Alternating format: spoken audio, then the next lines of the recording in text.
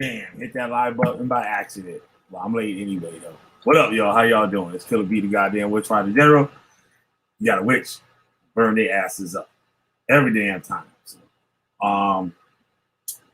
we got some pretty heartbreaking stuff to talk about tonight.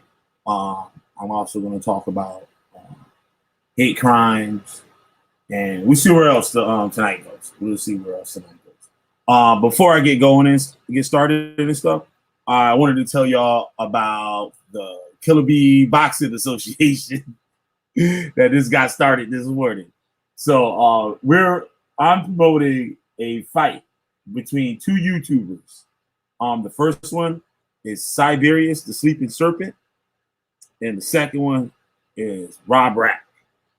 So they've been having some bad talk between each other and stuff.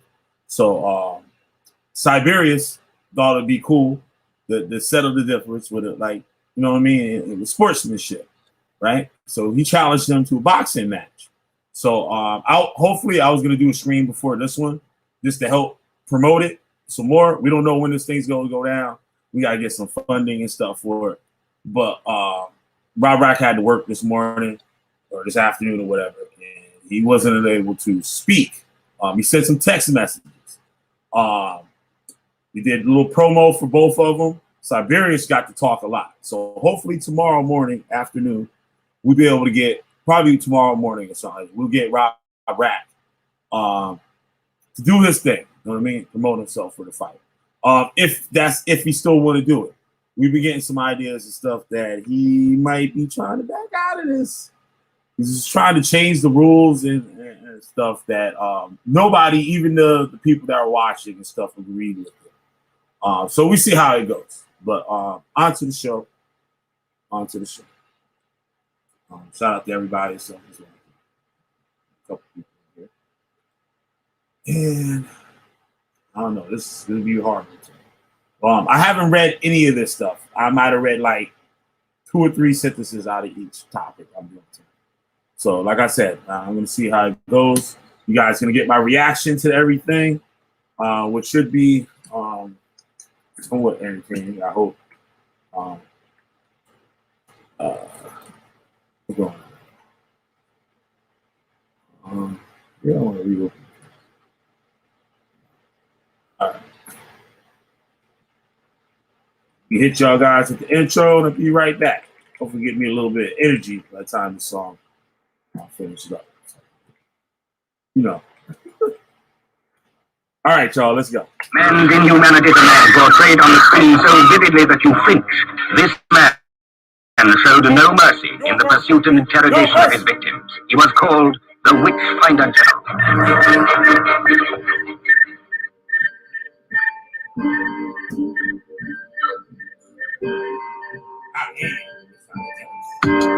Witch finding ain't easy. Fuck your trick lock. Get this one. Y'all can get your heads live, spin away like prison. Intelligence agencies tracing.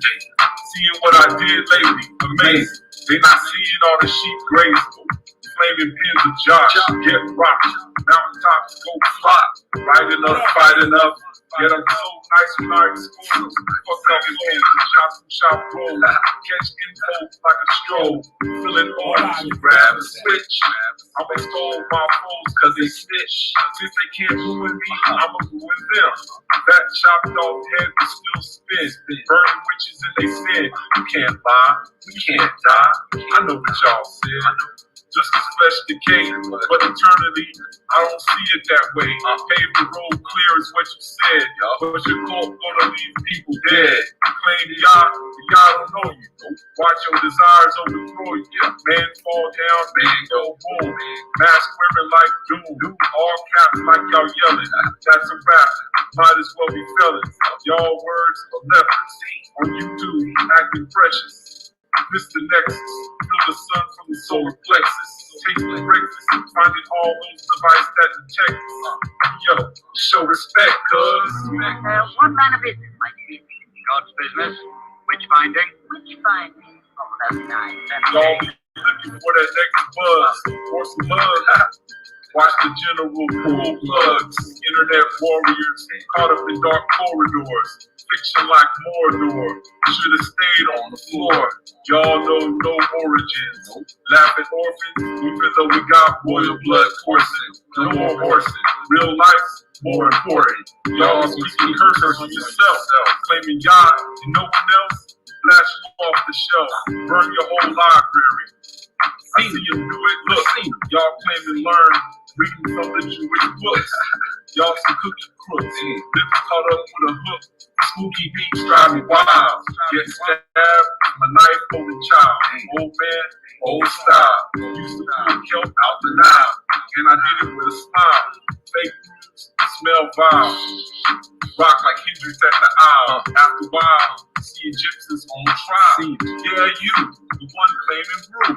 Unglued and unruly, expose their actions fully. Call me a bully, but that's fine. This is how you get bullied straight from the mind.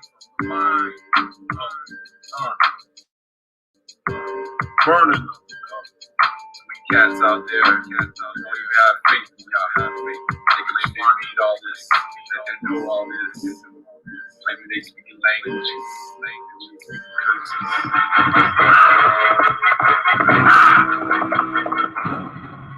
Be the first to see it. Be the first to talk about it. The Witchfinder General. All right, that's me, the goddamn Witchfinder General, y'all. Back. Okay. Screen here. I'll get a couple more screens. No, fuck it. That's it. No.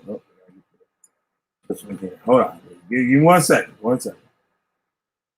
So.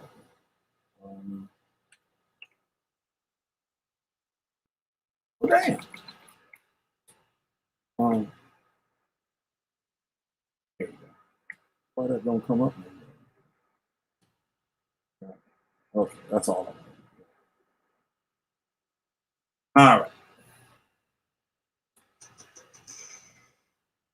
We got it. Oh, I got to put the link in here for Nick.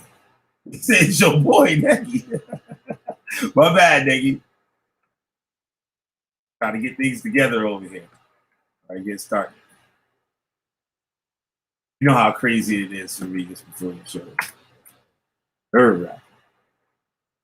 All right. You got to drop the link. Did I drop it? I thought I dropped the damn link. There you go. There you go. So, yeah. So I'm gonna talk about. Hopefully, this is the thing that happened that the Cipher was talking about. So shout out the Cipher. I dedicate this one to the Cipher. You guys can go check out his channel. Hopefully, you see it. You can come up in the chat. Maybe you can come out or something like that. All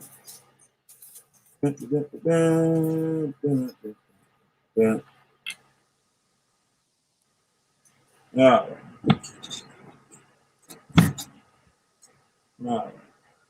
What up, nigga? Not a whole lot. I was just thinking about something before I jumped on. I was thinking about the video I'm going to make and how I'm going to bait a certain someone. Actually, I'm going to bait a whole lot of people. Yup, you got to get them, nigga. Yeah, get them. Don't let them breathe. My strategy, without giving away too much, is that I'm going to basically say anyone that's using, the name of Yahweh or anything like that is basically stealing it from me. I'm going to say I came up with that. So this is going to be really good because all those camps, if they get wind of that, are going to be like, no, we did. I'm going to be like, okay, prove it. Yep. So I'm going to basically take their stuff. I'm going to rob them. Like strong arm robbery. Give me everything. Give me everything you got. Give me your socks, shoes, and everything. Give me that garment too. Yeah, I'm gonna rob them. I'm gonna rob them for everything. Like the old schools had to meet you. Unravel the meet you out of their head. So I'm taking everything they got. I feel you. Y'all be right there, yo. Hell yeah. That's what's up. But yeah, tonight we're gonna talk. Remember the Cipher came in the chat earlier today? maybe I was there for it. He was talking about the kidnapping, the guy that kidnapped. Oh yeah. Oh Yeah, yeah. I believe This I isn't. found the article. I believe this is the article that he was talking. Yeah, this is gonna be a rough one. Yep, yep, yep. We can talk about that. Then we're gonna get into like hate crime, like different types of hate crime. I don't know. I hope somebody learned something from it. I don't know. I haven't read any of this shit yet. I read like maybe 3 sentences out of it. So let me look at this. That's crazy. It's a sex offender that just got released from prison. Like just released. You want to hear something crazy? He's not the only one who's broken the law after he, breaks out of prison or whatever. There was a Yeah. guy at this hotel in New York who he was a sex offender too, and he murdered a woman, hid her body under the mattress in the room he was staying in. And they didn't find her until the smell started to indicate something was wrong. Wow. So the hotel got a nasty reputation before that, and then after that, it just was enhanced. Wow. Can you imagine that sitting up in a hotel room? It was the one on Times. Yeah, it was the one on Times Square. So you can look it up. It's crazy. Oh shit. Yo, people is crazy. And like motherfuckers be like running around and stuff, messing with this one and that one and stuff. They never know who the fuck they dealing with. You never know. I spoke about after you left last night. Out here there was a dude, like he worked for the police department, a dispatcher. Yo, this dude killed a woman and chopped the body up in pieces. And they still haven't found all of her body. They found like her leg and I think her torso or something. Or maybe her leg and her head. It might have been the leg and the head or something like that. Oh man, that sounds almost biblical. Yo, it's crazy. Like it was a ritual or something. Like that shit was bugged out. And the cops went to go question him. He was in the house eating Chinese food, blew his head off. Now nobody knows why he did that or nothing. It just happened.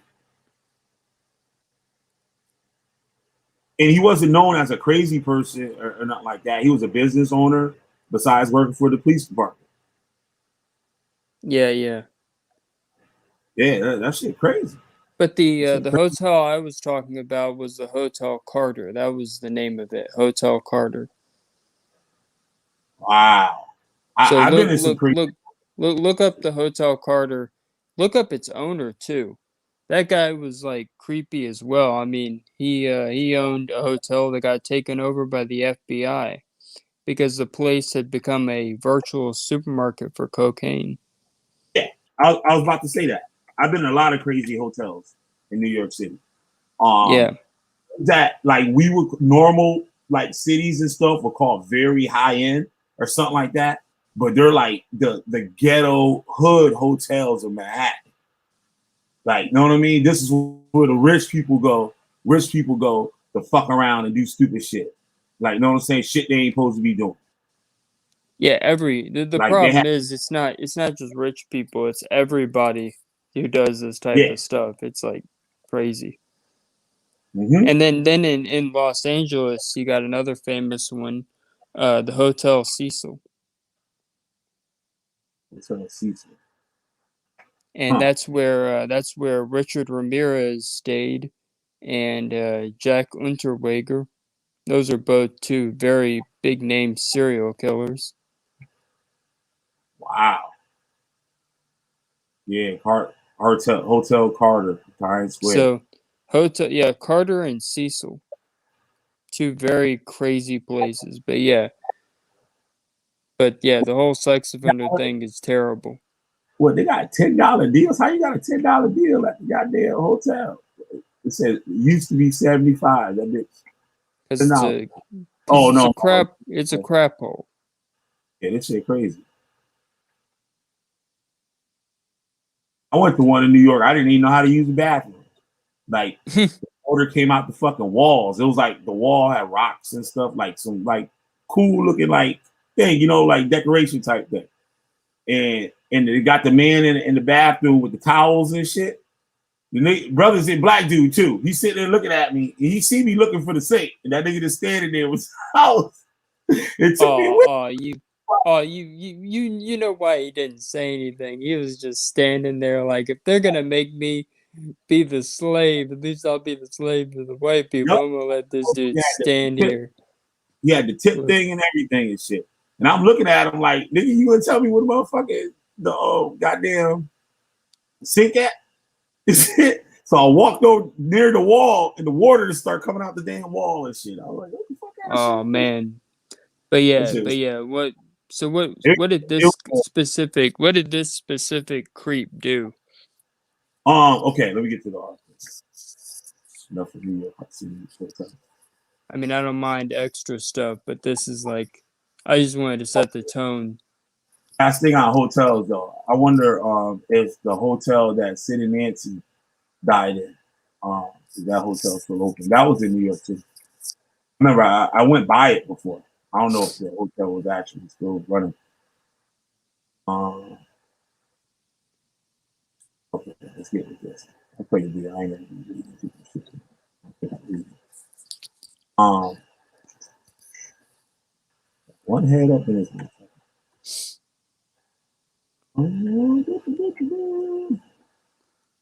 All right.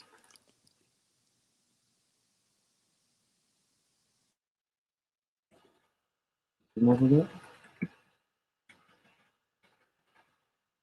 What is it? Yes.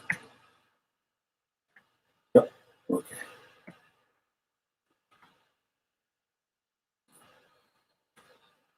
Hit the like button, y'all, when y'all come up in here. Y'all get here.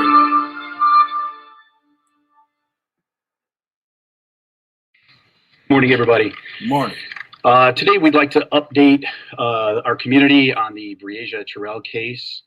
And at this time, I'd like to introduce our Scott County Attorney, Mike Walton.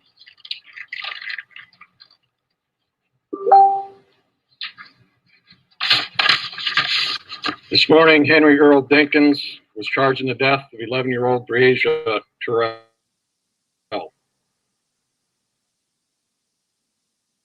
These Department and numerous other agencies. And Captain Biggs is going to talk a little bit about that in a minute.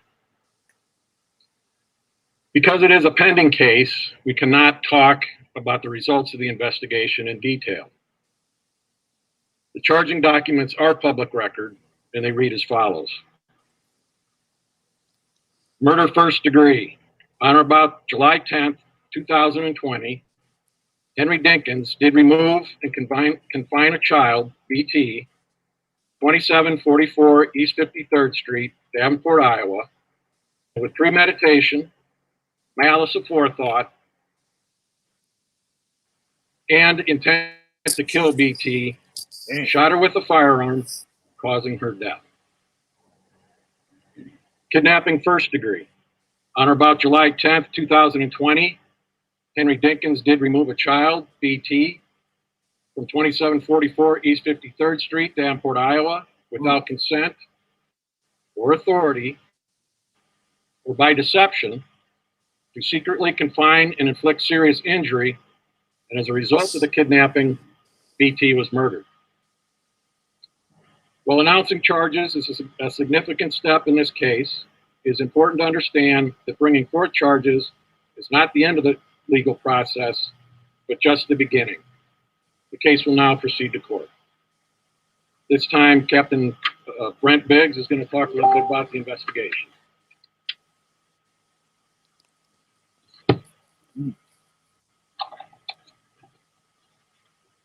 He's going right back in there for the rest of his life. He's going to die in there. Good. They might kill him. They probably kill him. Good morning. I'd like to thank everyone for coming out this morning. I'd like to begin by thanking our partner agencies who have assisted us from the beginning of this investigation, and the support continues as we work towards successful prosecution. The Iowa Department of Criminal Investigation, the criminalists and evidence technicians of the Iowa Crime Lab, the Federal Bureau of Investigation, the Scott County Sheriff's Office, Clinton County Sheriff's Office, the National Center for Missing and Exploited Children, Family Resources, who have provided valuable victim support to not only Breasia's family, but also to the community at large, while we try to process this tragedy. In addition, I'd like to acknowledge over 20 other public safety agencies that assisted us in 2 large-scale search operations in Clinton County and in Scott County. Since Breasia was reported missing, the outpouring of support from our community has been overwhelming. Community members have spent hundreds of hours searching alongside law enforcement and on their own, looking for Breasia in Scott County and in Clinton County. We appreciate all the tips that our community has provided to our investigators so that they were able to follow up on leads. I would also like to acknowledge Breasia's mother, Aisha Langford. She has been supportive and cooperative with our investigators this entire time. We cannot imagine the grief and pain I wonder if you knew her. she must experience, and our thoughts and our prayers remain with her and Breasia's family. In past media updates, we had always provided that there was a dedicated team of investigators that continued to the ongoing investigation, but also were dedicated to Breasia. I would like to recognize our investigators that stand up here with me today for their tireless and diligent work over the past 10 months. This case has been very difficult and has been very hard on them, both professionally and personally. And if it weren't for them, we would not be able to stand here in front of you today to bring forth charges. Every day they come into work and they deal with the worst of humanity. Yet they drive on to support and look out for the most vulnerable among us. Ice on me, mommy wanna slide, I got every way, but how I do my day smooth, that's on everything smooth. And their work greatly matters. So it is my honor to present to you Lieutenant Kyle Chisholm, who is the Deputy Division Commander of the Criminal Investigation Division. He oversees all major cases. Detective Evan Ober. He is the lead investigator for Breasia and is assigned to the Special Victims Unit. Detective Maureen Hammes. She's an experienced veteran with the Special Investigations Unit. Wow. And Detective John Johnson, also an investigator with the Special Victims Unit. If it were not for these 4 investigators, we would not be here today to present charges. Wow.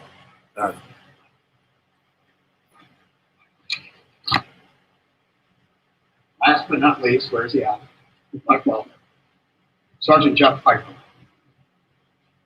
And I feel bad because Jeff is the supervisor of the Special Investigations Unit, not only overseeing the investigation, but has been in contact with Aisha weekly, if not daily, at certain points in this investigation, and has provided not only investigative information to her, but has actually provided support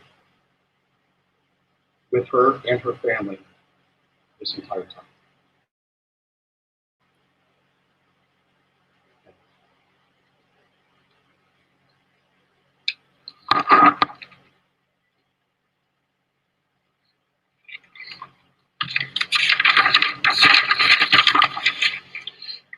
As you can see, it takes a village.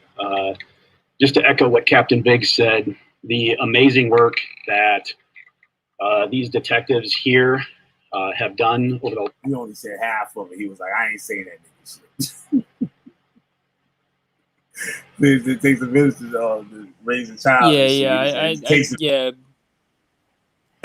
it takes a village to lynch a child molester.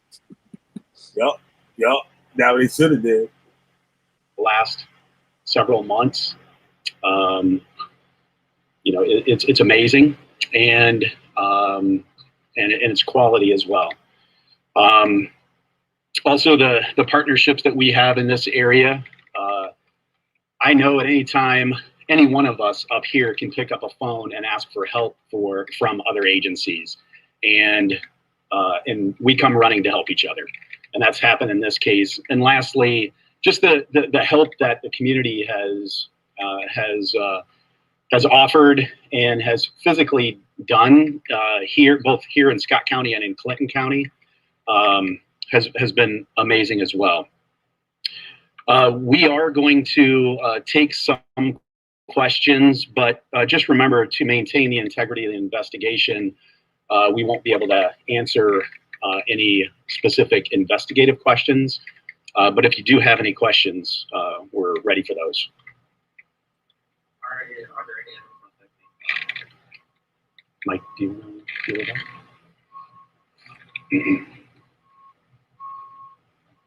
that? At this time, Mr. Dinkins is the only individual charged.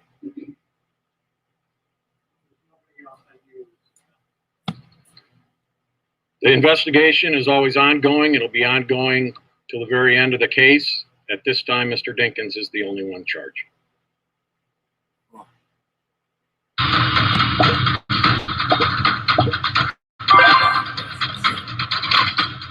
I'm tired of seeing that damn commercial. Any other questions? Can you give it? I understand we have to make an integrity investigation, but can you give us anything generally about that?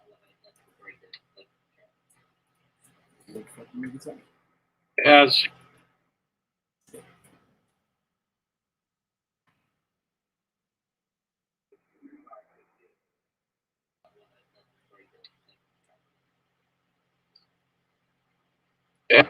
been referenced up here, this has been an intensive 9-month investigation involving numerous agencies, civilians, input, all of that comes together to make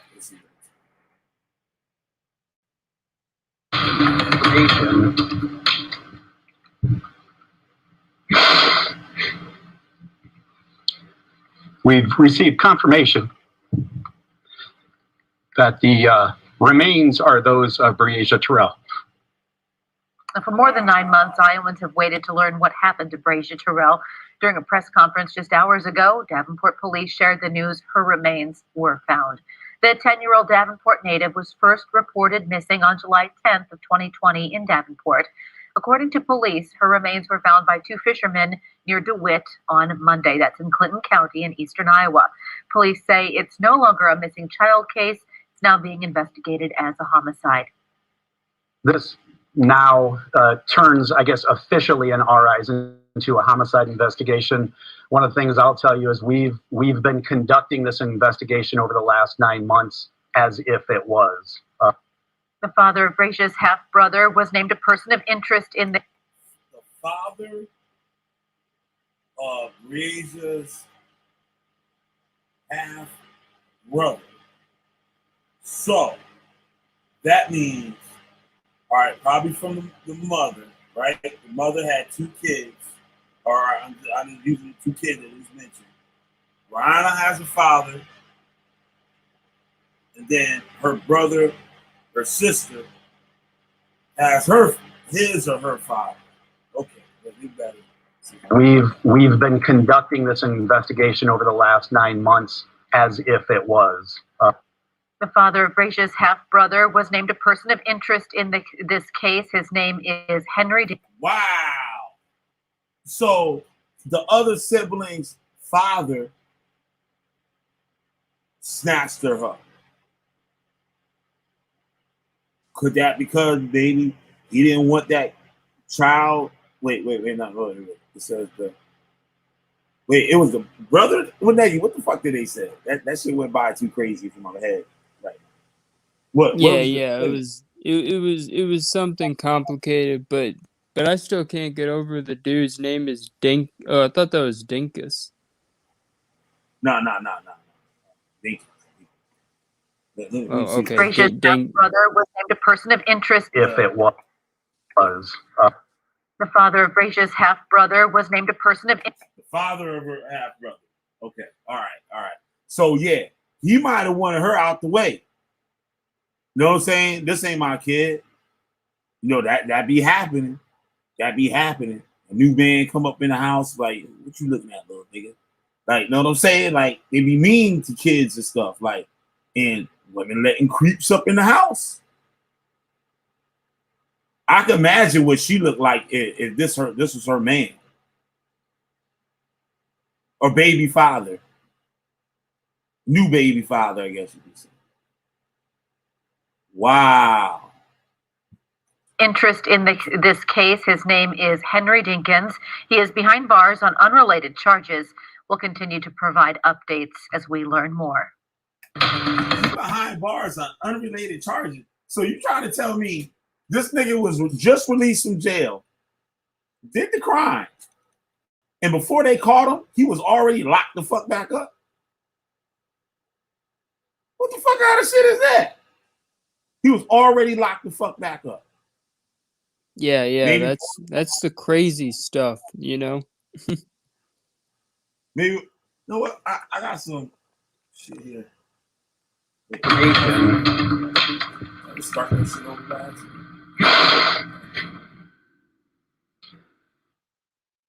Yeah.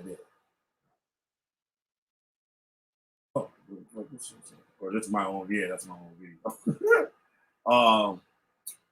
Let's go to this thing.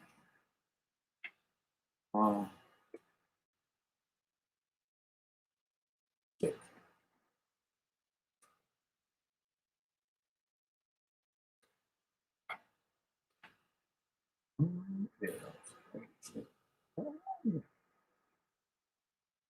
Damn.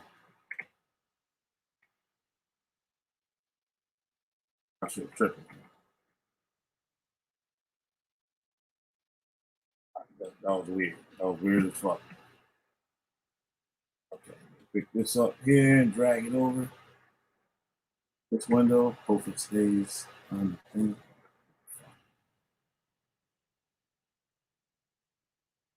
Easy to copy you are. All right.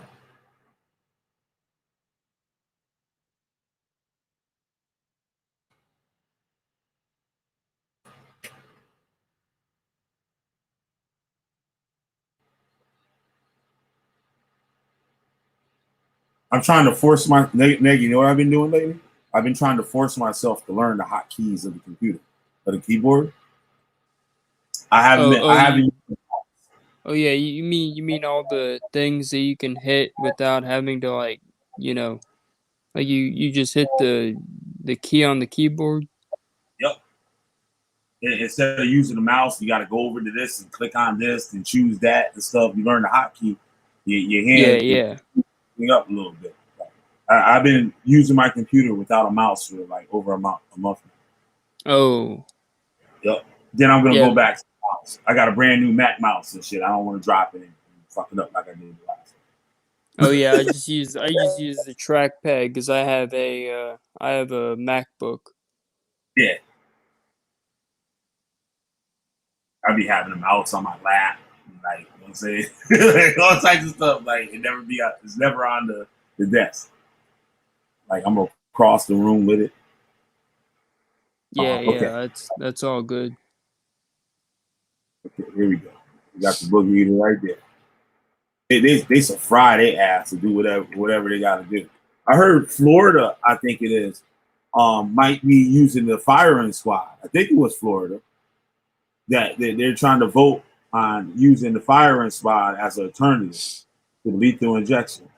I mean, can you imagine that? 5 guys, you know, they'll do him like they did Joseph Smith.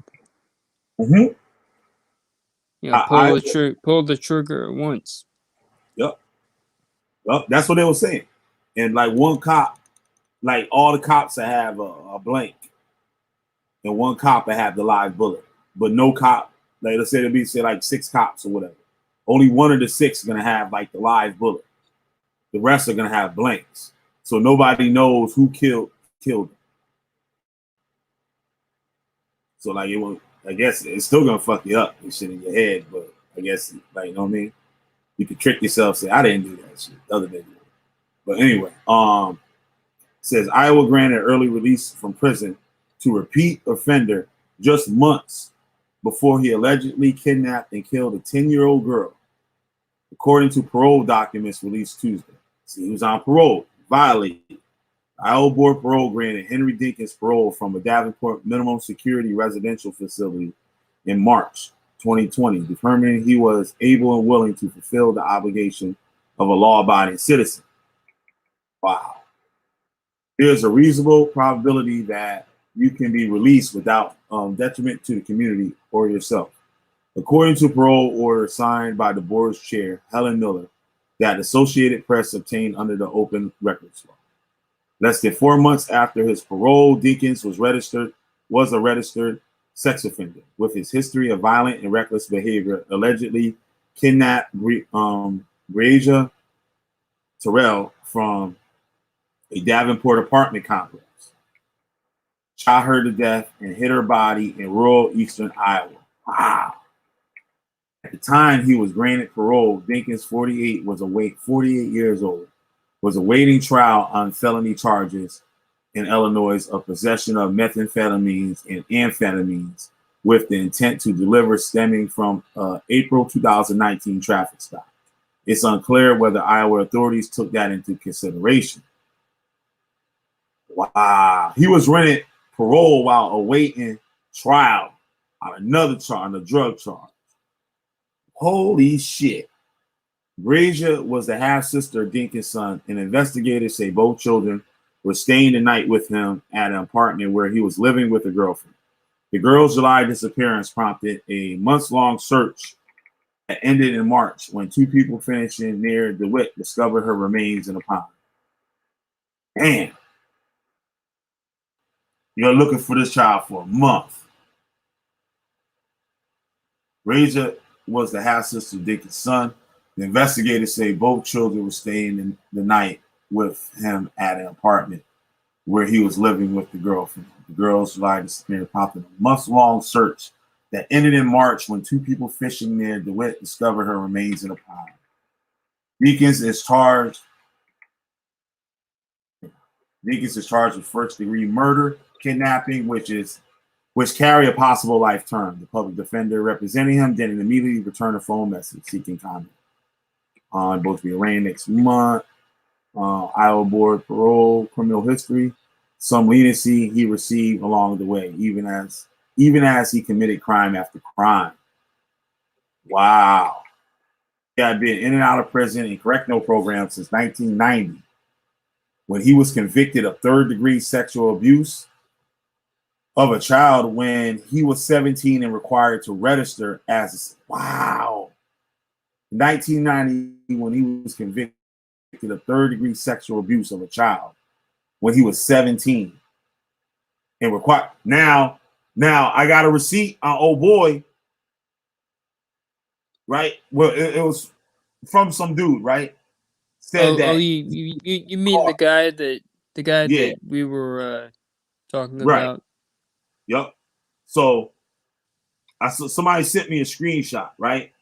So I don't even really know who he is. Sent me the screenshot, and it says that he was 18 or 19 and got caught with a 16-year-old girl. So he's 48, right? So in 1990, he was what? It says how old he was, 17. Third-degree sexual abuse of a child when he was, I wonder how old the child was, and required to register as a sex offender. He's been arrested and cited dozens of times on charges that include violating sex offender registry requirements, assault when displaying a dangerous weapon, domestic violence, drug possession, theft, and eluding. A 2009 murder charge was dropped after police said he was a witness, not the killer. Y'all hear this shit? And this woman kept this man in her house. Yeah, that's super crazy. But I gotta tell you, there's a reason why some of these women stay with guys like this. It's because they know they can't get any better.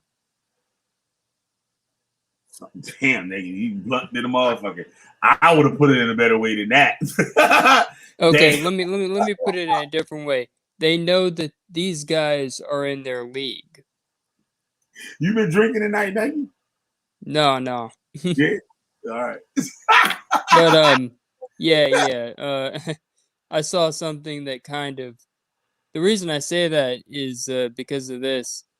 I was watching that show 60 Days In. Yeah. And like I saw this one chick that almost seems like who I was thinking of when I said that. Like big fat looking like EDP 445. Niggas. And she was like the one that I thought of because she was in the women's side of the jail. But that could easily she looked very much like a dude though, so Yeah, that shit crazy. But like, yeah, you right, nigga. Like, you right. I'm not gonna say kind of shit. You put that shit hard as fuck. Like that shit had me like, damn. And that's usually some shit fly out my mouth and shit. But damn, that shit fucked me up for a second. But you right.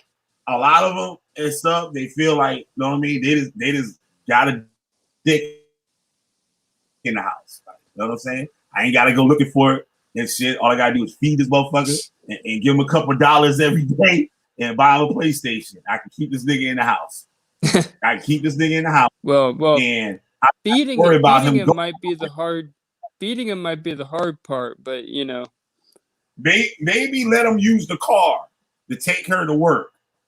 Maybe. You know what I'm saying? That's how that shit works. The motherfuckers, they get it. The lady got a car. He don't got a car. So the lady go to work every day. So the lady, I'm saying this because I know niggas that do this shit. I don't do that shit. You won't catch me. Oh, yeah, of course. But I know mad motherfuckers that do this shit. They live in the house. They ain't got no job. They might, you know what I'm saying, be in the street a little bit or something like that, right? And they at the chick house and shit. The chick got the car. And she might let that nigga drive her to work one day. So she could be waiting when she got to work and her little friends and shit can see she got a nigga and shit. Like, you know what I'm saying? Like, you know what I mean? And you know what this dude is? He's the Madden king. So when he's not doing that, he's at her house playing Madden. Yup. And he might slide at another chick house. He might take the car to the beach while she at work. Oh man. Take it down to Ave and shit. Go to the park. You know what I'm saying? Get a couple of other chicks and have them right in our car. Right? Do what he got to do. Because usually, sometimes the dudes look halfway decent or better than something that she would normally get. But the nigga is there for free. Like all expenses paid. Like, you know what I'm saying? So she could get a better looking motherfucker. Like she could get a 50-cent nigga like sitting up in the crib and shit. And she fucking 800 goddamn pounds. Know what I'm saying? Yeah. She instead of getting 50 cents, she got what's his name? She got the one, you loyal, that dude. I got a cousin like that, right? She got DJ Khaled. Mm-hmm. I got a cousin like that. Ain't worked a day in his life. 50-something years old. Ain't worked a day in his life. But he keep a big ass woman. Keep one. Keep one. He got about 5-6 kids too. Ain't worked a day in his life. Oh, that is disgraceful. Yo, I don't even hate on him because he survived 50-something years. Ain't had to do shit for 50-something years. Sometimes a lifestyle I would say ain't really worth it, but he used to that shit. Like I was saying last night with the Hebrew Israelites. The nigga homeless, he can go out in the woods. That nigga pretend he John the Baptist. And he good. Know what I'm saying? Like the nigga, all you gotta do is get a nigga 40, a couple of loosies. Know what I'm saying? It might give him a little, buy him a little 80 and shit. Buy him a little 80. So he can smoke and shit. Make him smoke on the porch, though. Don't let the nigga smoke in the house, right? Mm-hmm. And it keeps a little liquor. He ain't going nowhere. Know what I'm saying? He ain't going nowhere. That nigga be right there. He ain't going nowhere. And he gotta sit. She take the car to work. He gotta sit in the house the whole day. Got the PlayStation. When she leave for work, that nigga playing PlayStation. When her ass come back from work, that nigga playing PlayStation. And from then, he got to do what she say. Oh, you mopped the floor? Like, you know what I'm saying? You swept the floor, did whatever. He got his chores he got to have done by the time she come home. And that nigga content.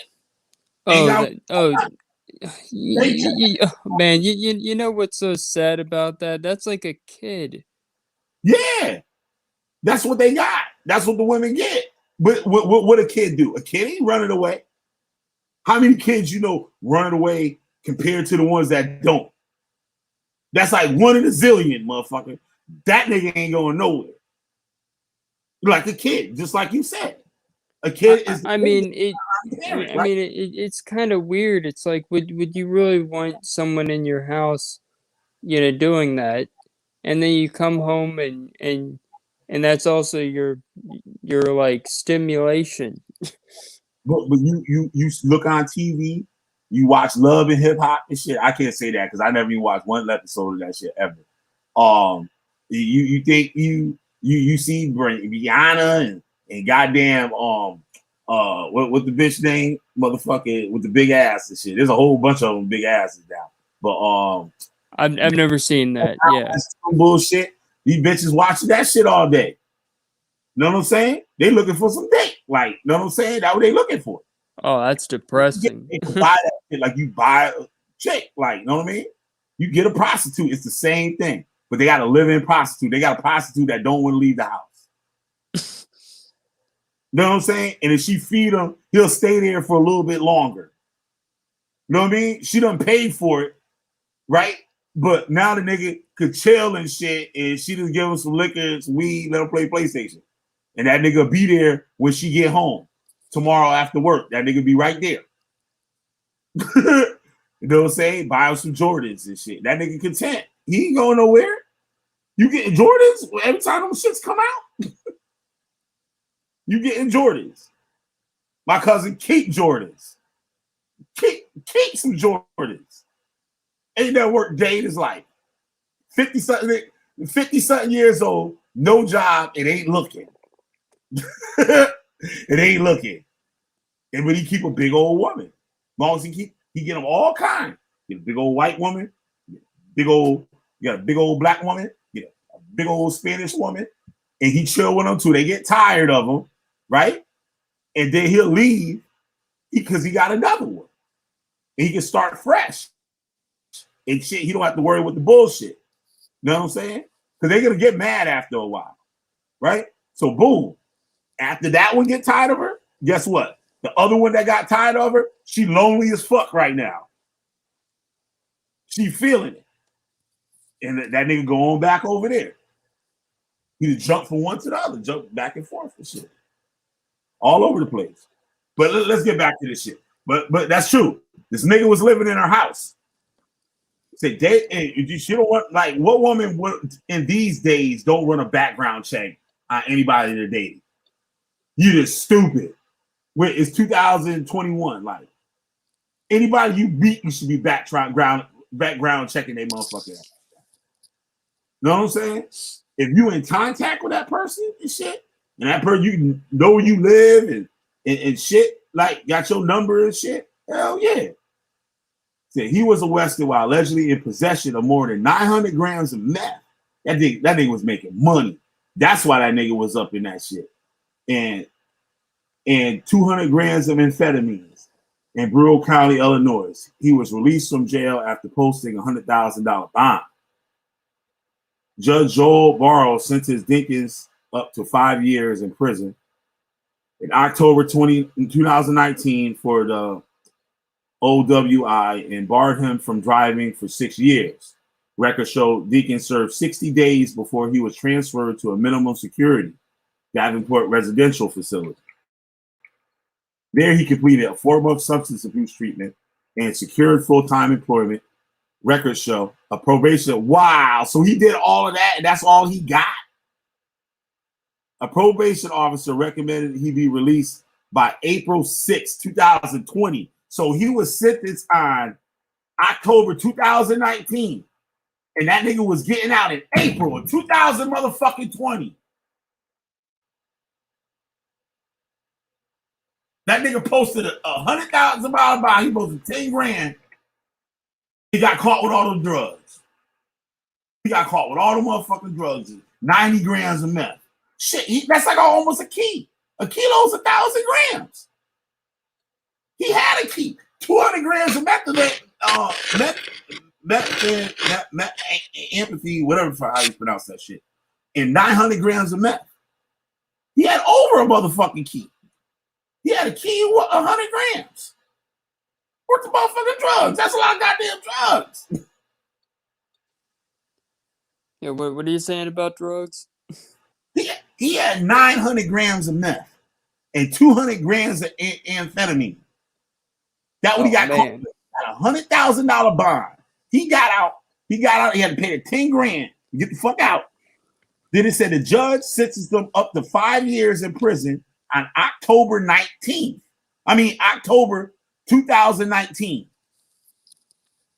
and barred him from driving for 6 years. Yeah, I heard that, but the part that I don't get is why did he have all that meth? I mean, what was he doing?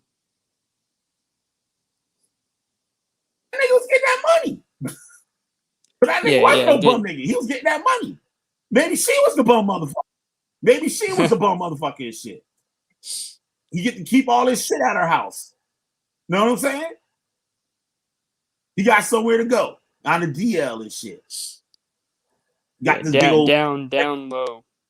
Yup. Got this big back bitch pregnant shit. The fuck? Yo, and he said he served 60 days before he was transferred to a minimum security residential facility. So that's like a halfway house robbery. And he said he spent 4 months in the substance abuse treatment, and he got full-time employment. And the probation officer recommended he be released by April 6th. Then moved this of 2020.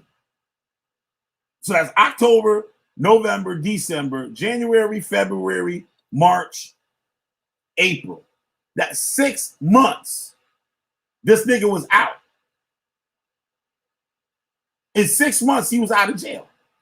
Crime paid. If that would go down, crime paid in. You know how much money that nigga could have made before they caught that motherfucker? And he only got to go fuck around for 6 months and don't even be in jail. He only spent 2 months in jail out of that 6 months. He was in a halfway house.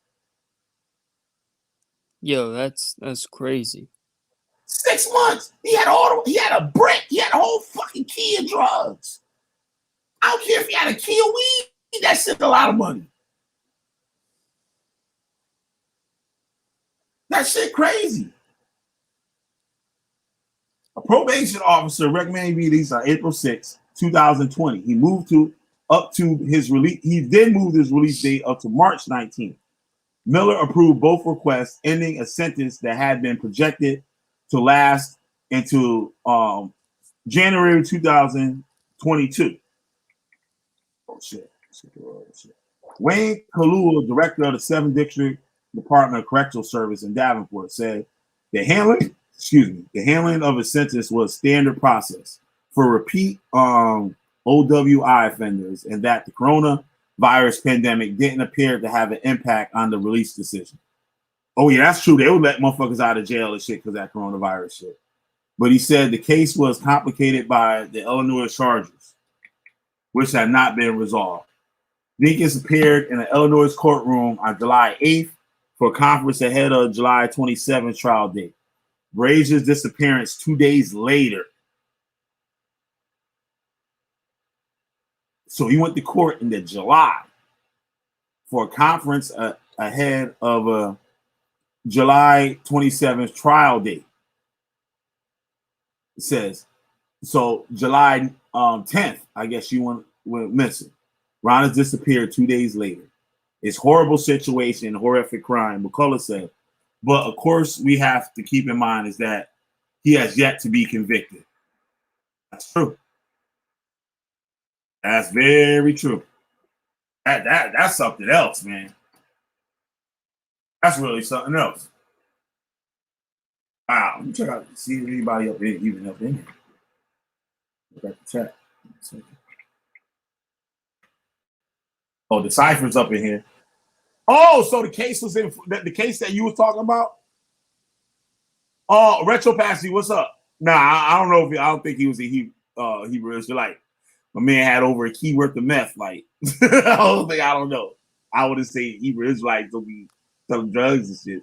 You know what I'm saying? Most highly no and shit. But I'm just doing this thing on like this fucked up shit and hate crimes, which I'm going to get into next. The cipher, you said there was another case in Florida. Was that the one that you was talking about this morning?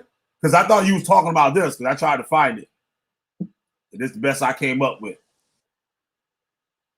What happened if you're still here? What? Damn, that was a half hour ago. He came up with it. Damn, I don't know what case he's talking about in Florida. I think you referred to a stabbing. Yeah, that's what I thought he said. And I looked it up. Wait, let me see something.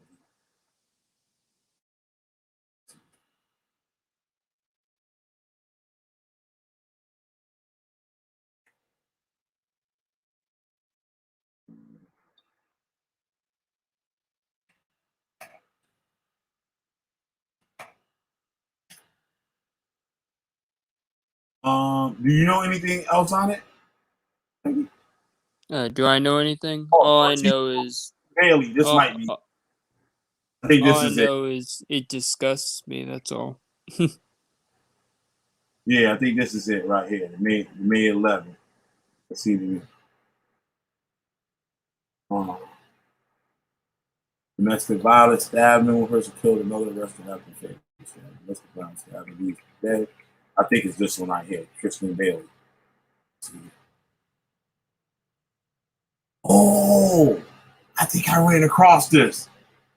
Yeah, it was a teenager stabbed another girl. I think this is what the cipher was talking about. 13-year-old Tristan Bailey.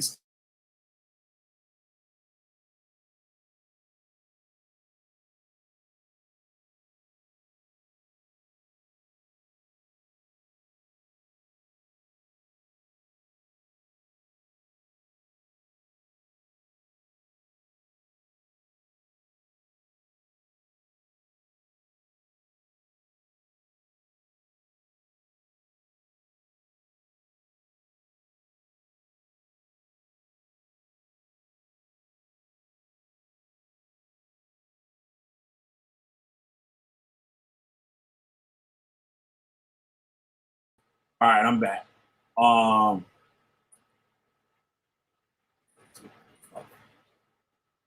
Okay, I'm back. Decipher. If you hear me, let me know if this. Oh shoot! Looks like it's just me. Anyway, I just find this all so disgusting and horrible. I hate sex offenders. Like, legitimately hate them. All right, I hit the wrong button. All right. Oh well. All right, I think this is the case he's talking about. A 14-year-old girl stabbed a 13. I should, if I would have did this, I would have had this as the headline. I don't know, but yeah, this is crazy. Let me read this thing. Let me put it in the. Yeah, Retro Pachi. I don't think he was like. That'd be crazy though if he was. Could be. Who knows though? Who knows? Who knows? Christian Bale. There it goes. Wow. Okay. Let's see. Roll this footage here.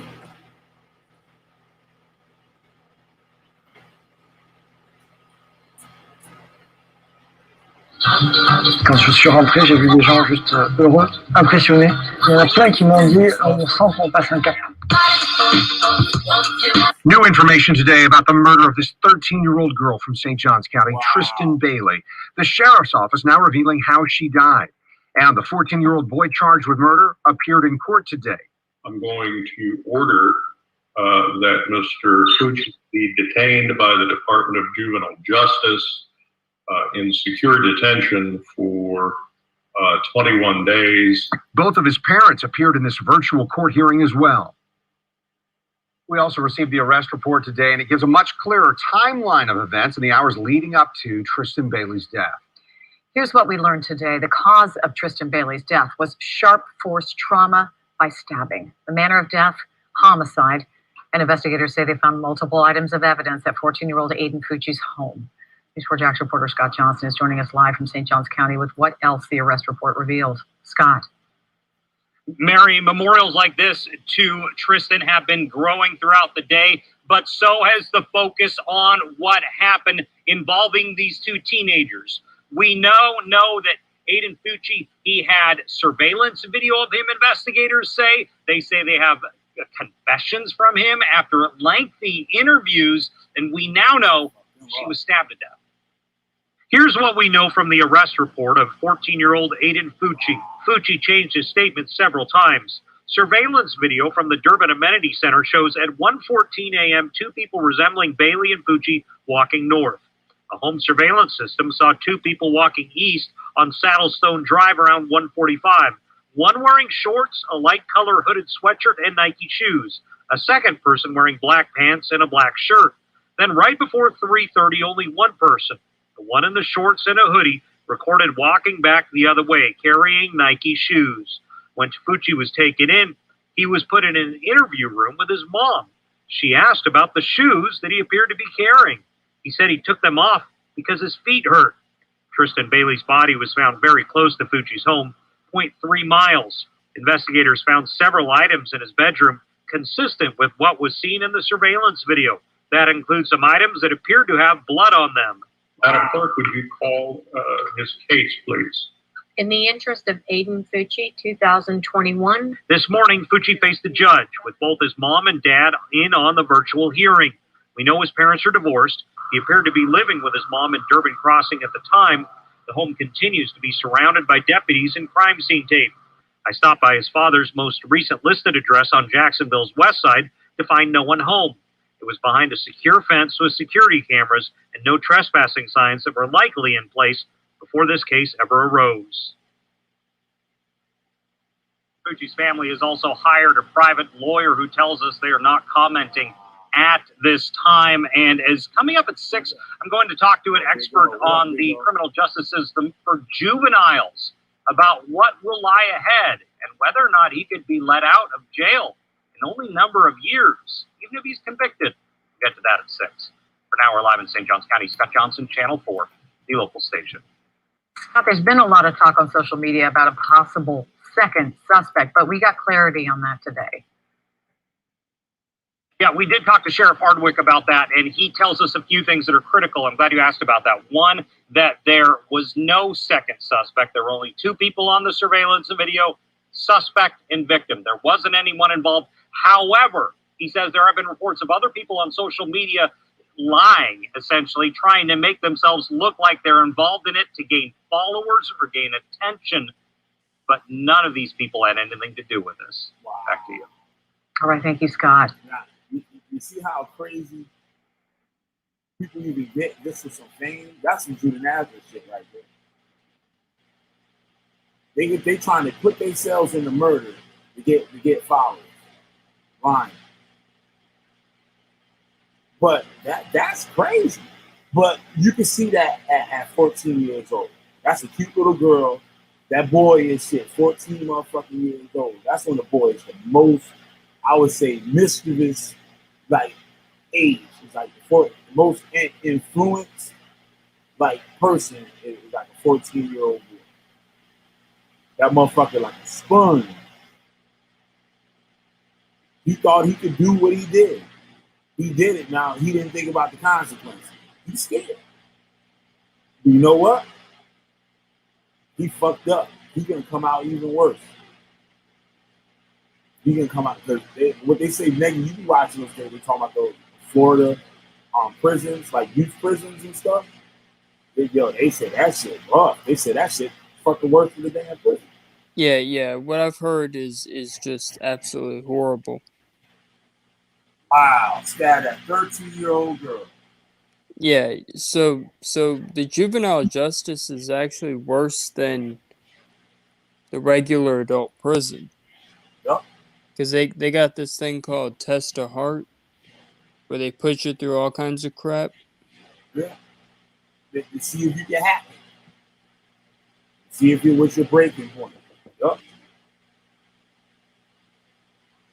You gotta run real fast, boy, when you get in there. Wow. Rest of the charge of 2nd-degree murder. But you know what? He ain't gonna do no time. He probably be out. What? He probably be out at 18. So I think if he a minor or something, they can't extend that past 18 now. Okay? Right? I don't know. That's crazy. Start trying to stop. Unreal. But let's see what we know about it. Yo, Big O, you gotta come get your boy, yo. Your boy wilding out here. Big O, your boy supposed to box. He accepted the boxing match. And now he's trying to change stuff up, the street fighting and no rules, and all types of shit. I don't know, man. Tiberius did his thing. You gotta check out the video I did, the stream I did yesterday afternoon. Well, earlier today, I guess you could say.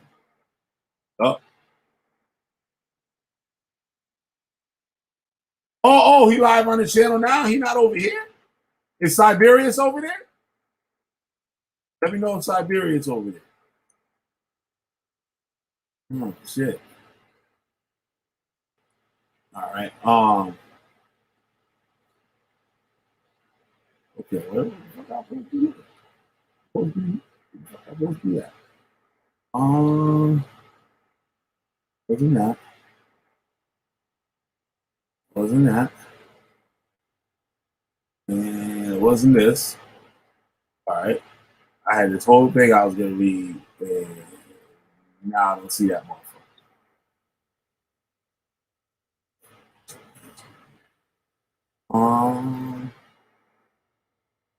Oh, wasn't that one? Well, I'll be damned. He was a bitch. There was this whole thing I hate crimes I was gonna read.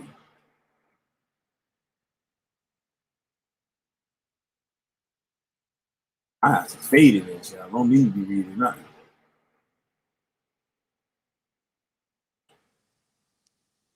Well, just for the viewers, hate crimes are pretty simple. It's usually because of something, a person is either hurt or killed because of something about them. Oh, man, what's this shit, man? Yeah, right. I had it on my screen.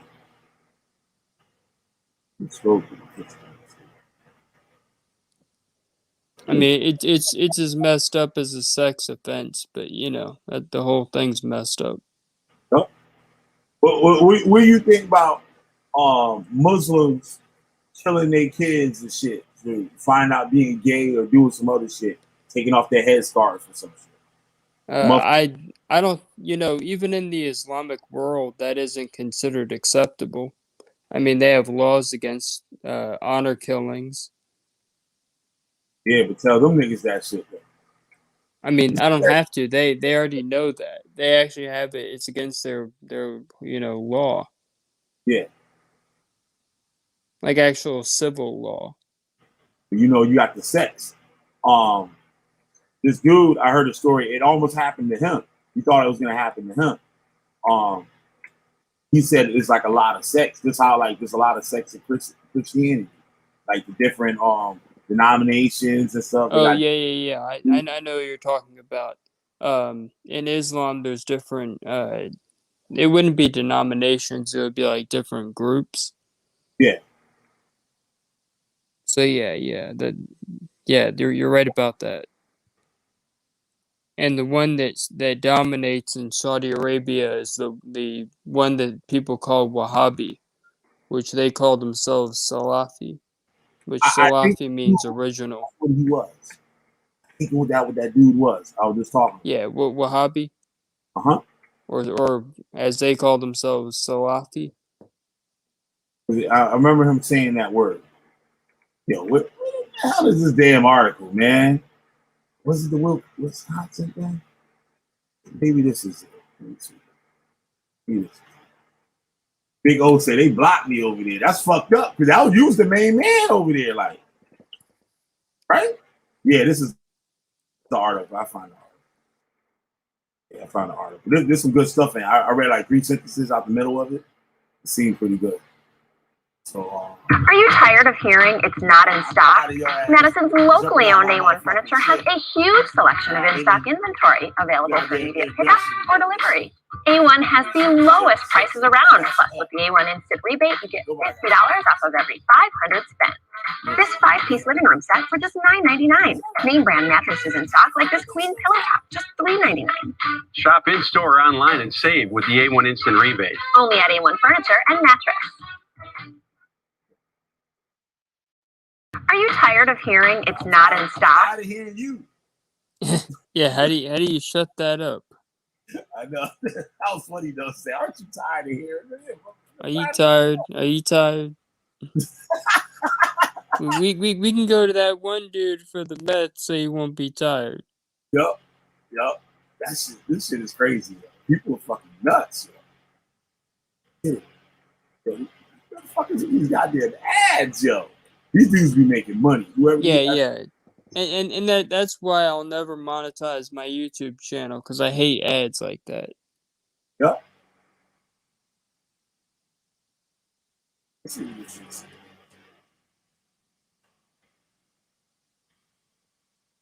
Or ads. No fucking. Violence of any kind isn't the answer. You know, violence can be physical, violence can be verbal, violence can be political. An acid attack in Milwaukee in 2019, a deadly hit and run in Fond du Lac in 2020, and an alleged acid attack in Madison that investigators closed, citing no evidence. All drew significant. That's some old school shit people used to do to people, like in the hoods, like in New York and stuff. That even out here in Connecticut, that was common. The acid, but they throw acid in your face. I remember there was somebody on Oprah or something one time got acid thrown in the face. Her whole face looked like Freddy Krueger. Tension in Wisconsin. But the reality of hate crimes is much deeper than the big headlines. In a state of hate investigation, investigative reporter Naomi Coles uncovered assault after assault, threat after threat that didn't make the public eye. And more than that, the missteps, the errors, and technicalities that bog it down within the criminal justice system and leave official data riddled with incomplete reporting. But first, a warning tonight. Some of the visual and audio evidence from hate crimes we reviewed is very disturbing. We're including it because we don't want to whitewash or censor the reality that some victims have experienced, but you may not want your children to watch. Don't make me go get that whip and tie you to the tree, just like they used to do your ancestors. Hate crimes are message crimes. If you attack a black man, you want the entire black community to know you're not welcome, you're not like us, leave. Jefferson County 911. Okay, what happened to your face? I saw somebody on Facebook say, damn nigga bullshit. That shit ain't funny, but like, you know what I'm saying this shit. Wait, what happened? It sounded like the dude, I guess the Indian dude sounded like he was Indian or something. It was called the police. Indian. Bullshit. Let me go back and see what he said. Là, on peut choisir hôtel, maison, ou même bateau. Paiement sécurisé, c'est facile, non? Allez, je vous laisse. Je vais mettre de la crème solaire.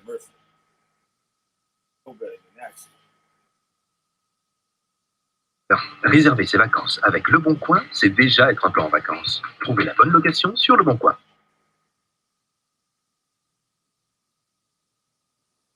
Violence of any kind isn't the answer. You know, violence can be physical, violence can be verbal, violence can be political. An acid attack in Milwaukee in 2019, a deadly hit and run in Fond du Lac in 2020, and an alleged acid attack in Madison that investigators closed, citing no evidence. All drew significant attention in Wisconsin. But the reality of hate crimes is much deeper than the big headlines. In a state of hate investigation, investigative reporter Naomi Coles uncovered assault after assault, threat after threat that didn't make the public eye. And more than that, the missteps, the errors, and technicalities that bog it down within the criminal justice system and leave official data riddled with incomplete reporting. But first, a warning tonight. Some of the visual and audio evidence from hate crimes we reviewed is very disturbing. We're including it because we don't want to whitewash or censor the reality that some victims have experienced, but you may not want your children to watch. Don't make me go get that whip and tie you to the tree, just like they used to do your ancestors. Hate crimes are message crimes. If you attack a black man, you want the entire black community to know you're not welcome, you're not like us, leave. Jefferson County 911. Okay, what happened to your face? I saw somebody on Facebook said, "Oh, all of a sudden there's hate crimes against Asians." I mean, it's been happening forever. And in order for us to stop history from repeating itself, at some point we have to confront it. They have a gun, he said? Yeah. After a shooting in Atlanta killed 8 people, including 6 Korean women. Those shootings caused serious concern for people's safety and the community at large. We set out to better understand hate here at home. So I can just put in a request. This investigation started with a list of 2020 hate crime numbers from the State Department of Justice. Numbers that lack meaning without context, and for reasons we'll explain later, are often severely incomplete. So we asked about 100 agencies, all the ones reporting a hate crime from 2018 to 2020, for those reports. After weeks of calls like this, Classifying all these things for UCR neighbors reporting, that's not their wheelhouse. and emails like this, we read each report for ourselves and sorted through what police said was classified in error and what wasn't. Taken together, what we know now paints a grim picture of hate in Wisconsin today and the missteps that still happen with its investigation and prosecution. Hate is not a Republican issue. It's not a Democrat. Wait, can you pause that real quick? We talked to more than 24 victims, advocates, investigators, prosecutors, and experts. I've been a detective about 10 years. Can you pause that real quick? 8 years. You'll hear from many of them. I'm not completely healed from it. I don't know how it feels. Yeah, the thing they use as an example of a hate crime is White Lives Matter. But then that dude had all black lives. He had all black lives matter on his shirt. Yeah. So isn't that funny? Mm-hmm. Yeah, hit play. I just wanted to point that out. All right, I got you. Right. There you go. Good luck. Smash that like button, y'all. Like, share, subscribe. Please hit that subscribe.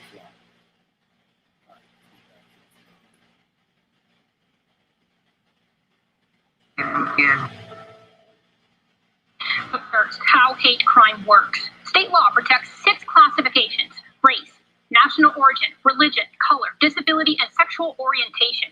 Hate is not its own crime. It's a penalty enhancer. And we'll explain later why that matters. For now, that means police have to take extra steps to investigate it. That's one reason why the reports we're sharing here represent only a fraction of reality. They're only the crimes reported to police, who then recognized, investigated, and reported the hate that motivated.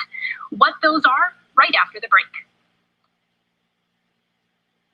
Welcome back to our State of Hate investigation. In almost every category of protected group, reported hate rose significantly in Wisconsin last year.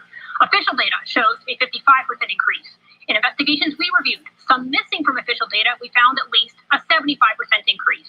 The vast majority are based on the way a person looked or their perceived ethnicity.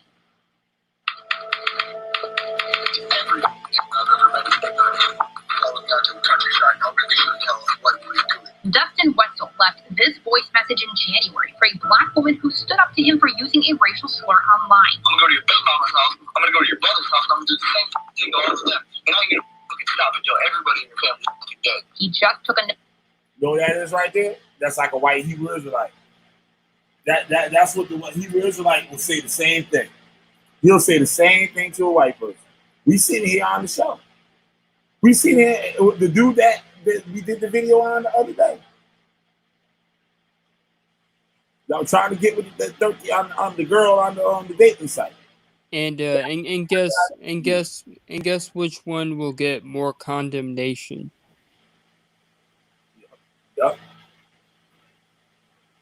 That's all I gotta say. Yep. This shit crazy. No contest plea deal, guilty of using a phone to send obscene threats with a hate crime penalty. Race, color, and national origin are the main drivers of hate reported to police in Wisconsin, and that's by a wide margin. The bulk are threats, intimidation, fights, and beatings. We found death threats like you just heard again and again. That's crazy because it said race and color. I noticed that yesterday when I looked at that shit. Not this particular thing, but like the things for the hate crimes and stuff. And I was like, wait a minute, like color? How the fuck you discriminate against somebody because they color? Like, right? But I thought about that shit. Could that be like saying you're black or white? And race is for people that consider yourselves Italian, Mexican, Puerto Rican, or something like that. Could that be like, you know what I'm saying? Because like color, what they can say, black and white. You know what I'm saying? Like, well, it's more like this. It's not like that. It's more like, for example, like a dark-skinned black person has a boss that's like lighter skinned, and they show preferential treatment to their other lighter skinned, employees. But they pass that dude over for anything. So like, he sees other people getting promoted and stuff, and he's like, yo, why am I getting left behind? Yep. And the guy's like, that's color. Okay, I got you. So color is like, it's like hues within black, which is like colorism. Yeah. All right, I got you. It's like, I don't like them. It's like, I don't like him, I don't like him, I don't like him. Okay, I got you. Okay. A Hispanic woman and her mother in Dodge County were threatened and insulted with slurs by a stranger on Facebook. They told police it left them terrified, always looking over their shoulder. A drunk white man saw two young girls on Madison's west side, told them they're black and worthless, and threatened to sexually assault them. And while dozens of these crimes were threats or intimidation alone, threats also moved to action. A black man in Winnebago County said his coworker threw molten metal at him after a long buildup of harassment.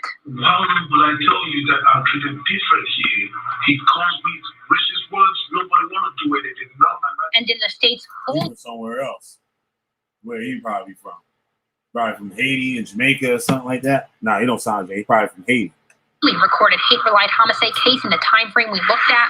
A Hispanic man said he intentionally targeted Philip Thiessen in a hit-and-run because of his race and because of years of his own built-up anger over racism. Barrow told detectives that he believed the person driving the motorcycle was white and that the Harley culture is made up of white racists. 11-year-old boy, he was punched in his face, grabbed by his neck, and my other daughter, which is 8, she was pushed to the ground as well. Tashiana Northington and her children were beat up in a Woodman's parking lot last year. He was calling us the N-word, like you stupid ends, you know. Our analysis found anti-black reported crimes in Wisconsin more than doubled in 2020. This while thousands took to the streets through the summer and fall to protest police violence and racial discrimination. Scrawled in paint on train tracks, roads, and overpasses around Wisconsin, Black people were told over and over to die. A high school student in a Snapchat. We out here, I haven't seen nothing like that since I was a little kid, like elementary school. I never really see people paint swastikas, like pentagrams, upside down crosses. That was like an early 80s thing. Like we used to see a pinky spray paint KKK. That was early 80s. You never see nothing like that. Yeah. Some of that had to do with the satanic panic and all that. But I actually know the leader of the white supremacist group. You ever heard of the White Wolves? No, never. The White Wolves in the late 90s was one of the most active white supremacist groups in America. Oh, that's crazy. Yeah. Yep. And what's even crazier, the leader is Native American.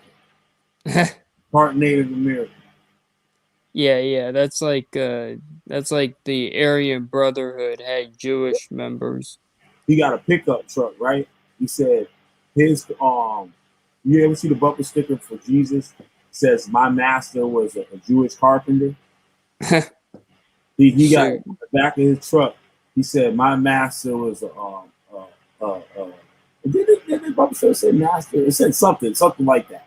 But he says his is a Austrian painter. Well, Adolf Hitler. That shit crazy. Oh yeah, Adolf Hitler. My master is an Austrian painter. Oh. That group was charged after saying police should have shot Jacob Blake even more, called for Slavery 2020, and that he hated all blacks and women. A spike in pandemic-related anti-Asian crime last year is almost completely left out of the state's official statistics, even when hate charges occurred. We'll talk more about that later. Police report just 2 last year, despite accounts across Wisconsin of anti-Asian slurs, graffiti, and attacks. There's often language barriers. Other times, it's victims unwilling to talk. Everybody fuck with China, like Asian. I say China, Asian people. That what we call out here. Like I said, all Hispanic people is Puerto Rican. All Asian people is Chinese out here. That's just the way it is. I don't see that shit changing no time soon and shit in black communities. But, yeah, I understand that completely. But the funny thing is, you know, I'm sure other Asian countries resent China. Yeah. Yup. But like, you know, niggas they don't pay no attention to none of that shit. Like you from Asia, nigga, we know kung fu movies, nigga. So we Chinese. Only thing we can relate to Asian shit is Chinese shit. Like those, I mean, like kung fu shit. Watch a kung fu movie. You want to hear something funny? You want to hear something funny related to that? When I was on Deacon Haka's thing, he mentioned the Chinese. So I threw a curveball at him. I said there's like 56 ethnic groups in China, and he's like, "Oh, you know what I mean." So he didn't want to deal with the fact that there's 56 ethnic groups in China, of which the majority are the Han ethnicity. So he completely curveballed that. Yo, you gotta start getting out on board, yo. You gotta start getting those dudes, yo. That's funny. You should record that one, yo. That would be a good one. But that was the reason why I think he said prepare for slavery before kicking me, because I was throwing curveballs. It's fucking feelings was hurt. Yup, exactly. Yeah. But my point stands. Yup. Hawk, or many, distrust the police because maybe the countries they came from, the police were very corrupt there. Somebody showed up to the office and threw a rock through our door. In the fall of 2019, publisher Patrick Faribault shut down the Our Lives magazine offices for good and went remote. We are the only LGBTQ media left in the entire state. Magazine has been targeted literally since the very first issue, which was 14 years ago. You said, well, we've been targeted since the very first issue. They got a magazine. It's not like LGBT magazine, but it's like a you get the magazine to find out local shit going on, like shit you don't see in the newspaper, like trend. It's like a hipster magazine, basically. Like where all the karaoke and the little bands and stuff play every day, like every weekend or something like that. You go in there to find out what bands is playing at what bar or what club or whatever. But yeah, because they have those same little things for the papers and stuff.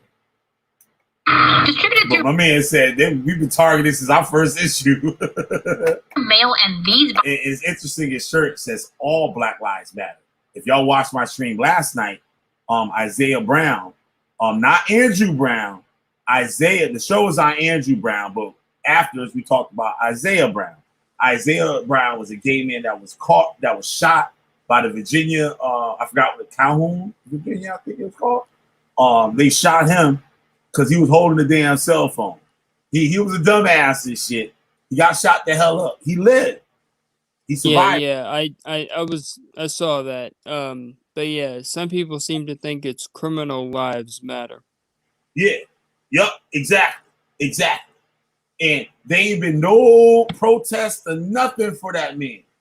And his parents and his sister and his mother and stuff look very well put together. The guy did the press conference. They look They look decent. They look like good model citizens. Except the one GMS looking dude. Yeah, except the one GMS kid that just didn't want to cooperate. Yeah, the one that was standing there going, I don't know why I'm here, Baja Shimmy How Shy. Yup. Exactly. Boxes around Madison, he's battled vandalism and box damage for years. But like most of these types of hate crimes, there was never a suspect. Things kept escalating. So that's when I did finally go. I didn't give a fuck. I was like, all right, yo, okay. All right. And ask the police if there was anything they could do about it. Anti-LGBTQ crimes are increasing in severity, with gay-friendly bars or their patrons often in the crosshairs. And last year, a transgender professor in Eau Claire was harassed online and told to commit suicide. It's gotten worse over the last couple of years. Sometimes, Steve Starkey with the Outreach LGBT Community Center in Madison says, a gay person's rights and safety comes down to their zip code. In Racine, there was a young black gay man that was beaten so badly that his jaw was broken and all of his teeth had to be removed. The suspect wasn't charged when a Winnebago County teacher was left threatening phone calls, saying he didn't want his children taught by a Jew. Anti-Semitism is by far the most common anti-religion crime in Wisconsin, often looking like graffiti swastikas, threats, and intimidation. That looks and old. Finally, like that graffiti looks like I used to write graffiti and shit. Like that shit look like shit that been there for a long time. They just never children who often bear the brunt of anti-disability hate. There's a school out here that used to have KKK written in big giant K's, and it wasn't painted over. Like you can still see it. And I remember that as a little kid. And I drove by that school not too long ago, and you can still see it on the school. In bullying and attacks at their schools. We have to go back to the roots of this, right? What's going on in the homes? What's being allowed in schools? I asked Patrick and Tashiana, what's your message for hate crime victims? That part's tougher. People who are targeted, you need to know that they're not alone. I say the healing process is the major key to be able to continue on with your life. Knowing what the crimes are is just the beginning. I'm also tackling the missteps and breakdowns that happen during investigations, why reporting is so flawed, and a first-of-its-kind look at exactly how many hate crimes led to actual convictions in Wisconsin. The next step in this series, how police interact with hate, and that is the next story tonight at 10 o'clock.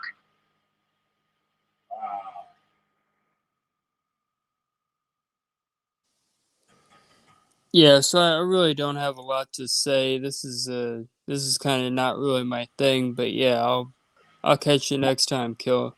All right, take care, Navy. Thanks for coming out. Yeah, have a good one. Yep. It says anti-black crime spiked last year as protests against police violence spread across Wisconsin.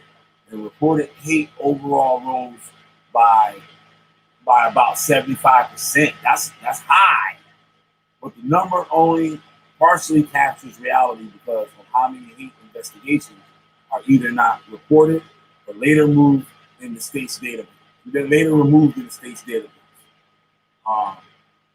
Part 3 of the state. Watch this whole thing. I'll put the link up in the chat for y'all. Like following it. See the rest of it. Watch the rest of it. Yeah, I'm about to get up.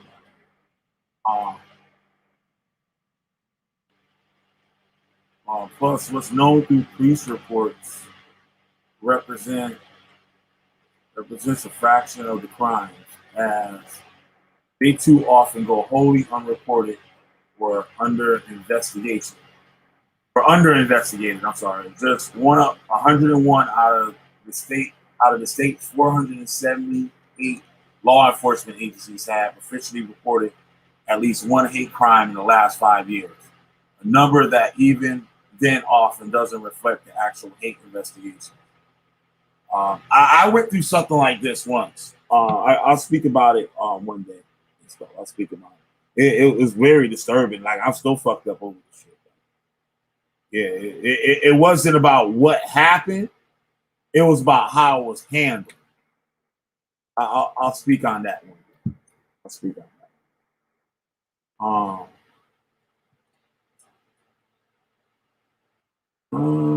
Yeah. Oh, I'm supposed to give you guys in the chat. Thank everybody for coming through.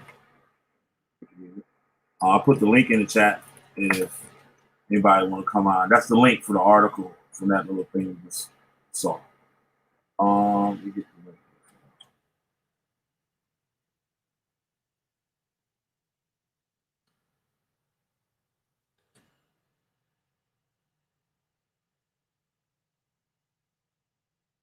Man, so Rob Rack, that's crazy.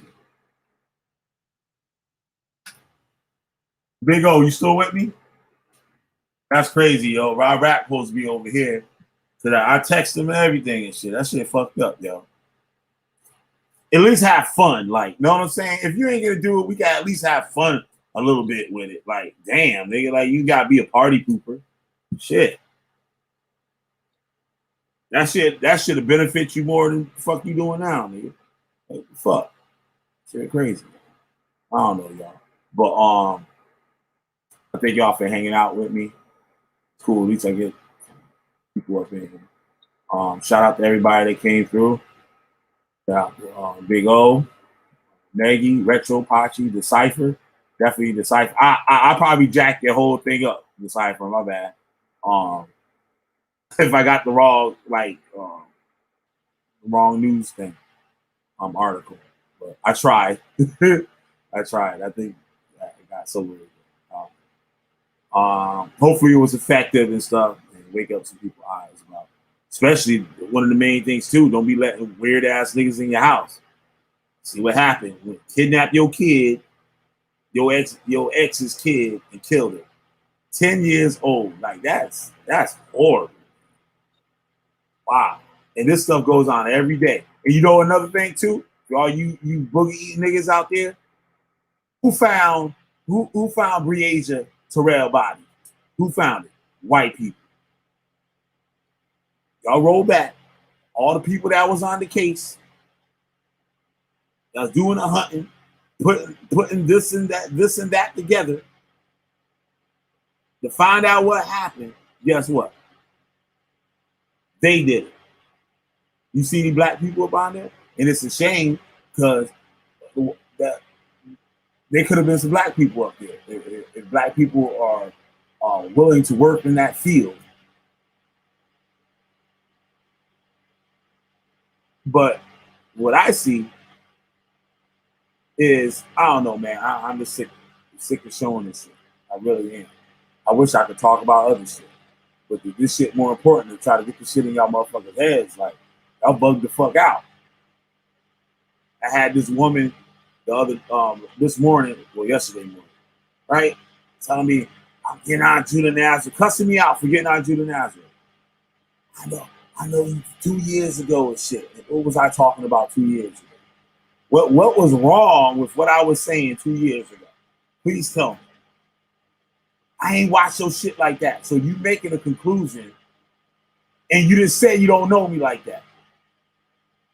I ain't really watched nothing. So how do you come up with this conclusion, bitch? That shit crazy. Right? You know what I'm saying? Like, what the fuck wrong with motherfucker? And then I see her up on my video. She comment, "Where's the people? Stand up. The people that charged him for all of this." I'm like, bitch, I can get 4, 5, 6, 7, 8, 9, 10 motherfuckers for a witness. Fuck it, the Bible with 3 witnesses, bitch. I can get 4, 5, 6, 7, 8, 9, 10 motherfuckers. And have the evidence on top of it. Either or both. And I said, try me out. When you ready, try me out. You the one with the big ass mouth. This Adele, Yashar, or whatever and shit. She don't know nothing about that shit. She don't know nothing about that motherfucking book. Nothing. Just follow these booger eating Puerto Ricans and shit on the damn Facebook. That's it. She just follow the Puerto Ricans on there and they tell her what they learned from Judah and Quinai.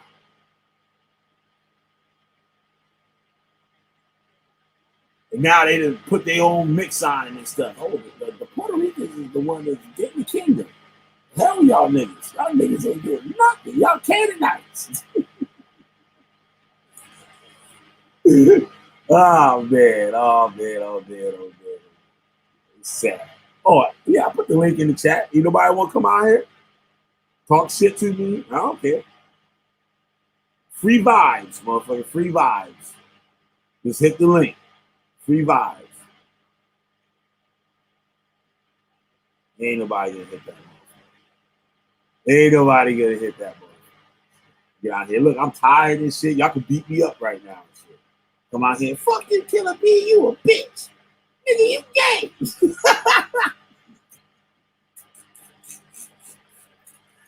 Hoe ass nigga. But that's fucked up, bro. Even Siberia. Shout out to Siberians for the $20 cash app. You know what I'm saying? My man, put the money in the pot, Rob. You put money in the pot. All you gotta do is show up, nigga. I told you we gonna pay for everything. All you gotta do is show up, nigga. That's all you gotta do is show up. Get on the plane, nigga. That's all you gotta do. Get on the plane and ride. When you get off, niggas be there to pick your ass up, nigga. Get you a motel. I told you you get no hotel. You get a motel, nigga. You know what I'm saying? All expenses paid and shit. Get your food and shit. Some drink or something. Some ice packs and shit if you needed this shit after the fight. Yo, Big O, you still here? Did you see the video this morning?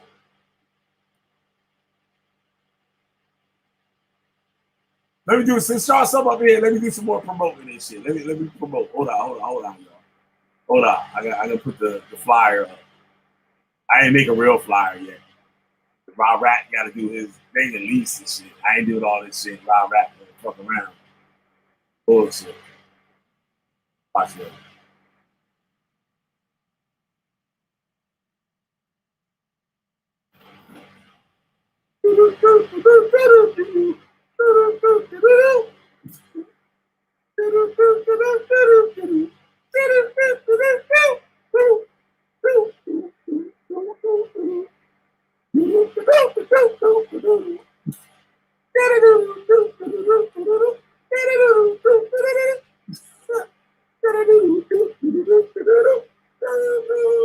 That's it.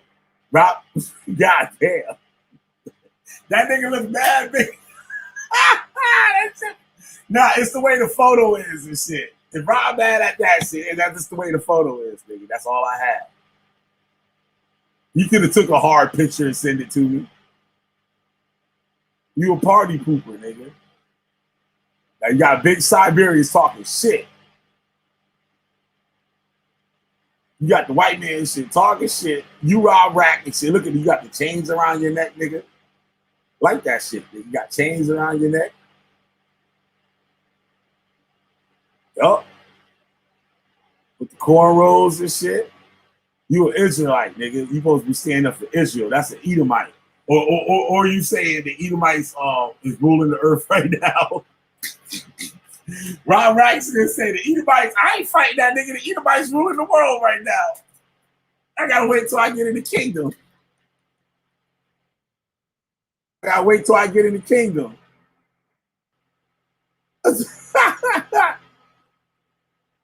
Hold on, I got let me do this here. I got Siberians. Let's do a highlight and shit. God damn, my ass got gas like a motherfucker and shit. God damn, what the fuck I ate today? Fuck. What's wrong with me? Fuck up off this motherfucker. All right, let me get it.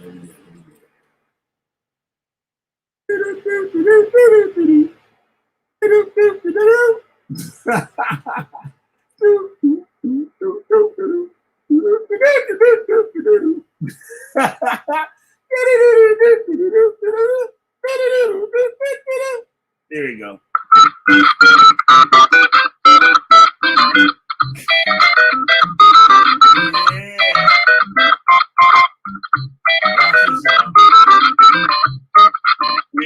Yeah.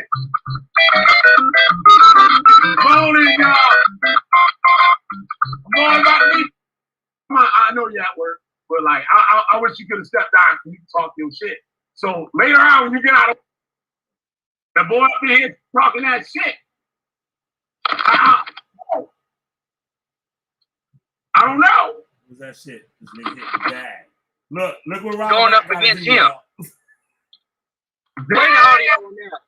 Play the audio on that. It sounds like I'm framing a fucking house. Sounds like I got a fucking nail gun in my hand. Pop, pop, pop.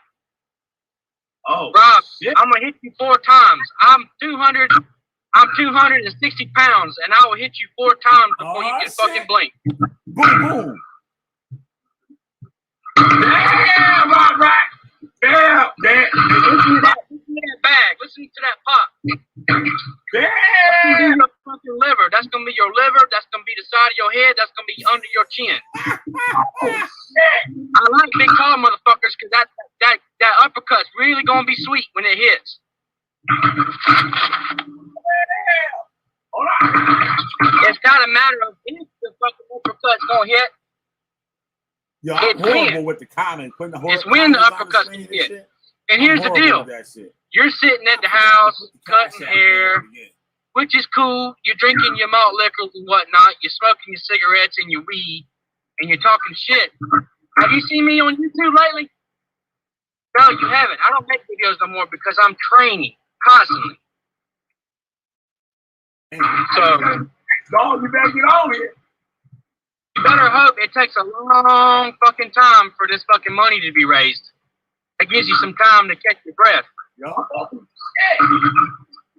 Nicky, what you think on? Nicky gonna be the announcer, y'all. What do I think? I think this is gonna be legendary. I mean, forget about YouTubers that have like big following counts. This is gonna be legendary. Like amazing. I'm talking about amazing. This is going to be an amazing thing. If you guys pull this off, it's going to be incredible. For the Hebrew Israelite community, it's going to be a fucking shit show. Oh, well, better believe. I hope Rob doesn't, completely flake. Because if he does, then that's a big L. If he gets knocked out, that's a huge L. Damn. Yo, he can fire. There's no way this can go. Bad for you. I think Rob is in trouble. Yeah, This is my professional opinion before I go and referee this. Yeah, we decided. Hit that like button, y'all. The links in the chat. Y'all want to come up in here? Rob, go get Rob Rat. Go get Rob Rat. Nigga, I'm at work. I don't care what's going on. You see this? He's comfortable behind the screen, but I'm talking about face to face. Damn. I'm talking about my fist going up against him. Play the audio on that. Play the audio on that. It sounds like I'm framing a fucking. You gotta look at the chat. Come on here talking shit, my nigga. He's comfortable behind the screen, but I'm talking about face to face. Talking about my fist going up against him. Play the audio on that. Play the audio on that. It sounds like I'm framing a fucking house. Sounds like you see me on YouTube lately? I don't know. I'm 200. That doesn't. So, dog, you better get on here. You better hope it takes a long fucking time for this fucking money to be raised. It gives you some time to catch your breath. Ramel got out bad. Ramel got out bad. What do I think? Even the cozy. I think this is going to be legendary. I mean, forget about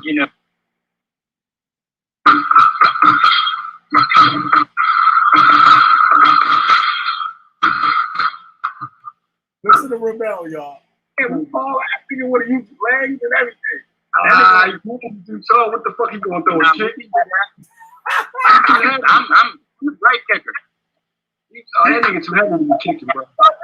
Siberians don't even have to duck under that kick and shit. That nigga, that long motherfucker and shit, that nigga kick. Look, when a nigga kick like that big, he's that big in that size, that's too much weight on one leg. Hold up. Y'all see the comment board? Rob said, I don't box, I fight. And then he said, he coming out here. I ain't going to Carolina. Rob, why you doing, like, Rob doing all this extra shit, nigga? Like, you getting a free trip, nigga. I'm not going all the way. I ain't getting on no airplane doing all that bullshit, nigga. We can do this shit. Or we can do this shit like in Atlanta or some shit. Like, you know what I'm saying? Like Georgia, because a lot know some people that got an amateur wrestling thing.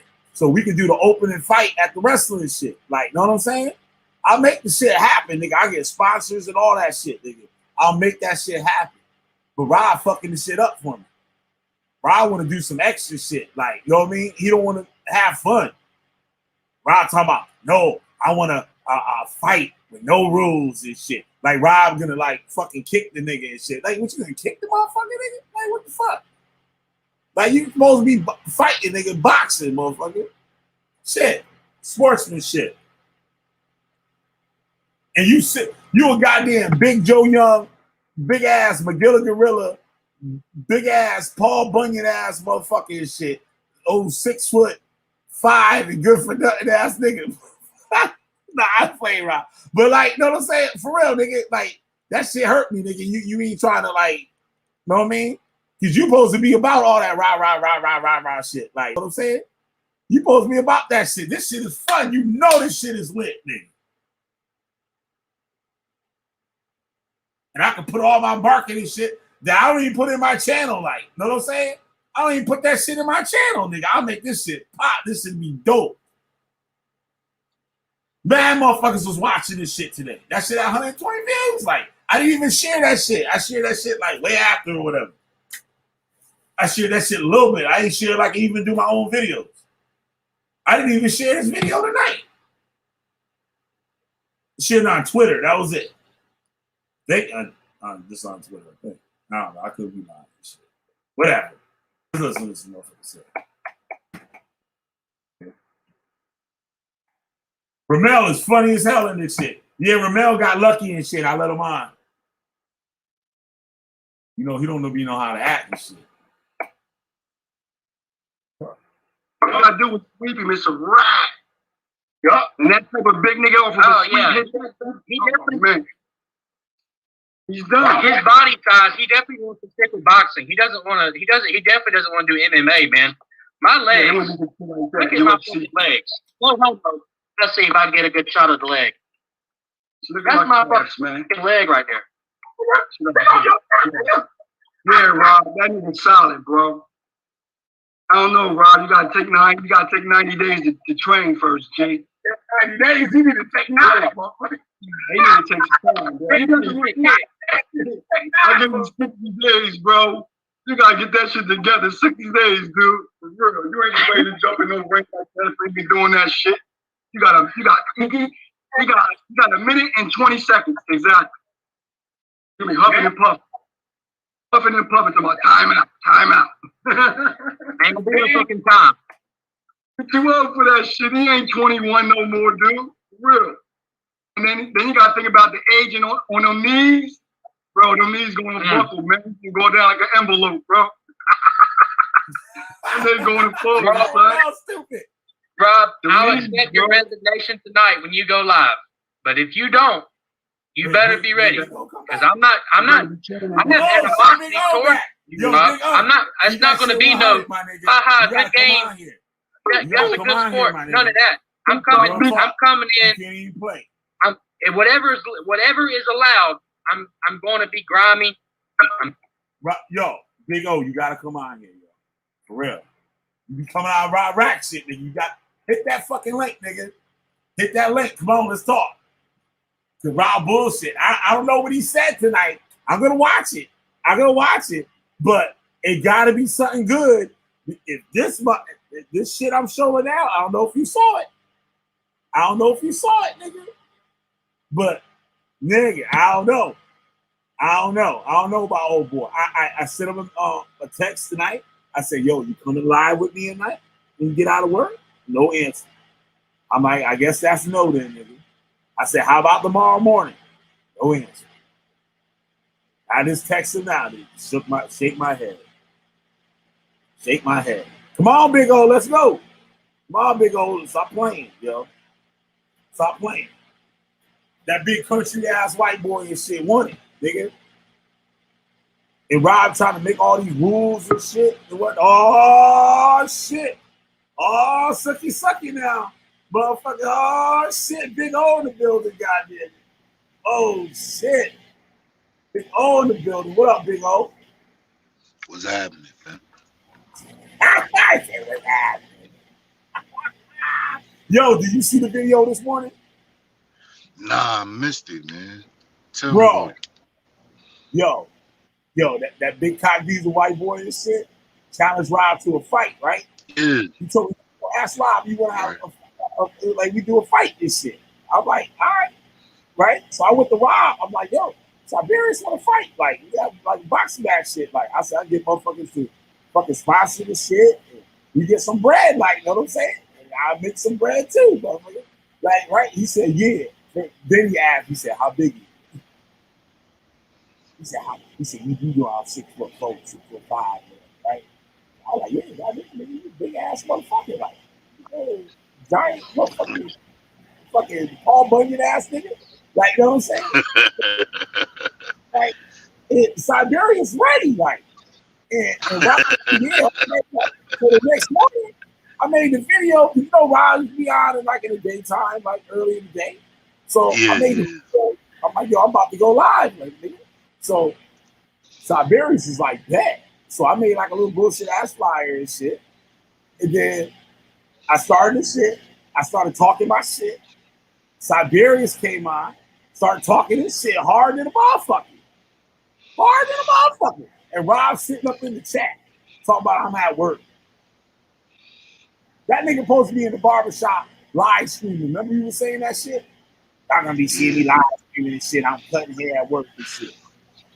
But to give you props, man, a lot of what you're doing, and me just being new to the channel, what, in less than a month, you've been. I don't want you to settle for these people, man. I didn't know that you were so good at what you do, man. To be totally honest with you. Yeah, I know, you know what I'm saying? I didn't know, and I'm glad I'm spreading my wings and leaving these bullshit channels with all this bullshit talk or whatever. Like you're a real person, man. I didn't know how real you was, man, and I'm loving it, man. Only thing about it, I work 10 hours a day. I work from 7 to 7, so I be loving to listen to y'all information while I'm at work. You know what I'm saying? That's cool, and man. I like that, I've been starting to listen to a lot of the stuff that you putting out and your editing and your skills, as far as your skills, man. You're a beast, man. Yeah. I didn't know. I didn't know you was like so good at it. You know what I'm saying? And I just want to give you props, man. I just want to give you props and say, man, I apologize. Yeah. I want to give you your props. Give you props, and anything I said wrong to you, I want to apologize. But your stuff official, man. Your stuff official, man. And I noticed too that they run back and forth to each other. They friends one minute, they hate, but you don't have to play them games. You just come out with your information and it stands for itself, man. And I appreciate that. That's a real person to me, man. So, the last video I didn't catch though, that was on some dude.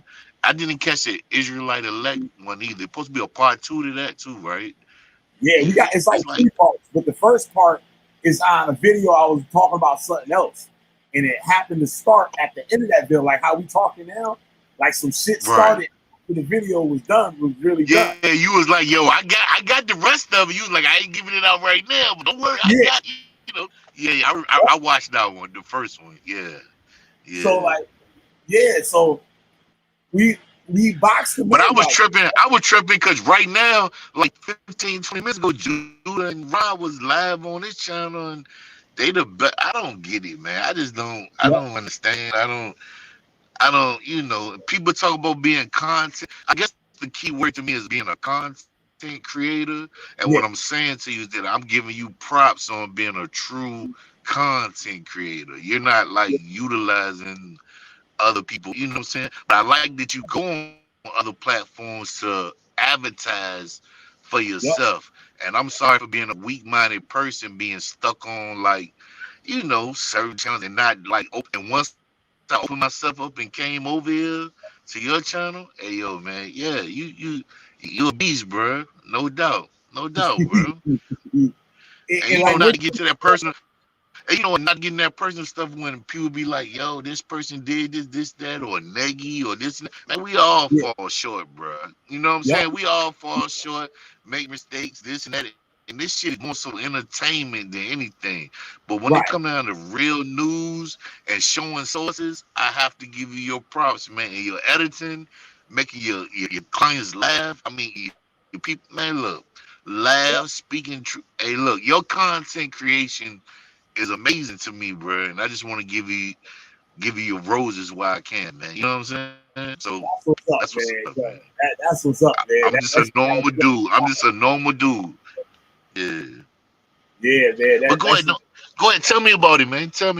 I didn't, you know. Yeah. So Rob wants to fight. Like he accepted the fight. So Rob is putting stuff in the chat, like, I'm not going to South Carolina. Then he said, I ain't boxing. I want to fight. Like, I'm like, nigga, you want a fist fight? Like in an alley, nigga? Like, what the fuck is wrong with you? Like, you know what I'm saying? This sportsmanship. Like, you know what I mean? Motherfucker, Rob want to bring a no disrespect. I'm going to say it straight up. His content create, like, everybody got their lane, right? Yeah. And I think what Rob's problem is he just never found his lane. He was always trying to utilize whether he was on Sinetta or Nepal or Touring Nights or SVD. He always had them in his mouth where he really was putting so much emphasis on them. He never really thought about his own content, trying to do too much at one time. You know what I'm saying? Bro, that's why. And then what was making me mad was that Lex over there, and I fuck with Lex. I fuck with all the content creators that come on the channel, but everybody's running their own lane. But the only person that's making this channel pop is the other content creators that's coming over. You know what I'm saying? That niggery shit. I mean, we could do all this stuff that Rob talk about off of YouTube. You understand what I'm saying? Right. So it ain't really a creation. It ain't really. He don't take a subject like a news article, like you just did, simply with certain topics, and just have some ratchet, conversation without being personal. You know what I'm saying? And it ain't for you to teach it. I mean, he just gotta find his lane. But then what make it worse is that the same people he criticized on his channel, the same people that create without them coming over, he has no content. You understand what I'm saying? Yep. So I'm blocked over there now. Show them love. I mean, it's one thing to be a real person, but when you online though, being a content creator, you can be as real as you want. If you ain't got no what you just said, conversation or topic to talk about, what do you expect? You know what I'm saying? So I appreciate you, man. I didn't know how real you was. Man. I just want to apologize again. Yeah, man, no doubt. Yo, that's what it is. Like, and a lot of people, they don't want people to find me. They don't want me to talk on their platform, nothing, because I'm real with what I'm saying. Like, you know what I'm saying? I don't try to open my mouth unless I know what I'm talking about. You know what I'm saying? And right. And like I told Rob, and then the other thing is go ahead, brother. I'm sorry. Me and Rob used to beef. Like, me and Rob used to beef like crazy. Like, right? And then after the coke and all that stuff, what up, Ramel? On the link up in there. As long as you don't do that dumb shit. Fucking so I told Rob, like, after all that shit, I was like, I ain't mad at you, Rob. Like, I'm not even into coke no more. I don't really give a fuck about none of that shit no more. But and I like not to cut you off. I can't talk with you because I love you. I'm supposed to be in bed. But like you just said, I think really man worship. Either on YouTube, you say the word cult, and we just say just man worship versus simply just sticking the information. You know what I'm saying? And like you said, and having conversations, and it'll make a show. It'll make a topic. You ain't gotta like force that egos. You know what I'm saying? Eddie, go ahead, brother. I'm sorry, man. Yeah. So you're like, real though, man. I apologize, man. I told Rob, I'm like, yo, dog, like I like what you doing. You need to keep like how you doing your shit, like you being Rob, like the Rob I know. You being you, and that shit work. But when you try to use the other motherfuckers, they come over there just to try to get all of your viewers to listen to them. They put you on the back burner on your own. And I said, yo, that's what it is. Shouldn't it be obvious that y'all being content creators, that you're witnessing that the people in your chat are the same people from the channel, from the person that you so-called having an issue with? Shouldn't it be obvious? I'm asking you a question. You know. Yeah. My viewers, a lot of my viewers are like some old ones, but a lot of the new ones, they don't know nothing about none of that world that I came from. With Rob and the Israelite thing, they don't know nothing about that. They come over here for like the content. I don't either, and I just started learning that too, brother. Like the other day, I was listening to you saying you was learning fake Hebrew. I was listening to you yesterday, day before yesterday. Yeah. It was something you were talking about the language. You said it was go ahead, brother. Go ahead. Yeah, so like the I was like, wow, like you've been through a lot, man. Wow, I've been 3 and 4 times as long as these people that you see me around. Like Rob probably only been an Israelite since what, 2011 maybe, 2012, and that's just on the internet. I was in this shit in the 90s. I joined this bullshit in the 90s. Yeah, like how long you been on YouTube, Kilby? I'm in my 40s. Wow. And like I started this shit in 98, and I was around the people that do it. Like the people that starting these groups and shit. A lot of them motherfuckers I know personally. Because they all come from New York. Connecticut, New York, and stuff. I know all these niggas. Like, know what I'm saying?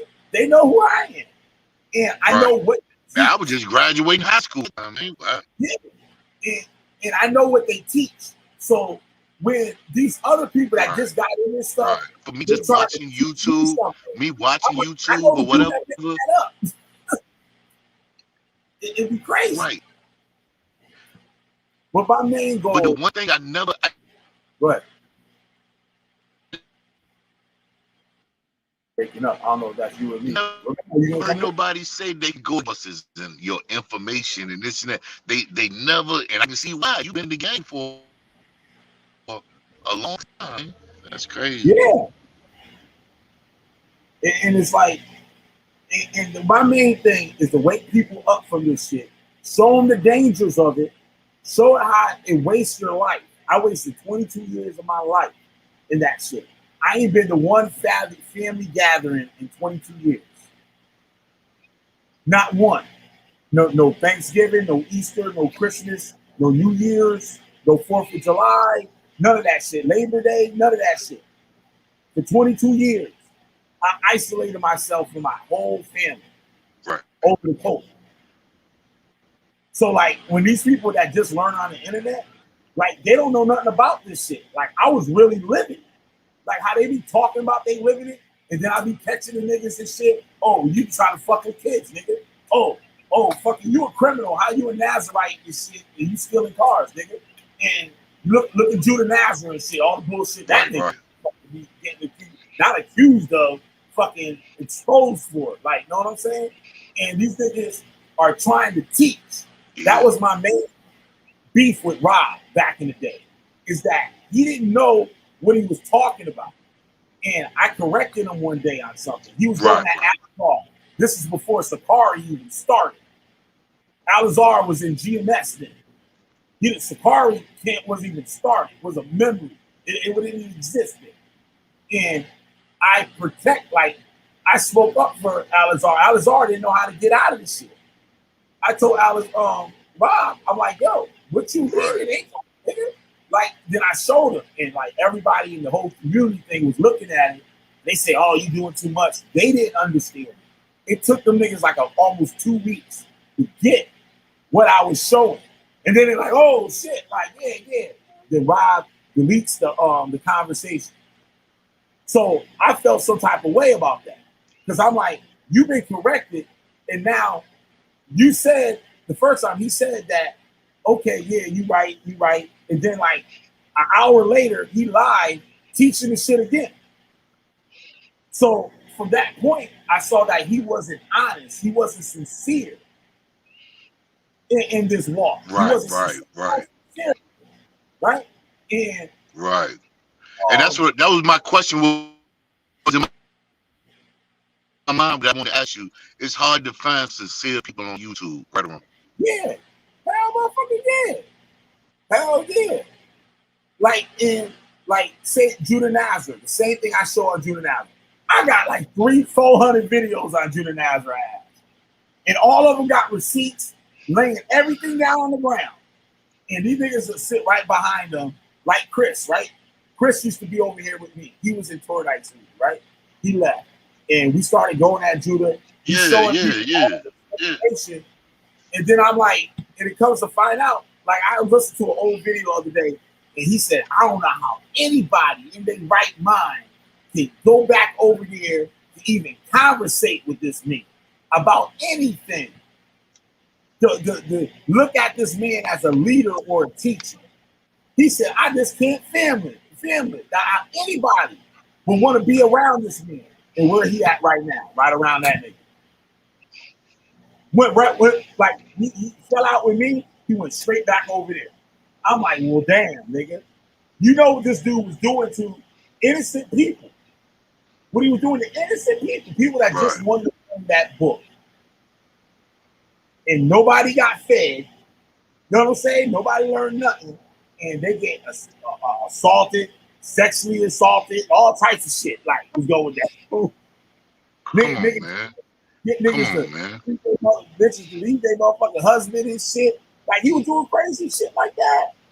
Trying to get this woman to leave her damn husband to be with him. Wow. A nobody. Sitting there living off a Japanese lady in Japan. No, yeah, that's kind of what I think about with Amber. With Amber, and I got much love for her. Like that's deep. Yeah. Know what I'm saying? But like everybody know that shit. Like ain't like I put the business out. Like you got videos on it. But but I use it for entertainment, and I do love knowledge and whatever. So and I ain't been on YouTube no more than 2 years. So I've been left side. I started off with the basics of not putting on names of certain people, whatever. But yeah, the level of nah, man, it's just foolery, man. It's no sincerity in the just like with Sabbath Day, watching certain people, man, they don't really follow. It's weird, man. But I'm getting to your channel, man. I'm subscribed to you, man. Goddamn birthday cakes, nigga. We caught him with birthday cakes. We caught this nigga having Halloween parties. We caught this nigga having Christmas parties. Oh no, sir. No, sir. And shrimp and shit. That nigga was doing all that shit and talk about he's a teacher of the Torah. And everybody, one brother, he was in the military. And he went out there to Japan to visit him. And we ain't seen that nigga since. We ain't heard one peep out of that man. Wow. He tried to get in contact with him. He blocked everybody. We ain't seen him since. And Judah gonna tell him on a live stream that he better get back over here because I'm your teacher. And they said, if you don't come back over here, you'll kill yourself. He said, you get yourself a rope and a chair and a Van Halen CD and play that song Jump and Jump. That's what he told him, man. Now, this is supposed to be a man called a Torah teacher.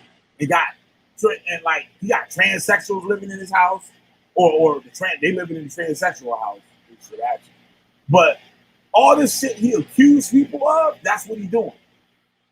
He got that fake picture of me. Wow. Oh, this is Killer B. See, this is Killer B. I found this on a gay roster website. I'm like, nigga, what? Number one, what the fuck was you doing on a gay fucking website looking for a nigga? Two, that's not me. Wow. Three, the name you say is not my name. And you'll just keep putting that out there. But like these people have a lot of mental issues and stuff like that too. This shit is really bugged out. 14 people dead. Yeah, I learned the lesson. I learned that lesson on my job the other day on how I deal with people, and there's a lot of people with mental issues that you gotta know how to I feel everything you're saying, man. I feel what they're you're like abused children. They all skittish and yeah, you're right, and that's what it is. The childhood say it all. You're right. You're right. You gotta watch what you say to them. Like you gotta really analyze like what you about to say to them and shit, because they could be the result of the shit and turn into some other bullshit. Yup. Yeah, people bug the fuck out. And a lot of the shit don't go addressed. Like, you know what I mean? But like it just like all the people and shit that fucking with me, and that's dope. What you said tonight is exactly what I'm trying to do. And that shit made my whole year right there. Like what you said tonight made my whole year, real talk. Because sometimes I just be like, the other lady that be in here, Brainstorm, she told me, yo, just keep doing what you doing and stuff like. And well, I see her on a lot of channels, man. I didn't know that was a female. Brainstorm. Yeah, I see her on a lot of channels, man. I thought that was a dude. I didn't know that was a female. Okay. Oh, yeah, she's female. She came out here at the end of the show last night. We talked. Hey, brother. So like, it's like I be looking at motherfuckers like weird. Like they said, like my boy. I just want to be around people that's real. I just want to deal with channels while I'm working, because I'm a to myself person. But I just want to be around people that's really real, really genuine, and stand on what they say, man. I ain't talking about that occult shit, that masonry shit, none of that shit. I ain't with none of that shit. Just real people. Real. And it took me a while messing with YouTube to realize with the debate league, this and that. Man, all this shit is just clout chasing, and I just want to be around the real thing where people can freely talk, say what they say, and stand by what they mean, man. That's pretty much me. That's Big O right there. You know what I'm saying? And that's it. I've been banned from long as you're doing that, you got a great. Long as you're doing that, you got a supporter right here. And just know that, we all fall short. We all make mistakes. But damn, we ain't gonna try to live off our mistakes and just, you know what I'm saying? Like, come on now. Like, what up, Ramel? What's up, my nigga? It's like basically what I'm saying is don't play with the people. Don't play with the people mind, man. Don't play with the people. Don't play with the people mind, man. Don't play with the people minds, man. I can't stand that. When I first started doing videos, I said, listen here, right off the whip. I'm not. Ramel was around at that time, right in the early days and shit of my channel. I'll say, listen here, I am not your daddy. I'm not your daddy. I'm not your fucking teacher. I'm none of that shit. I'm just out here dropping this information, motherfucker, to your ass for you to make up your motherfucking mind. What the fuck you doing? You know what I'm saying? Some things that interest me and shit like that, I share it with the people. Like tonight, I didn't read none of this shit. Somebody mentioned it in the show earlier, and I was like, all right, I'm gonna do a show on it tonight. So I didn't really get what he was talking about. So man, you do a good job, brother. And you do a good job, brother. You do. Yeah, thank you. My shit used to be a lot more advanced than what it is now. My internet jacked up. But back in the day, I used to have all types of shit. Like the shit that niggas using now. But I had that for no, I think I heard you. I heard certain talking point. But I think I heard certain talking point. You helped create a lot of these channels that people are on. If I heard you right, people be stealing my shit on YouTube. You done helped out a lot of people find their content creation. Yep. Yeah. Oh, it's crazy, man. But Ramel will tell you about today. Yo, tell him about Rob today, yo.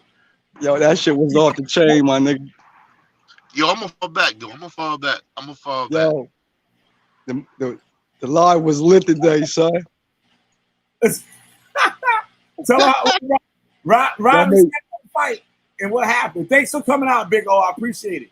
I really appreciate it, man. Yo, Thanks for all the good encouragement and stuff you gave me, man. I really appreciate that, bro. Really appreciate that. That nigga Rob went live. He was mad as hell, son. Oh, for real? What that nigga said? He was going in on white folks. That nigga spazzed out on white people. He blamed all the white folks for that white boy today. Oh, I was like white boy. I forgot. Oh, Siberians. Did Siberian show up?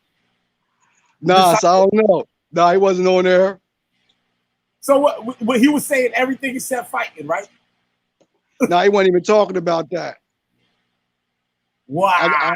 I probably came on a little later though. I wasn't on from the beginning. So what did he say? Rob got me blocked over there, so I don't go over there too much if he got me blocked. Yeah. But yo, he was just spazzing out on white folks, how he want to take over the world and shit. And kill all the white people. Before he get in the ring and shit. He want to take over the world. He went back into the Bible too. He went back in the Bible. He went back into the Bible. Yo, know what I said earlier? I said Rob gonna say he not gonna fight Siberians because the Bible said the white man is ruling right now. Yeah. He went in there, he started calling him the devil and all types of shit.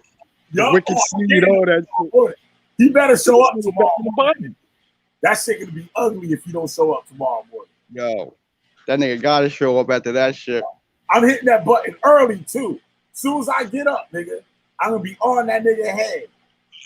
I'm like, yo, nigga, you ain't working now. It's like 9 o'clock here, motherfucking in the East Coast, nigga. You not working, nigga. Get your ass up, get out of this shit. Get your ass on this motherfucking channel, nigga. Yo, the video clip I had of him was crazy though. And I found that shit by accident. I just dropped it. It was the first video. I'm like, he was talking about fighting. He said he 18 and 0 and shit because nobody want to fight him. Yo, that shit was lit today, yo. Yup. Yo, he's gonna do it. He don't want to do it. I'm gonna have to find somebody else, yo. Yo, the white boy said he in Pasadena? Nah, he in South Carolina. Oh, okay. I thought he said he was in Pasadena, Cali. Like, whoa, that nigga right there. He said he would go out there. He said he would go out there. I don't think Rob ready though. Nah, he ain't ready. He ain't Rob ready. a big dude. He a big dude, but he don't got that. You saw that motherfucker hitting that bag? He better start getting on. He gotta get on that motherfucking bike, bro. Because he said this shit. He said, look, put the volume on. That shit sound like I'm building a house. And shit. I turned out, I was like, damn, it do sound like a nigga building a house. You know, like that motherfucker. That nigga like, Yo, he done went and got a logger on his ass. Yeah. Nigga hurling timbering all day. That nigga said, they said Rob gonna be Nate Robinson, the nigga that Jake Paul beat up. Black basketball player, Jake Paul beat up. Right. He said, be Rob and shit. That's fucked up. You talking about Nate Robinson, right? Yeah. They said Rob gonna be Nate Robinson. A big old 6'5" good for nothing nigga. Yo. 6'5", small and good for nothing. Yo, he ran into that stiff when that white boy gave him a stiff when he ran into it though. Yep. Put his ass cold to sleep. That shit was crazy, yo. And I'll make tickets for Rob to sell to his friends, right? Mm. And that go towards the prize money. So all his friends, you know, they gonna have to come out here themselves. But Rob get all his expenses paid. You know what I'm saying? He get a plane ticket. That nigga get a motel. I told him no hotel, a motel. And he get food and shit. You know what I'm saying? Get him some liquor or something. And then he's straight. Like Rob said he ain't going to Carolina though. Yeah, that's corny, though. That's corny. He said he ain't going down there, yo. But the white boy said he'd go to Rob. So Rob ain't got to worry about it. Yo, I'll find a nigga out there with a gym to do that shit. I'll find a nigga with a gym to do that shit. Don't Yo, they had the boxing match right in the back of the motherfucking barbershop. right in the parking lot. Yup. But Rob Straight gonna up. have bats under the rig. Rob gonna have chains and bats and shit under the rig. Yeah, and shit. man, just bring the boxing gloves, man. Yup. Ain't got to do all that. Just bring the gloves, nigga. Maybe Rob would do it if we make him wear that helmet. You know how the boxers beat the amateur niggas wear that helmet? He gonna have to wear the gear. He wear the gear. This shit. You gotta get that nigga the gear. Get him some motherfucking quarterback rib pads. Yo, he lucky I didn't download the new Photoshop yet. And shit, I don't got Photoshop on my computer. I got that shit back out. He lucky, nigga. He lucky, yo, because I'll have niggas dying. I'll put that motherfucking helmet on that nigga head. You better strap that shit up. I got like 3 or 4 stages of Rob. This shit, like pictures of Rob for like 3 or 4, like when he was big, and then when he lost mad weight, then I got him and shit with like east side down shit. That shit, yo, I have niggas dying, yo. I have niggas dying. I have niggas dying, yo. That nigga jumped out of an airplane with a white man strapped on his butt. Yo, facts.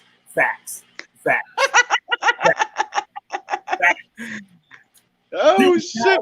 Yeah, he ain't jump out that shit by himself like he was on the airborne. That nigga went out with somebody strapped to his butt cheeks. Yup. Dick all on his ass. Yeah, yo, white boy had his Wranglers all wrapped around Rob's thighs, bro. Yup. That's why he was screaming like that. Yo, but Rob, Rob should have got on the phone at least for like 2 minutes, yo. He could have said, yo, I need 2 minutes. Yo, that white man should have cut the strap and let Rob slap the motherfucking ground like, see ya. Oh shit. Since the white boy the devil and all this, and he hate black people. Hey yo, since the white man hate black people so much, why the white boy didn't cut Rob's strap when he was in midair? Yeah, right. They got his shorts, everything. They got Rob enjoyed every bit of that. That was the thrill of his life. That man's Wranglers wrapped around his waist. Yo, with all that wind and shit, all that wind over they shit. He had a white man's pair of nuts on his back, bro. Damn. That's We're not gonna get too graphic. Don't get too graphic. But you saw that though. You saw it. I saw it. This shit. That nigga might have been watching, yo. That shit, yo, it is dropped. I mean, it dropped off. Bobby was not complaining, my dude. Yup. He was not complaining. He was screaming, ah! Damn, yo. Yo, son, I'm done. Yo, you got Bobby and shit. Yo, that's short for Robert. It's Bob, right? Hey, yeah, Bobby. Oh shit, call that nigga Bobby Rack now and shit. Bobby no, Rack. we're gonna call him Bobby Brown. Oh, Since he's so worried about skin complexion, we're gonna start calling that nigga Bobby Brown. Bobby Brown. It's only fitting, man. Yo, that's crazy though. Rob Rack, yo, he could have did more comments. He could have put more comments in the chat or something. That nigga said he want to fight. He don't want no rules. No rule. He could have played more. He didn't even want to look the white boy in his eye. Yup. Like, come on and look the man in his face, boy. That white boy said he hurt him. You know? Right. So, He's not even that tall. He way taller than that nigga. He was afraid to look the devil in the eye. Yup. Afraid to look the devil in the eye. Rob got the advantage. Rob got the orangutan arms. Yeah. He talking all that shit, but he didn't want to look him in the eye. Yup. You know, Papa always told me to look a man in his eye, bro. Yup. That nigga ain't want to look the devil in his motherfucking He could have just got on the live and not said nothing. Just looked. Yeah, you know. He could have just did that shit. Oh, yo, man, I had to come on, man. He did 2 lives. That nigga did 2 lives while I was screaming. Yeah. You over here? Like, that shit, what? I thought that nigga was at work. Thought he couldn't come on live because he was at work, but he was on live over at his little station. The nigga and shit, I text him. I said, yo, you coming out my shit tonight, right? That nigga, no response, nigga. No response. No. He went on a I said, I guess not then. I said, all right, I'll hit you up in the morning. Go live stream morning. Guess what? No response. No response. A no show. No show. He gonna have to, the white boy gonna have to go to the barber shop and just walk in like, hey Rob, it's me. If Rob tell me, yo, I don't want to fight that white boy, you know what I'm saying? I'm making fun. I won't be like Rob fucking didn't want to fight. I won't clown him like that. I'll ease it down. Like I'll keep the hype going. It just be like, yo, damn, Rob tripped over the clipper cord and shit. He hurt his ankle. He can't fight, and I just can't see shit. Like, know what I'm saying? And we be like, oh man, he broke his ankle and shit. Like, you know what I'm saying? Because we don't see Rob walking and shit. Rob be sitting there all the time.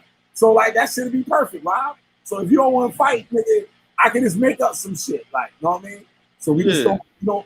I'm like Evel Knievel, nigga. I gotta do it. I can't disappoint the crowd, nigga. I gotta get something out of it. Yeah, Evel Knievel. I watched the Evel Knievel documentary when I was a kid, like right, like mushrooms and shit, shrooms and shit, right? And nigga, that shit stuck to me to this day. Evel Knievel was like, that nigga was trying to jump crazy shit. This nigga was trying to jump. Shut up, bro. Yo, I remember Evel Knievel. Yeah, we used to do the Evel Knievel down the. We used to get on the big wheels and do the Evel Knievel down the motherfucking apartment steps. Yup. Going in, my nigga. That nigga jumped over the motherfucking fountain. That nigga went sliding in the garage. That nigga slid like 1,000 feet. And hit the thing. And they interviewed him. He said, well, I knew I couldn't make it, but you know, I can't disappoint the crowd. I was like, yo, this nigga crazy. He said, I knew I couldn't make this shit, but I couldn't disappoint the crowd.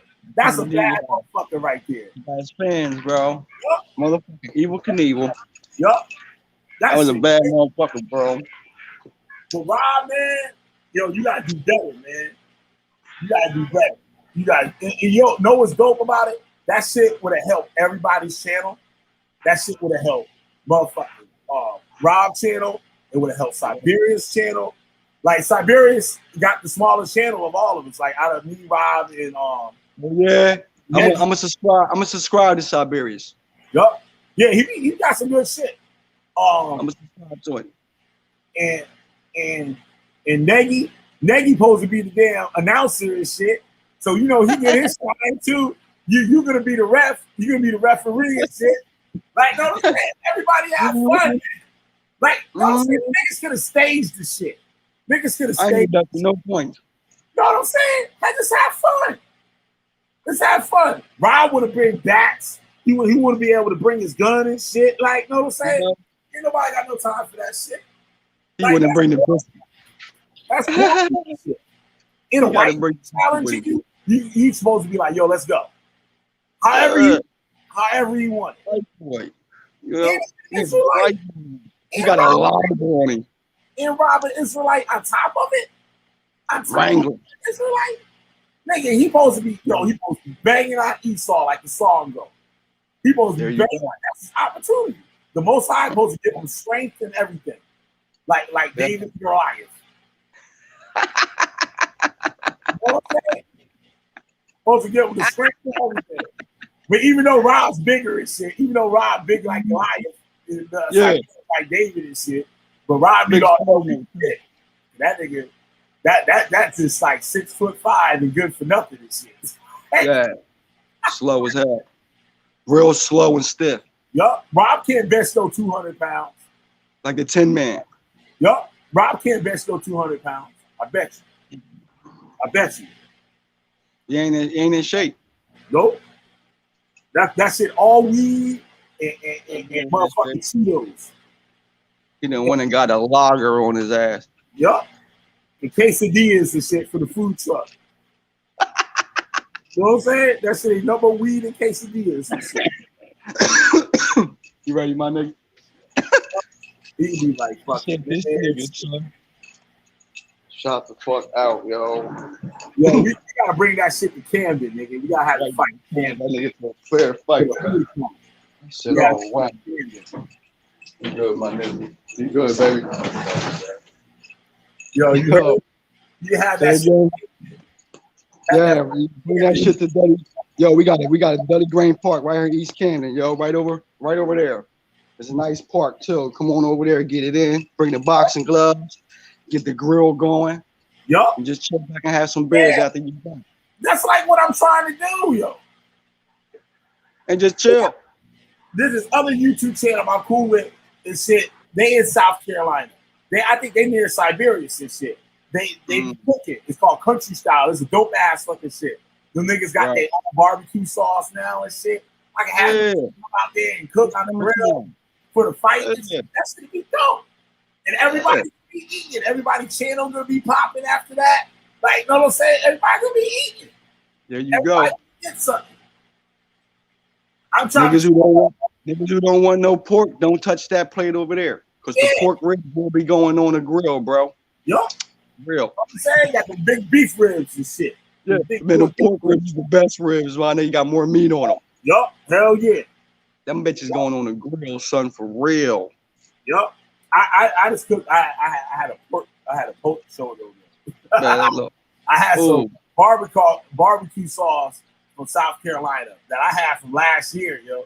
I had that motherfucker refrigerated. That motherfucker was in the back.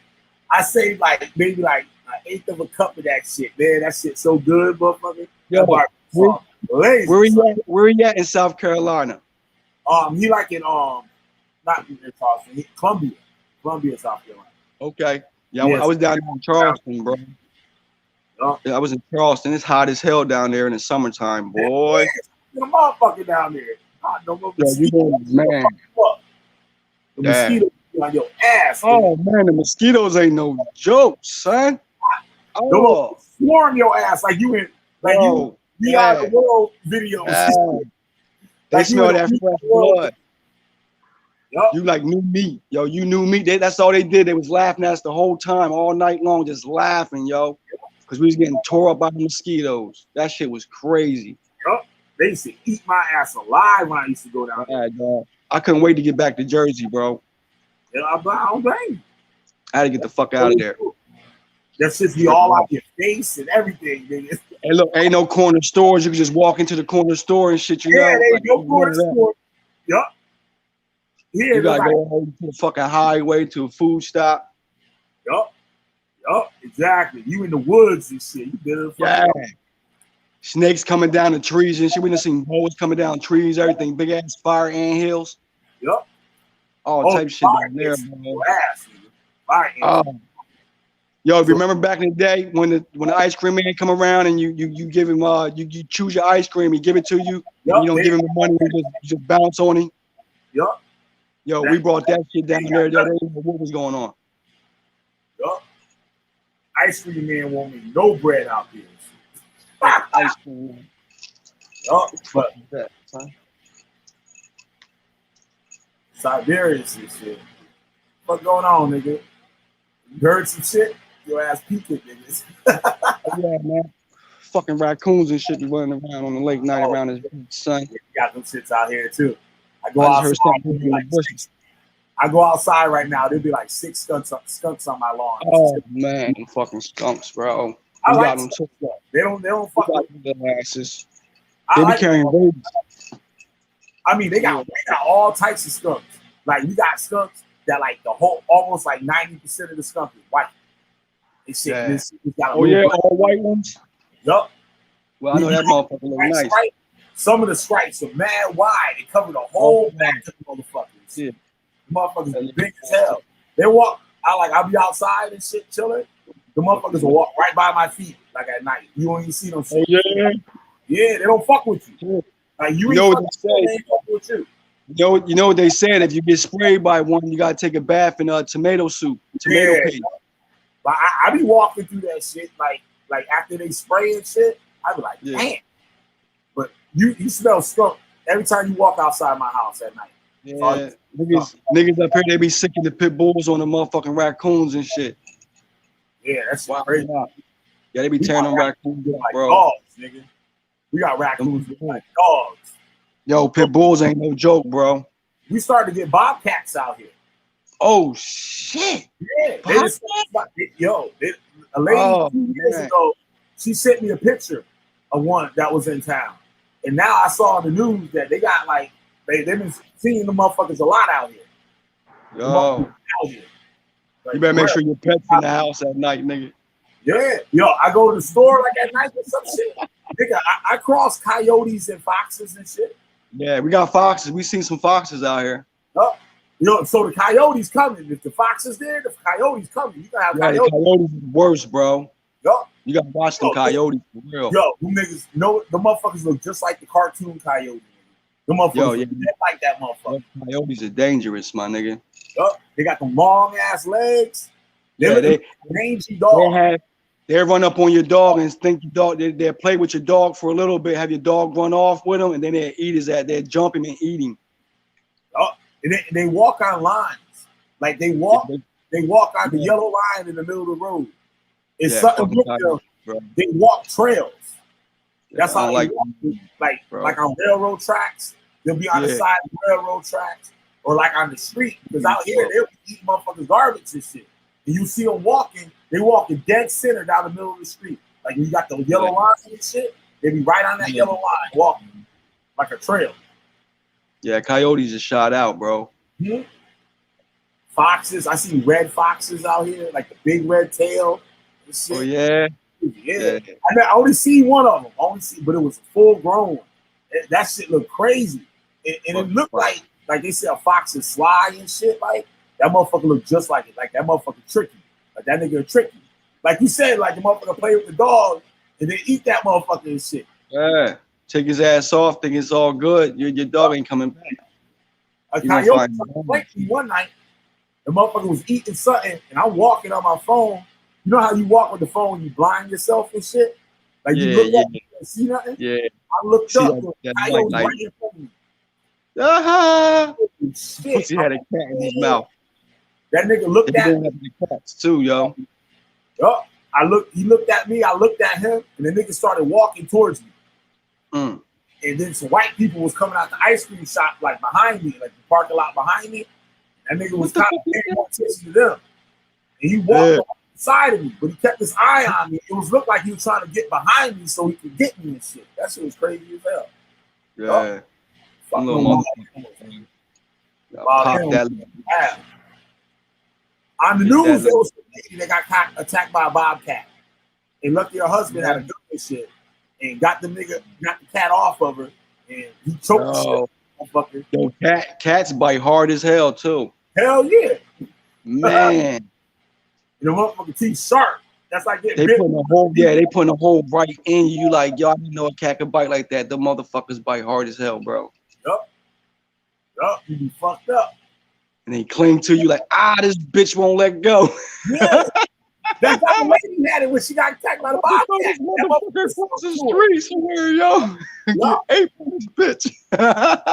Everywhere you go, that motherfucking cat right there with you, motherfucker. Yeah, dog, them cats is vicious, bro. We got some big cats up here too. Like some little big street cats. Them motherfuckers is vicious, bro. Oh shit. Yeah, man. Motherfuckers don't fuck with that little nigga, son. He gets vengeful and get on your ass. Yup, they'll remember you shit. You fuck with them, they'll remember that shit. They vengeful, bro. They'll get you. Yup. That's crazy. They get on your ass, son. Rob Rack, though, he's scared, motherfucker. Rob Rack, you gotta be ashamed of yourself, bro. Like, you gotta come through, have some fun. Like I said, nigga, I'll make it look good, like, for you. Like, I won't fuck you out. Nobody gets he got at least clap back, right? You gotta clap back at least. This is where the good shit be at in the videos. Like at the end, like after I do the screen, like you'll just be talking after it. That's where the shit be at, yo. That's where the shit niggas don't know that shit though. That nigga that's where all the good shit be at. Niggas like, I don't I'm gonna kill all the crackers. I'm like, this nigga at it. Yep. I jump on this line and I'm gonna kill all the crackers. All these motherfuckers. that same energy. You supposed to have that same fucking energy, nigga. He ain't gonna kill that white boy that was on the parachute with him. Yup. So hey. They looked at mighty close. He ain't gonna kill Mr. Wrangler that was strapped around his waist. Yup. He was enjoying himself. He was looking mighty motherfucking close. Yo, I wouldn't have showed that, bro. That was like Meek Mill. That was like Meek Mill in the motherfucking four-wheeler with the dude on the back with the nuts on his butt. Oh shit. You remember that, right? Nah. Oh, you gotta check out Pest Control by the Game. Yeah. Check out that song. I heard that shit. I'm out of touch with rap music. I don't know no new rap music. That nigga he was on the four-wheeler with a nigga on the back. You know how small the four-wheeler is, and you got the dude right on the back strapped to you. That's how Rob was with the white boy strapped on him coming out the sky, screaming for dear life. If niggas ride on the back of a bike out here, a nigga is turned backwards. That nigga yeah, exactly. That's how you see them. Yeah. And if they little kids, you see them sit on the side. Like, you know what I mean? Both the only feet time you see a girl, it's a girl that's strapped on your back. Yup. Yo, these niggas That's over here crazy. wilding, son. This nigga wilding, dog. What the fuck going on? This motherfucker running down the street high as hell screaming. Oh, shit. That nigga was nobody paying no attention to him. I see. That nigga was ready to get robbed. Dude was ready. Oh, dude in all black just jumped on his ass. Look at this shit, son. Oh, shit. Look, he's still screaming, son. These niggas is wild. You hear him? You hear him, son? Oh, shit. Yeah, I do hear. You hear him? They fucking this nigga up, bro. Yo. Look, listen to this nigga. They fucking this nigga up, dog. Or when the little niggas say, well, you want some too, old man? Yo, listen, hold on, son. I'm gonna get you over here, my nigga. Hold on. This nigga screaming like a motherfucker, kid.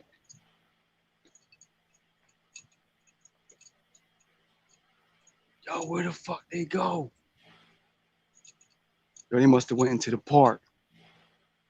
These niggas out here wilding, dog. Yeah, y'all got some big ass streets, nigga. Yeah, dog. My nigga streets is like 3 of our motherfucking streets. I could put 3 of our streets in the middle of that motherfucker. Yo, they dragged that nigga in the park, son. Damn. What's up, man? That's how they try. Like where that nigga riding the bike with no helmet. Those apartment buildings and shit. They started to build shit like that in the hood out here. Yo, I told a white boy riding past on the bicycle, he better put his helmet on. He going down that way, they gonna snatch you up too, pussy. Yup. You don't even know what you talking about and shit. You know what I'm saying? You don't even have a clue. Yo, that nigga was screaming, son. They dragged that nigga in the park. I ain't going over there. Yo, on some real shit, I'm gonna say this. Yo, if Willie Grist was alive, that nigga be chilling with you right now. Oh, that man. I was supposed to get up with my nigga, bro. Willie Grist would be right out there with you, dog. Yo, like, when you go live.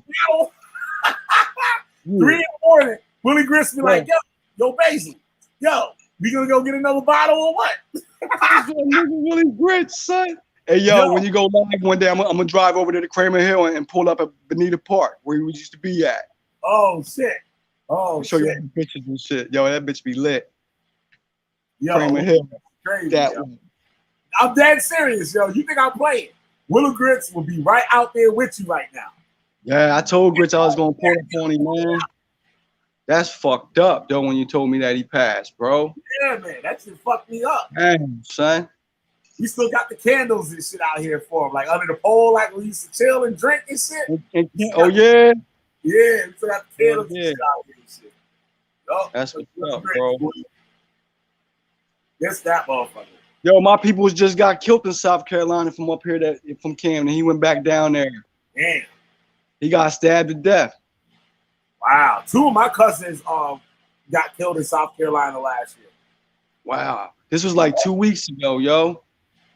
One was by this white dude that just got out of prison and shit. Oh, yeah? Some racial shit to him or something. Yeah.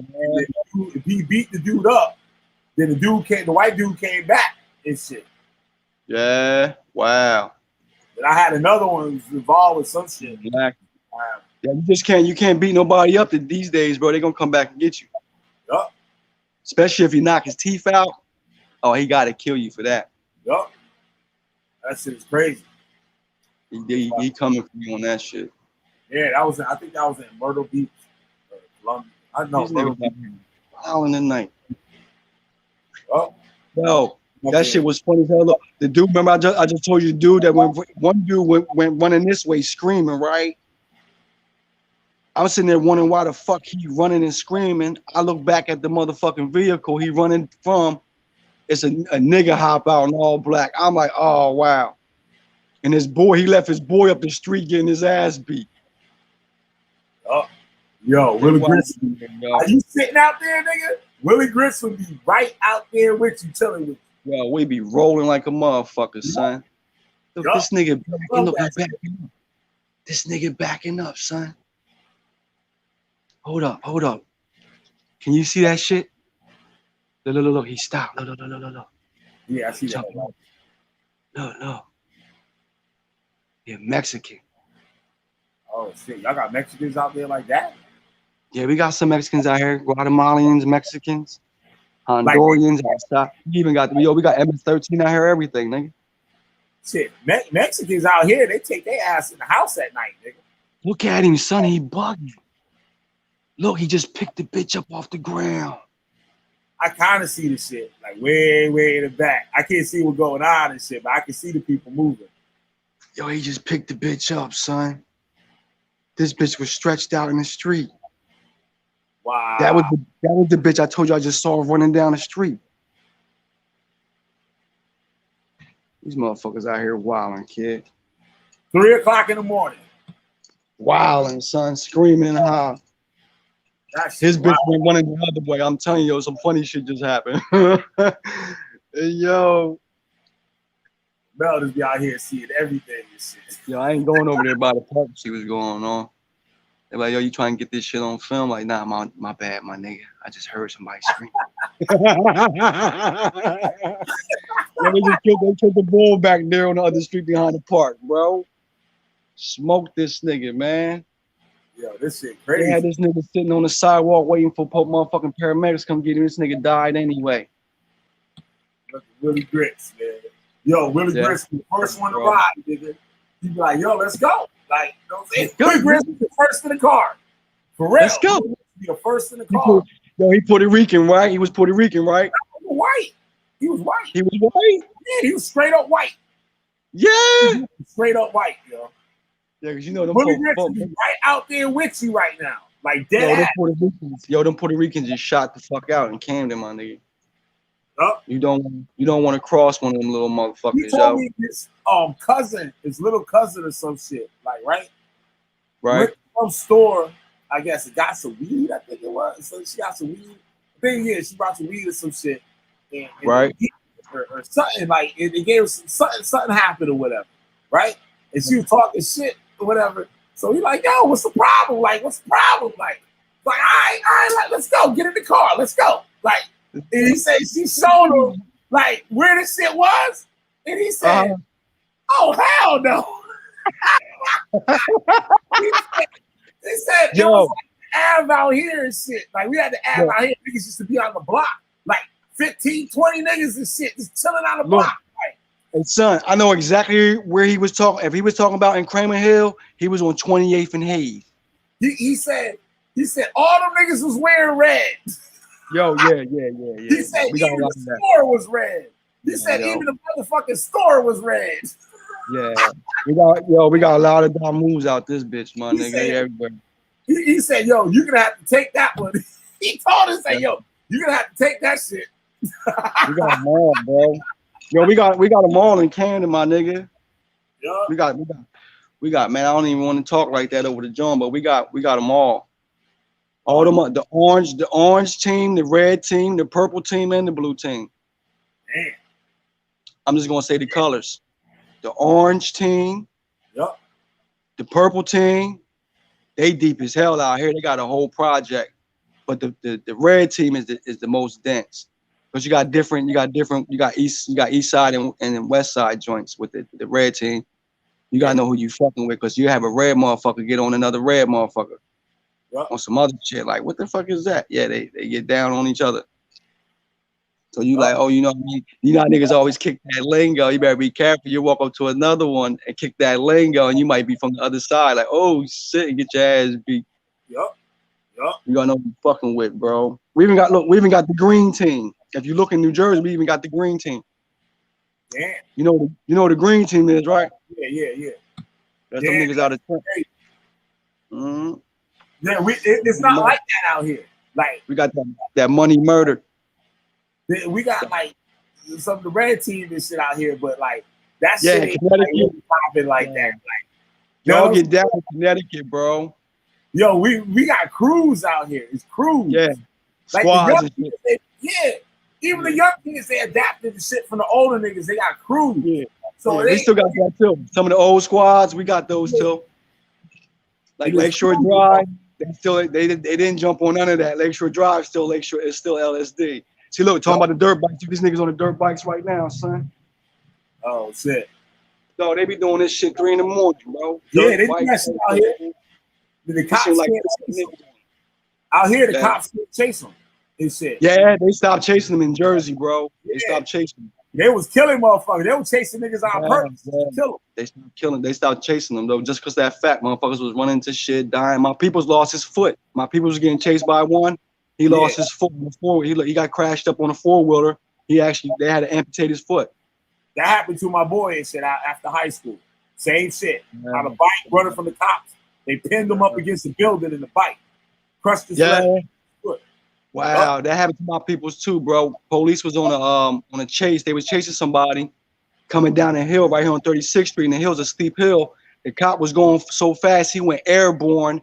When he landed, he yielded to the left on a sharp left and pinned my people's Eric up against the church and killed him, bro. Damn. That shit happened to my people. That was like in 94, bro. My nigga Eric Pabon. That shit was fucked up because he was fly with everybody. Spanish boy too, cool with everybody. It was some freak shit. Like, what the fuck? Everybody was out and saw it like, what the fuck? Yeah, we had a dude out here like that. They got in the car accident, started stealing cars. Killer. You want to hear another one? Look, right across the street, look. Hold on, my nigga. Hold on.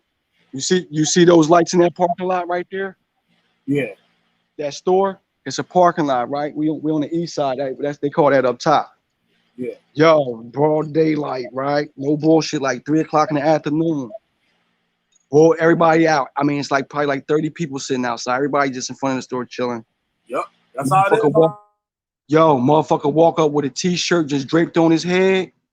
Popped this one boy like 3 times in the back of his noodle, leave him right there, bro. I came out here later on that night. Now this was 3 o'clock in the afternoon, bro, when he got smoked. I came out here like 10:30. The body was still there, and they didn't even put a fucking sheet over the boy, bro. You know, they put the sheet on the body and shit, and they come in the corners, come and get it up. They didn't even come get this nigga up yet. The shit was so crazy. They had detectives over there just mapping out everything. They still left the body sitting there. Like, what the fuck is this? This shit was crazy, bro. The boy mom was out here flipping. It was all in the papers too. As a matter of fact, some people like Thomas Sowell, he actually has it. I don't know how he got that film, but he actually has it. He talking about the crime in the inner cities. He had that film here in Canada. And the mom was actually sitting out. They actually showed it on Westfield with the mom screaming and shit. The dad trying to pull her back. That was that scene right there up top of the boy getting smoked right there in that motherfucking parking lot, bro. They left that nigga out there all day long. I swear to God, they didn't get this nigga up, didn't put the sheet on that. That shit was crazy. Like, yo, why didn't they put the sheet on this nigga? Why didn't they pick him up? They didn't do none of that shit, bro. Yeah. Just left him laid out right there with like 3 bullets in the back of his head. Damn. Stiff as a log. That nigga was stiff as a log. Yeah, the only thing that made momentum out here is the yellow team and shit. That's it. Yup, that's it. That's the only thing made momentum out here. That shit, they had to bring the National Guard for them motherfuckers. Yeah. Yup. They used to bring the state boys over here a lot. I just started seeing state troopers out here. Like, the state troopers ain't no joke, son. They beat my ass in '96. Oh shit! Fucked me up right here on 32nd Street, a block over. Beat my ass, bro. And look, this shit was crazy because I had on an army fatigue outfit, and I'm getting off the motherfucking 404 bus coming from Lakeland on a furlough. I'm coming home Friday night. It's like 9 o'clock out here. I'm coming out. I'm coming home on a fucking furlough. I done left the joint at 7 p.m. I finally get to from Lakeland all the way out here to Camden after catching 2 buses. I get out this way. It's like going on 9. Dog, the only thing that saved me from getting thrown in the back of that motherfucking wagon with the rest of them, I had my motherfucking bus ticket from the bus. Like, nigga, I just got off the bus, bro. I don't know what you're talking about. He still beat my ass, though. Hook it all for me, like, get the fuck out of here. Why you wearing these army fatigues if you just coming from? I'm like, listen, bro, here go my bus ticket. I ain't lying. You could call my probation officer in Lakeland. I'm home on a furlough, bro. I go back Sunday at 6. I ain't lying to you. Yeah, all right. Hooked off for me. Hooked me like 3 times. Boop, boop, boop. Now get the fuck out of here. I'm like, wow, this nigga, did he just hook me, son? Damn. Damn.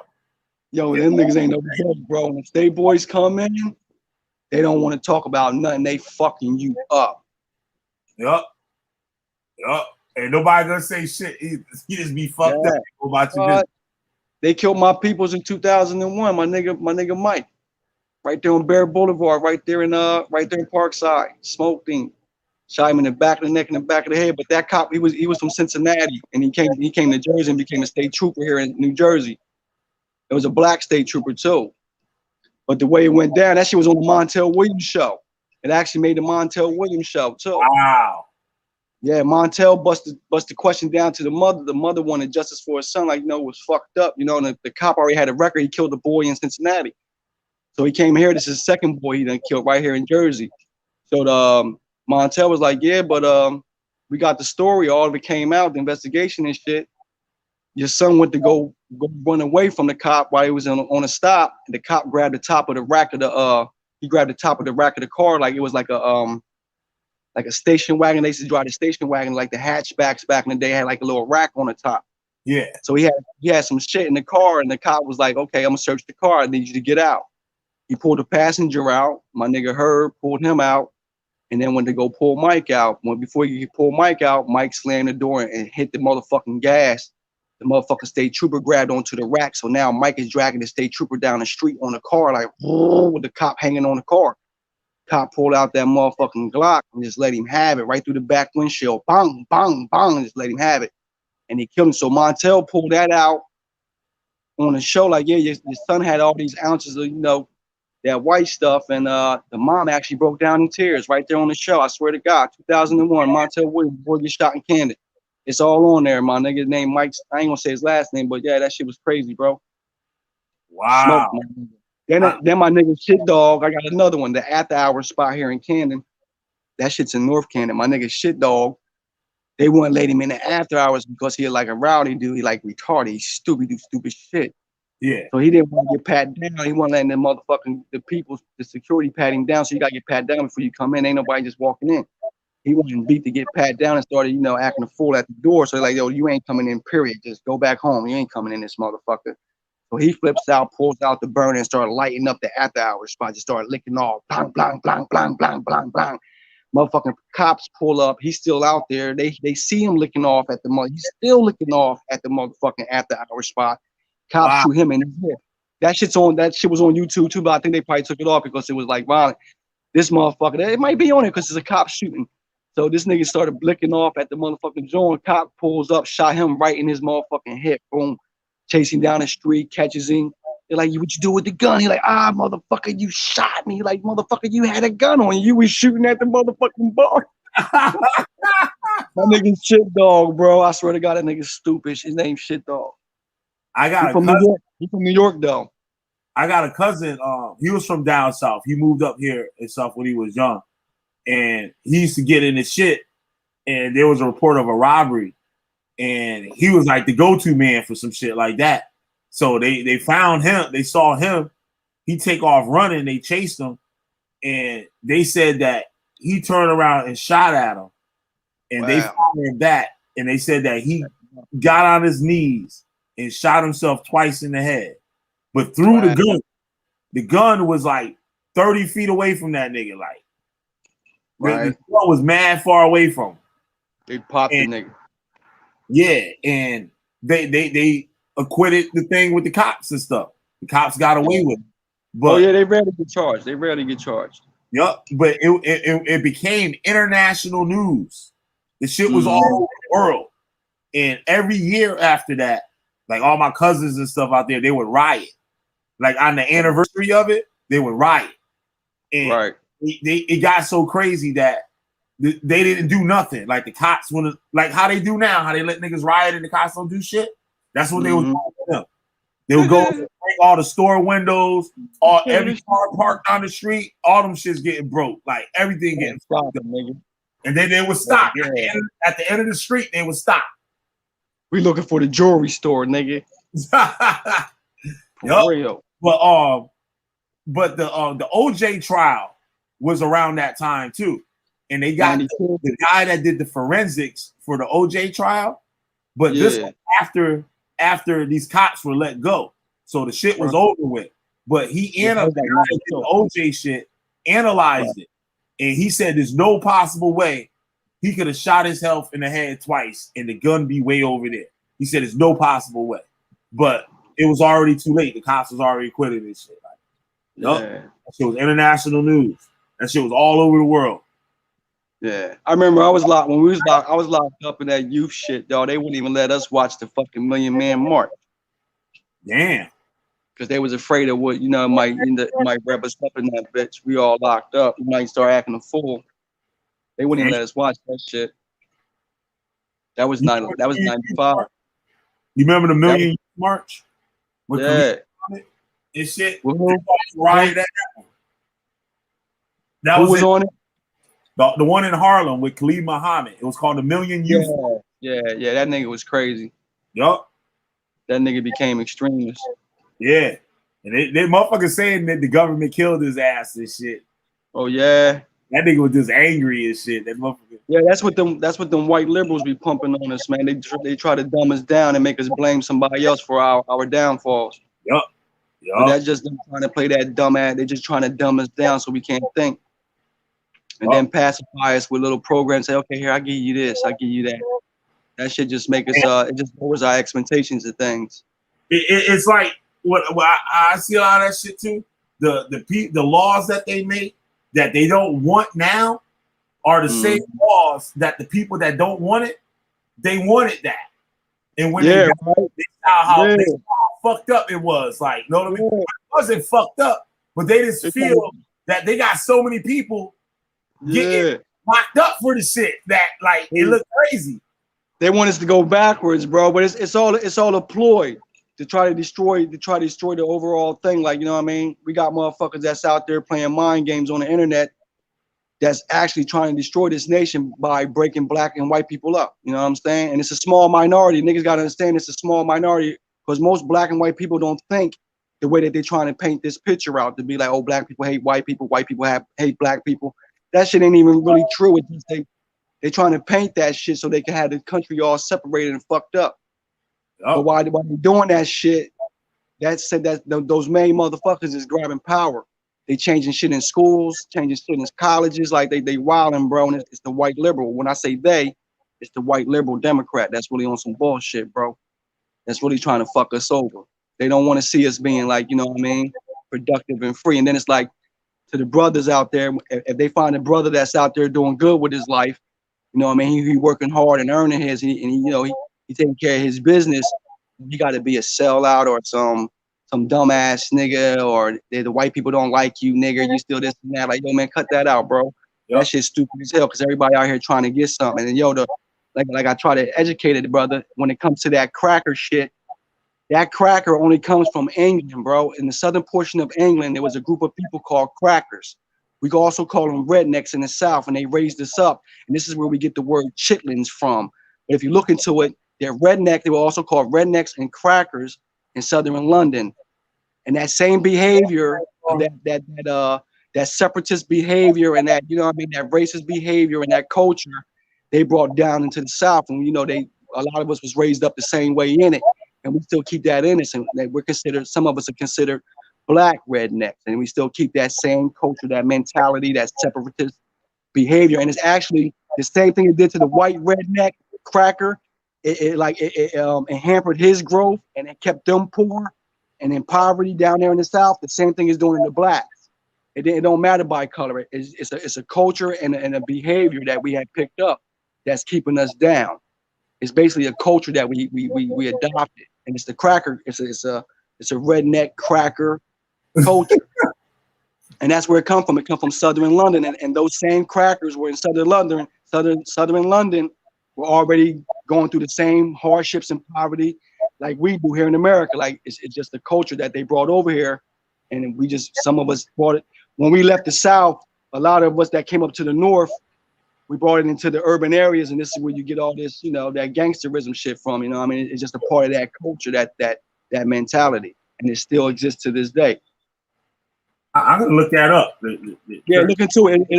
It's an eye opener, bro. Check out Thomas Sowell. It's an eye opener, bro. It's called Black Rednecks, and what basically happens is the same way that we sit there and we don't like racism and we fight against that shit and we deplore that shit. We turn around and promote that shit on other minorities that's here. And you look at everybody as a whole. Like when you say all the white people in the world, like, wait a minute, bro, all the white people ain't the same. You got white people that come from this section, white people from that section. You can look at the Italian, you call the Italian, well, he's a white man. No, he's actually a Latin, bro. He's Latin. He's not white. You know what I'm saying? So it's like, but you point them all the same. And then it's like, when you look at these groups, a lot of them, they had nothing to do with racism or Jim Crow and slavery. A lot of these groups didn't have nothing to do with that. And they came to America after World War II. But your ignorance and your mindset that's being pumped to you by this TV and these talking points, these motherfucking popular talking points that has been regurgitated.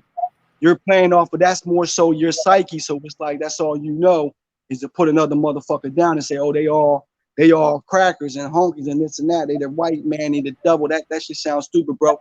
We as black people gotta get off of that fantasy shit. I know there's a God, all this and all that, but God didn't write nothing in the book to tell you what you need, bro. You're right here.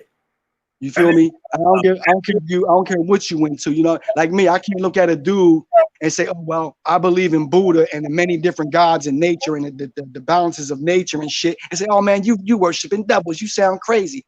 That's how can I say that when no man knows that, bro?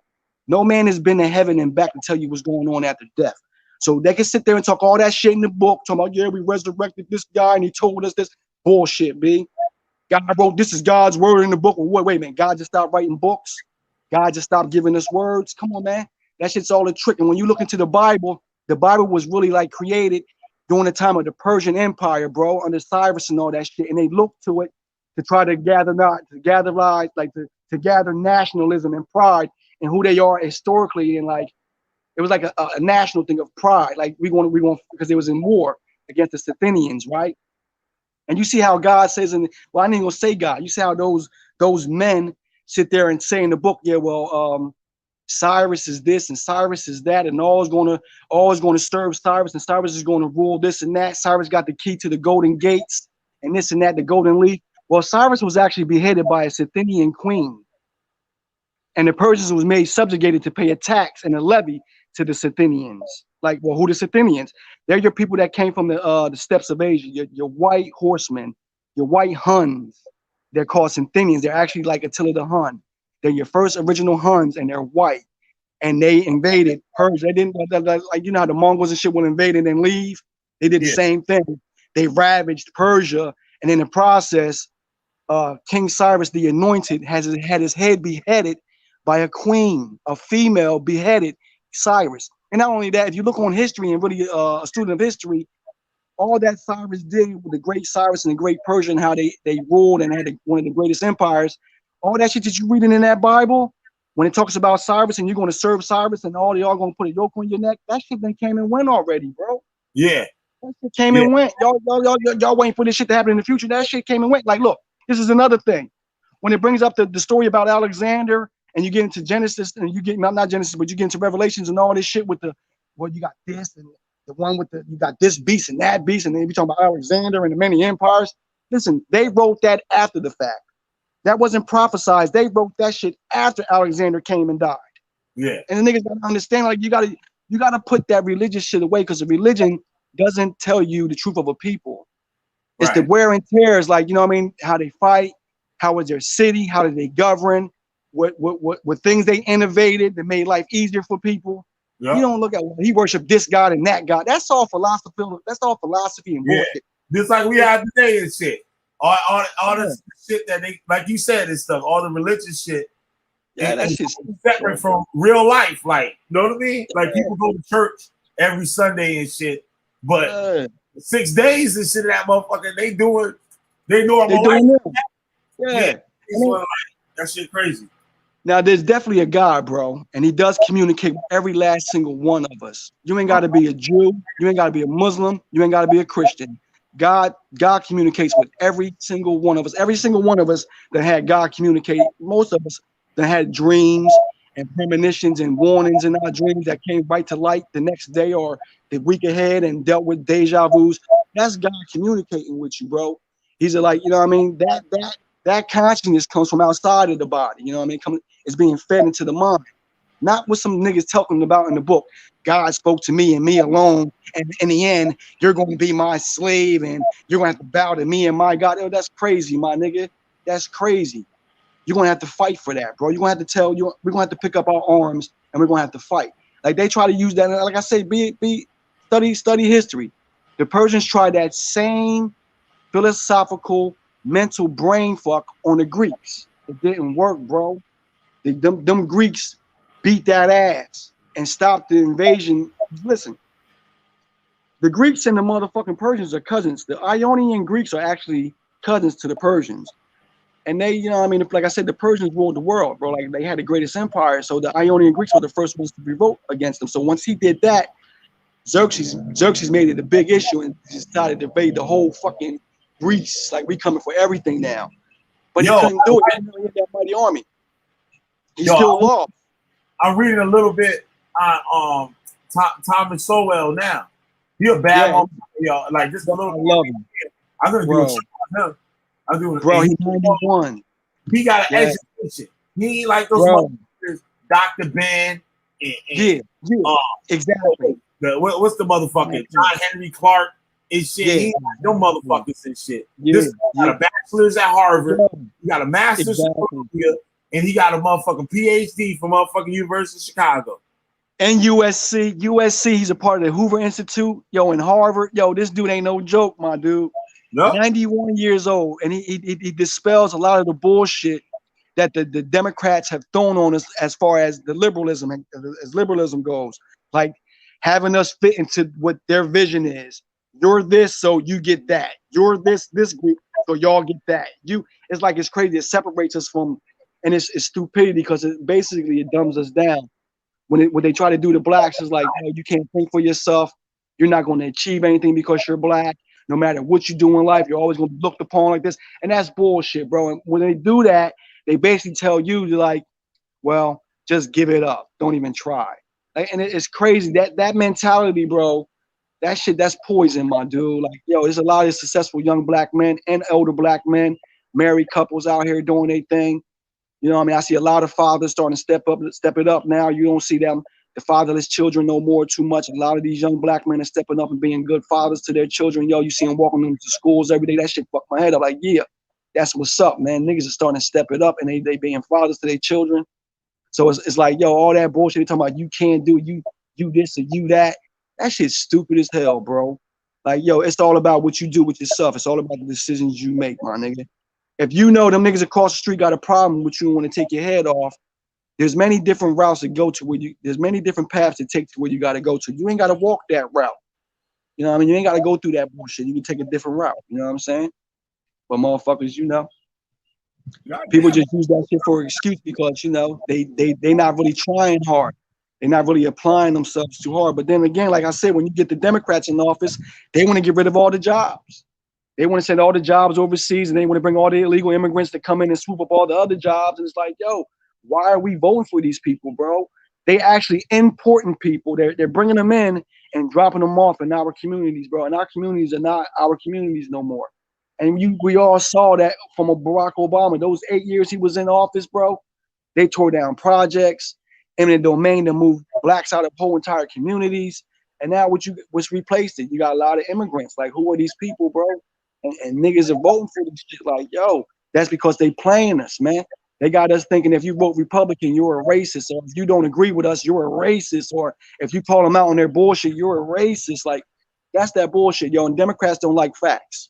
When you bring up a fact to them, it's like you never even mentioned it. Like, I hate that, having conversations with dudes, and you bring up facts on things, and they just like, they throw the facts out the window like it don't even matter. Like, so what type of conversation we having? Like, if you don't even want to go off of facts and you want to just rewrite history, you know what I mean? With somebody to put in your head on this internet. And it's crazy, bro, because it's all a plot and a plan to destroy our country. And the way they're going to do it is attacking the races, making us all turn on each other, bro. That's what they doing. Yeah. But some people ain't falling for it. A lot of people ain't falling for it, my nigga. It's a small minority that's falling for it. You dig? Like, I'm gonna give you a prime example. If you had a white man on YouTube right now talking about nigger this, nigger that, we're gonna hang niggers, we're neo-Nazi, we're gonna start this and start that, kill all these niggers, they're gonna shut that dude down, bro. Like the Hebrew Israelites. If you had white boys on the corner, like the Hebrew Israelites talking about you black people are from Africa, you're this and you're monkeys and you're that and you're not men. The same way Hebrew Israelites be talking about these white people, oh, you're cave bitches and you're cave kids. We gonna kill y'all gonna be our slaves. If you had a white dude talking like that on the corner, bro, they would shut him down, bro. He would get no airplay. So you're seeing right now we're being manipulated. You're allowing one to do it, but you're not allowing the next to do it. So this is like some reverse racism psychology shit going on. And it's like a lot of brothers and sisters are falling into they taking their bait, and it's like they turning them, like, look, a lot of them scream they read the Bible and all that shit. That shit ain't doing nothing but turning y'all into a bunch of racist, hateful people, bro. That's why I had to back off of that. Like, my eyes have shown me more than what I'm gonna read through this book. And you know, wisdom comes through living. So that right, when God tells me that right there, you gotta live your life to get that wisdom. I don't give a fuck how many scriptures you know. That ain't gonna get you into heaven, B. Them scriptures ain't gonna get you there. And them, like I said, them scriptures, if them scriptures are turning you into a hateful, a racist person, pointing people out and saying, oh, this group is that and this is that, and I hate y'all because y'all this and y'all, like, yo, that shit's crazy. Like, how you gonna sit there and say the white man is a beast that come from the devil, right? But if you take a white man and a black woman, they can make a baby. First of all, a man or a woman, human, cannot procreate with an animal or a creature, something that's not human. So how do you got a white man or a white woman and a black man procreating children? Healthy too. So it's like, you're telling me he's a beast and it don't work for either or. If a white man say the black man is a beast, he's a fool. If a black man say the white man, no, you're the beast, you're a fool too, because guess what? Black people and white people can procreate, but if one is a beast, they couldn't procreate. Horses can only fuck horses. Dogs can only fuck dogs. Monkeys can only fuck monkeys. You know what I'm saying? So like, real quick, it's just ignorance. It's just crazy. This is from Thomas Sowell, right? It says about slavery. Our mostly left-wing educators teach that slavery was not unique in America and as old as humankind? And economist and author Thomas Sowell says more whites were brought as slaves to North Africa than blacks brought as slaves to the United States or to the 13 colonies from which it was formed. White slaves were still being brought and sold in the Ottoman Empire decades after blacks were freed in the United States. It's crazy. Most dudes don't even want to take the time to research that, bro. And they think slavery is a white black thing, like, you know what I mean? We were sold to the white boy. But I'm gonna tell all the brothers and sisters, bro. When you look at all the races through the map of the earth, right? You got your Arabs, you got your Latins, you got your Caucasians, you got your Africans, you got your Indian, and you got your Asian. Who was the one that gave you your rights back and gave you a rifle? At the end of slavery, who gave you a rifle and said, yo, you got every right that God has given you? Rights aren't given to you by man, but it's given to you by the Almighty God. Take this rifle. You have every right given back to you that was stripped from your ancestors before they were sold to the Americas. Our ancestors had their rights and their humanity stripped from them in Africa. They was already being raised on cottages and pens in Africa. And then those Africans and Arabs sold our ancestors across the earth, my nigga. Sold us across the globe. You know, many of us went to Brazil, the Caribbean, and up here to the North Americas. You know what I mean? But if you ask yourself, out of all these different groups that has something to do with buying us and selling us across the globe, and you want to be a Jew, you want to be a Muslim, you want to be a Christian, right? Who was the one that gave your forefathers a rifle and said you're free and you have every right given to you by God, not man? Stand up and defend yourself. Who did that? That was a white boy. Yep. The white boy was the one that gave you those arms and told you to defend yourself and stand up like a man. You're not a slave no longer, bro. You're free. Who did? It was a white boy that did that. So why would I hate the white guy? So this whole notion that they're trying to play on us and spin on us is just ignorance, and they're trying to dumb us down and keep us from thinking for ourselves. Because education is power. They don't want you to. Why do you think when you come to the urban area and the inner cities, the education system and those schools are so poor and so bad and lagging in education, and nobody gets a quality education? It's because they don't want you to have a quality education. They want to dumb you down. And these areas that I'm talking about are ran by Democrats for the past 70 years, bro. Yeah, you're right. They want with the people dumbed down, they could pass and do what they want to do, and the people gonna. There you go. There you go. And look, it got to the point so bad that a lot of us black men won't even get into politics because we don't trust nothing. We hate this, and they got us to dislike this and have this thing for that. We won't even become political no more, bro. Yep. In a righteous way, in an educated way, not oh fuck white people, oh, look you did to my people and you owe me this. Yo, man, don't nobody owe us nothing, man. Nobody owe a man nothing. You owe it to yourself. Yep. You owe it to yourself to get everything you want out of life, bro. And ain't nobody stopping you, man. Ain't nobody stop. Like, yo, I've been born in adversity like a motherfucker. Wherever we moved, we had a fight, my dude. But I ain't never had nobody come at me on some ignorant racist shit talking about, yeah, you have Calabrian and this and that, like that. We ain't never deal with that. Like I said, like where we from up here in Camden, that color shit don't mean nothing, bro. It really don't, because you had white boys growing up in the projects, you know what I mean? Like you had them. They all around. You know, had some cool white people around. They showed us a good time. They don't eat bullshit. Like no bullshit. White people really know how to party. If you ever haven't run into white people having a fucking party, dog, sit down for a minute and introduce yourself, my nigga. They have a real good time, bro. And none of them looking at you like, oh, you's a piece of shit nigger, get out of here. None of them looking at you like that, bro. It's really fucked up the way we trying to flip this shit. And it's really us that's becoming racist. It's not the white people being racist toward us. It's us being racist toward them now. So it's like, how you going to stand against racism, but on the other hand, you promoting it, like you defeat the whole purpose. But that's how they got us dumbed down like that. Like we actually think it's okay to promote this shit. Like, you know what I mean?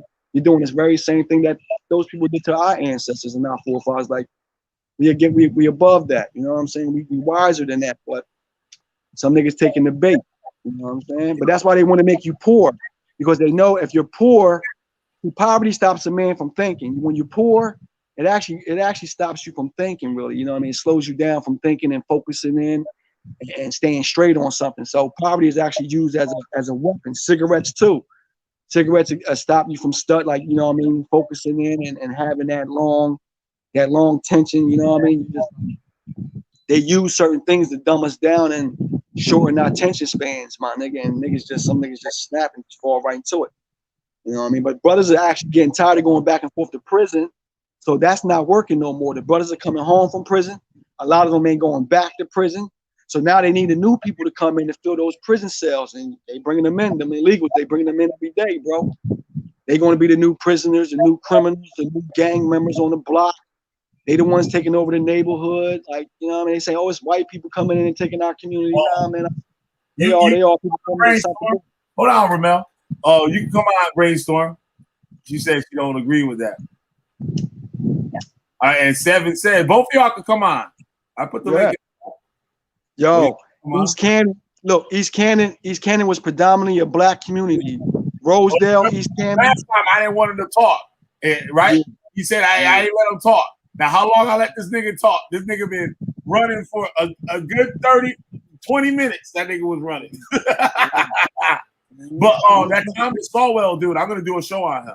Hey, yo, check this out, Killer. I'm gonna give you statistics. I'm gonna give you statistics. All right. From 19, look, check it out. You ready? From 2008 to 2016, those 8 years, from 2008 to 2016, young black men from the ages of 18 to 35, 60% were unemployed. young black men from 18 to 35. These are your fathers, your young sons leaving the house. 60% of us young black men in America were unemployed, while 70% of our labor force were made up by illegal immigrants. You hear that, black men? 60% of us from 2008 to 2016, 60% of young black men from age 18 to 35 under Obama was unemployed, while 70% of our labor force was made up by illegal immigrants. I don't really know what Obama was doing and stuff, but I know Trump, he was talking about the things that he was talking about, like people getting incarcerated, stopping people like with drug offenses, like drug abuse offenses, not being incarcerated, but giving programs and stuff, and people that are incarcerated, giving them trades so when they come out of jail, you know what I'm saying, they have a trade that they can get a job on. Now, I see where that came in with which really fucked me up and shit, because I was doing importing from China and shit. Like raising all the taxes and all that shit, right? And that's why he wanted those people to learn trades, because he wanted to bring that industry that's in China back to America. Bring the jobs back, exactly. Bring the jobs back. Yep. And he did. He brought back, man. He brought back, like, I think it was like 8 million jobs in the first 2 years, bro. I'm gonna give you some more examples. I'm gonna give you some more of them. I'm gonna give you some more percentages. 8 million people got off of welfare under Donald Trump. The black woman ownership, the black woman entrepreneurship shot up 9 points under Donald Trump. We were getting gains in America, bro. Soon as Biden get in office, what happens? The price of everything start going up. The gas goes up. Somebody strikes the pipeline, all this nut shit, they lying. He's giving out billions of dollars to all these different countries all of a sudden, like, yo, what are you doing? He opens up the border, all these thousands and hundreds of thousands of illegal immigrants pouring in every day. Like, yo, it's not a lie. It's not made up. We had our senators go down to the border and film live with the cartels on the other side of the woods talking trash, bro. Just coming in, just pouring in, bro. And that's where all that child trafficking, all the drugs coming into our country, that fentanyl. China produces the fentanyl and it's coming in through the Mexican border, killing a lot of Americans, bro, black and white. It's not just white people dying from fentanyl. My people's Chad died in November from sniffing fentanyl, laced dope. You know what I'm saying? So, like, it's not just somebody else out here, Mel. Yeah, that's just crazy though. What's up, Brainstorm? How you doing? Hey, how are you? Oh my gosh, I'm just sitting back listening to this. Oh my gosh. Oh my gosh. I'm so literally, dude, I don't even know you, so I don't personally dislike you or anything like that. Ramel's a good guy. He's a good guy and stuff. He mean well in a lot of things. But I messed with him before a lot of the other ones. But yeah, Ramel, like he gonna yell and run off and stuff. Yeah, so I ain't gonna yell. Get your while you can. Go ahead and speak, sweetie. Go ahead and speak, sweetie. Speak your mind. That mindset, I'm so sick of it. I've been hearing that same freaking mindset for the past 4 freaking years. It is so sick. It's like everyone that is like a freaking Trump supporter, they have that same freaking mindset. It's almost like this dude to the ground. Look at what happened. Look at the insurrection. That dude is still freaking, what's the word? He's not even seated in freaking reality. And you guys, like, almost like you serve him like a god. It's like revere him like he is just like the most. I'm having a hard time hearing you. I'm a nationalist. And if I go to Mexico illegally, they're going to lock me up and send me back to America. Mexico is not going to give me free education, free health care. They're not going to give me a job. If 10 million black people got up right now and fled to Mexico, they're going to hang us. That bullcorn. They're going to hang us. We're not going to go into Mexico. We got to go there illegally. If we cross any border in this world, I don't care if it's China or Arabia. Everybody got laws. So when it comes to America, America got to stop. We can't have our laws. People could break our laws and just walk across our border anybody, anytime they want, but they can't do it in China. They can't do it in this country. But when it comes to our country, oh yeah, they got to do it. But if we say no and we want our laws respected, we got to be racist. You're gonna That's do. You're crazy. gonna double That's wall. crazy. Hey yo, let me tell y'all something. Let me tell y'all something. Ramel, let her talk. Damn. She's not bringing no statistics, bro. She's not bringing no percentages and statistics. She's talking out of her feelings, bro. Those are feelings. I don't worship Donald Trump. I don't worship Donald Trump. I'm a nationalist. I love my nation. You have to start muting your ass. Let her talk. Freak like a don't insult me though. She can talk, but don't insult me. I'm just saying, I'm so sick of here. I've been hearing that for the past 4 freaking years. 4 years hearing this, and oh my gosh, everyone's like, he did this, he did that. He has divided this freaking country more than it was, worse than it was. Freaking almost, well, no, rival the 60s and the 70s. Oh my God, and the 50s. It's almost as bad. It's like almost the only difference is, it's like in the 2000s and it's out in the open, where before it was like hush hush. It's just out in the open.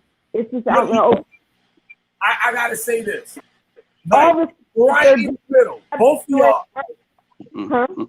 I see what you're saying, Brainstorm, and I agree. The country has changed drastically since Trump, but not like how Ramel's saying. Some of the stuff I agree with Ramel on, but what you just said, I have to agree with that and say that's absolutely true. Like racism was and stuff now. He never said, look, did he? All right, tell me what he said that was racist. Give me an example. No, I'm not talking about Trump himself. He never said nothing racist. They always say that. Like, look, exactly. Ramel, listen. Not Trump, right? But what? Just like the Hebrew Israelites, right? They don't tell you to go out and get 12-year-old girls or go out and kill all the white people. They don't tell you to do that. But what they do in their doctrine, it plants the seeds in the people's head to make them react. Just how you said about how the Democratic Party keep the people dumbed down so they can do all the things, right? They do the same thing also. Know what I'm saying? So it wasn't Trump didn't have to tell nobody to go out and do all this shit, but he planted the seed, make America great again. So all the people that really like black people, that's the first thing in their head. We're gonna make these motherfucking slaves again. That's because that's what the Democrats are teaching black people. But it's not that at all. I just told you, black women entrepreneurship went up 9 points. Let me speak. No, they got, the man never said anything racist. The Democrats pointed. The Democrats were the one. The Democrats were the ones that said illegal immigrants are Hispanics. There's a lot of different illegals. Wait, let me speak. Illegal immigrants come from China. Let her talk. I'm gonna let her talk. But we got illegal immigrants that come from Europe. We got illegal immigrants that come from China. They're not just Hispanics. It was the Democrat that tried to paint the Hispanics as illegal. I mean, even the president of Goya agreed with Donald Trump.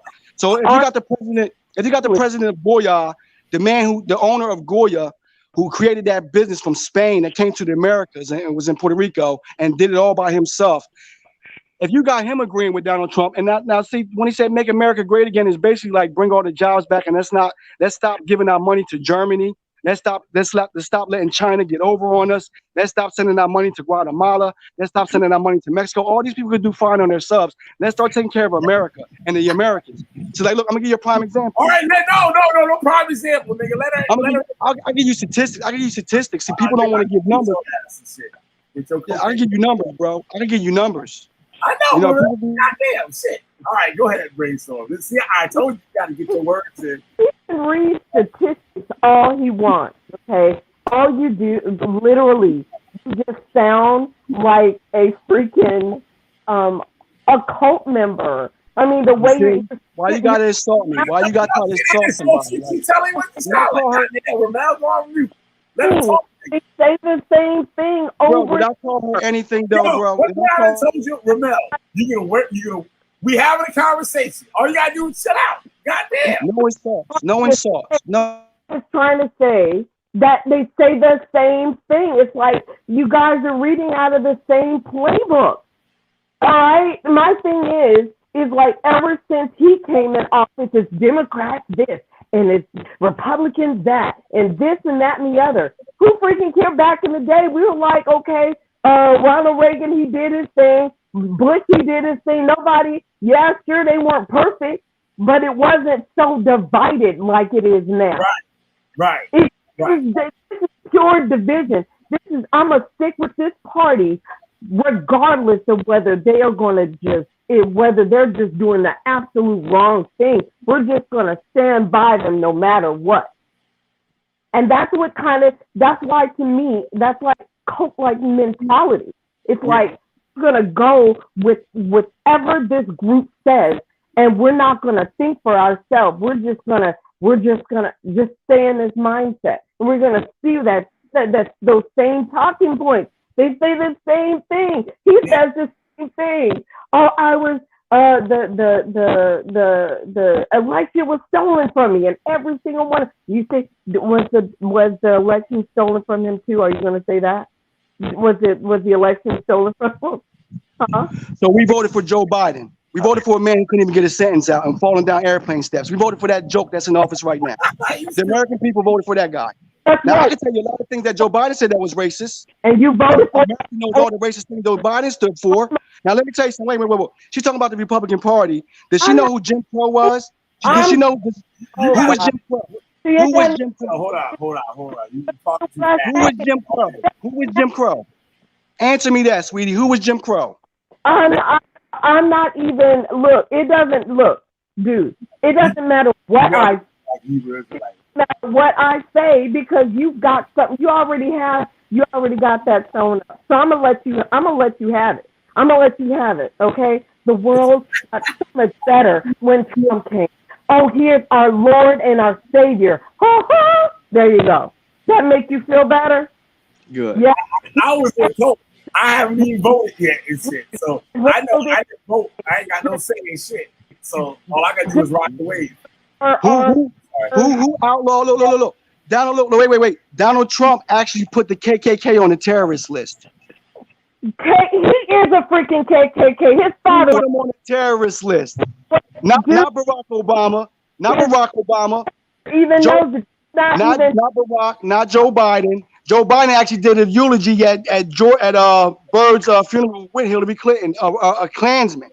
No, who outlawed segregation. I think the KKK is not even in existence anymore as an organization, as a real organization.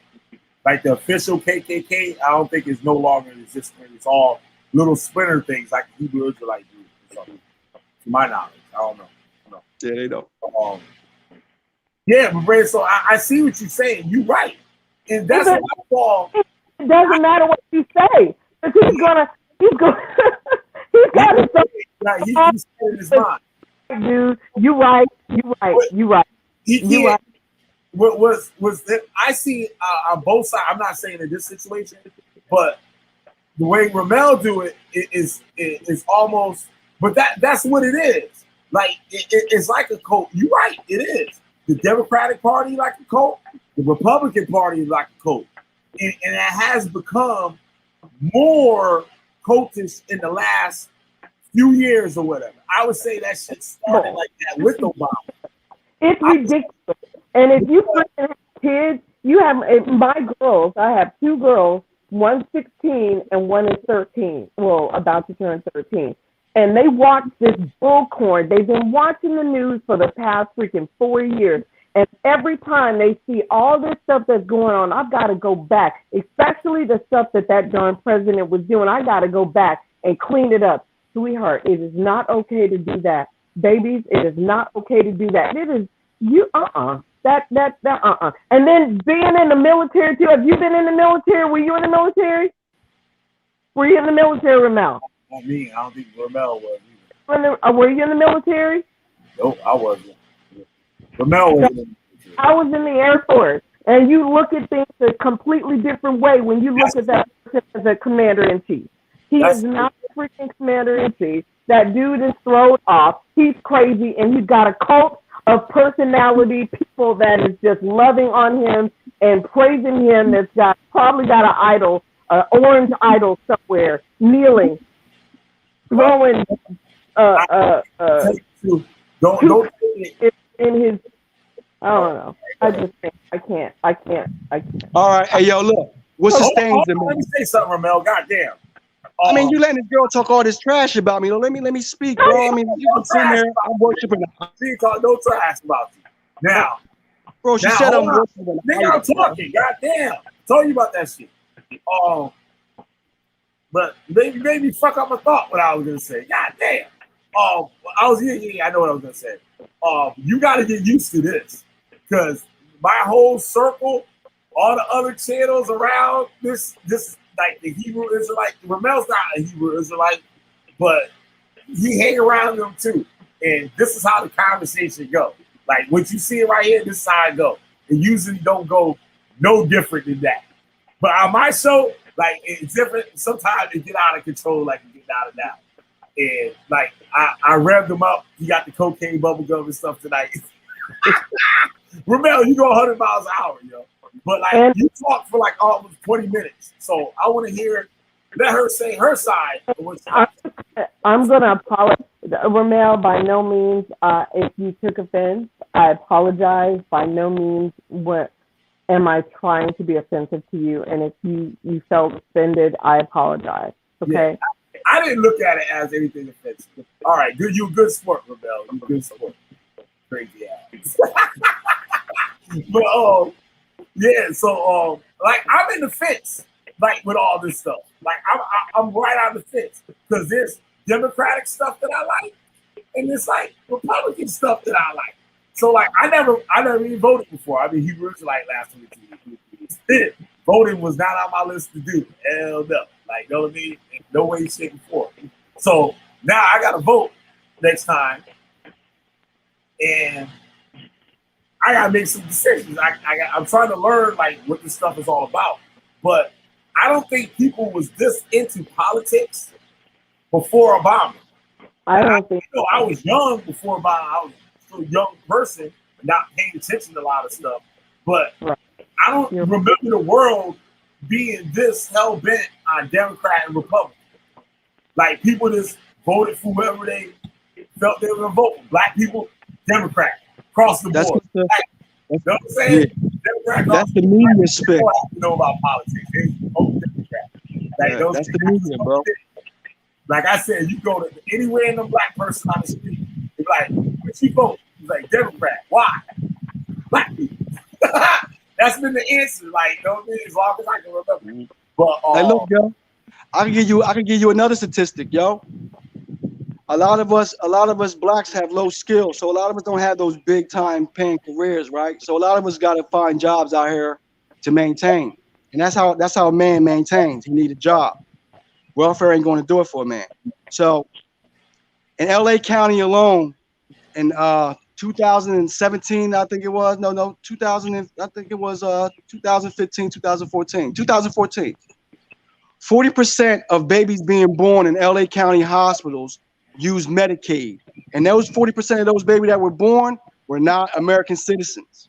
So somebody's taking away American programs for American citizens, and they're being provided for other people, and it's not going to the American people. So when we all pay our taxes, to help out each other, and I want to help out the black sister, the Hispanic sister, the Asian sister, the Indian sister, and the white sister who need that welfare and that help and that Medicaid when she's giving birth to her children. Somebody's taking that from us, and it's going to somebody else that's not an American, that's not a citizen of this nation. Now, people come here in the process of becoming American. I say it's okay, but if it's somebody that completely snuck over here, actually go get the thing. Exactly. I don't agree with that. These were undocumented people. And then another thing I got to say about the undocumented, because I'm gonna bring you statistics. I'm gonna bring you facts. I'm not gonna sit here and tell you anything without fact.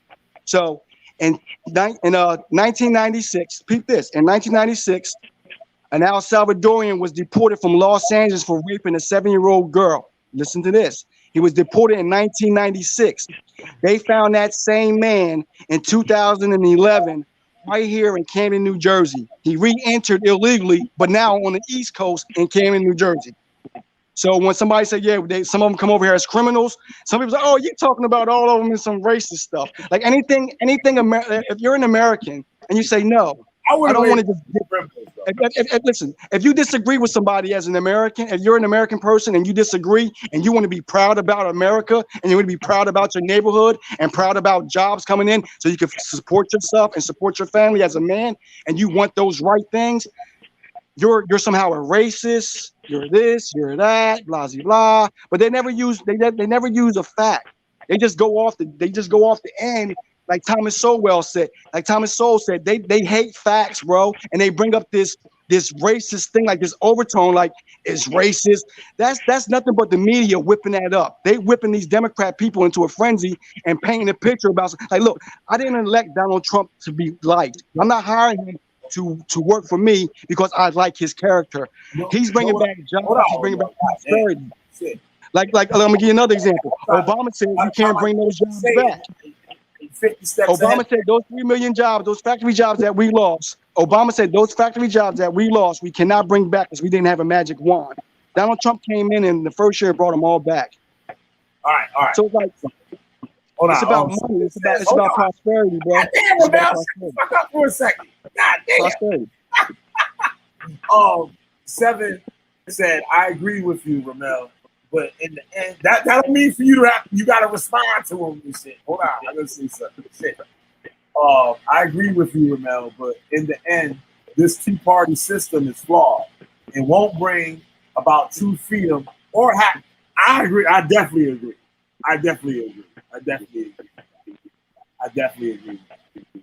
And like you see, like, all right.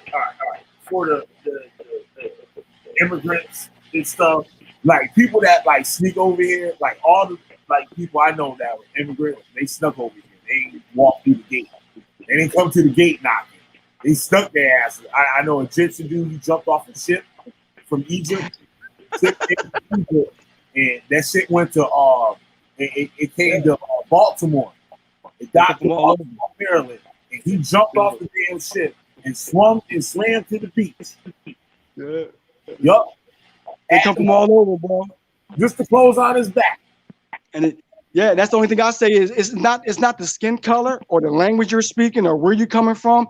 It's all about, are you here? Did you break the law? And because if I break the law and if we break the law, we going to jail. So you're getting away with breaking the law. They're giving you driver's license. They're giving you all this. Like you get to stay with your family. Y'all in low income housing because when we was on welfare and low income Section 8, they made our fathers leave, but they're not making their fathers leave. They kicked our daddies out the house. They told our mothers he got to go. They telling young black women today that goes to sign up for welfare, I don't care if you got 3, 4 kids, we only gonna give you enough food stamps and welfare for 1 kid. And you're gonna take these classes and you're gonna go get a job for $10.50 an hour. They're not doing that to these illegal immigrants, bro.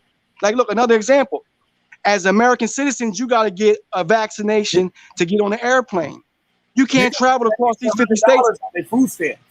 Yeah, but illegal immigrants are coming in and not even getting vaccinated, bro. They're just letting them in at the border and then putting them on buses and then shipping them to our cities. And then there's a 30% of the illegals coming in right now at that border have the COVID-19. 30%, and these are facts. This ain't no propaganda. This ain't no white Donald Trump telling you this. Listen, this is actually facts on the ground right now with the Democrats in power. They got the Congress and they got the president.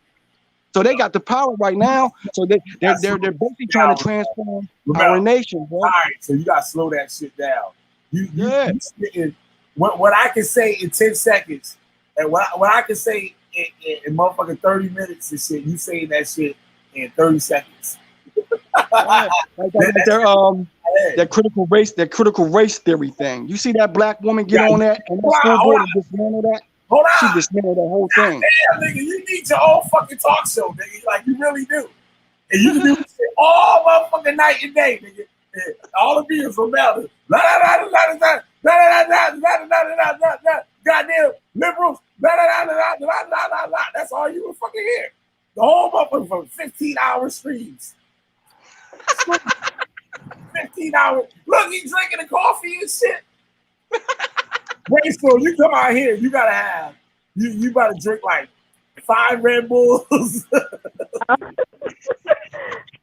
real, you need 5 Red Bulls so you can catch up. Like, you know what I mean? You gotta learn to yell at these fools, yo. You gotta yell at these niggas out here.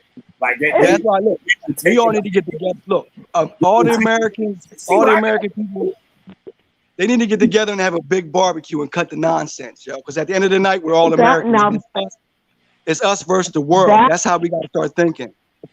That I stand behind. A nice big barbecue. A national barbecue. That's right. 4th of July. All of us get together. Black, white, Latino, you name it. I'm gonna celebrate 4th of July like a damn fool. I ain't gonna shoot no fireworks though, because I got my ass whipped when I was a little kid for selling fireworks. Look, everybody can bring their own little ethnic twist. Like y'all bring the rice and beans, y'all bring the fried chicken and soul food, y'all bring the pasta, y'all bring it, and just get together. Cut it out and get together.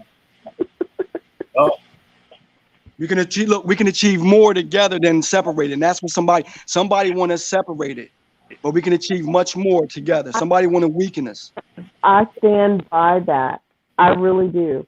What you just said, I stand by that. Because in my mind, when I hear people say the Democrats this or the Republicans, immediately me that division. You know what I mean? I mean, it's like we all need to come together and work together. You know what I mean? For the good of all of us, not create any kind of division. You got to do this and we do that or whatever. There's enough of that.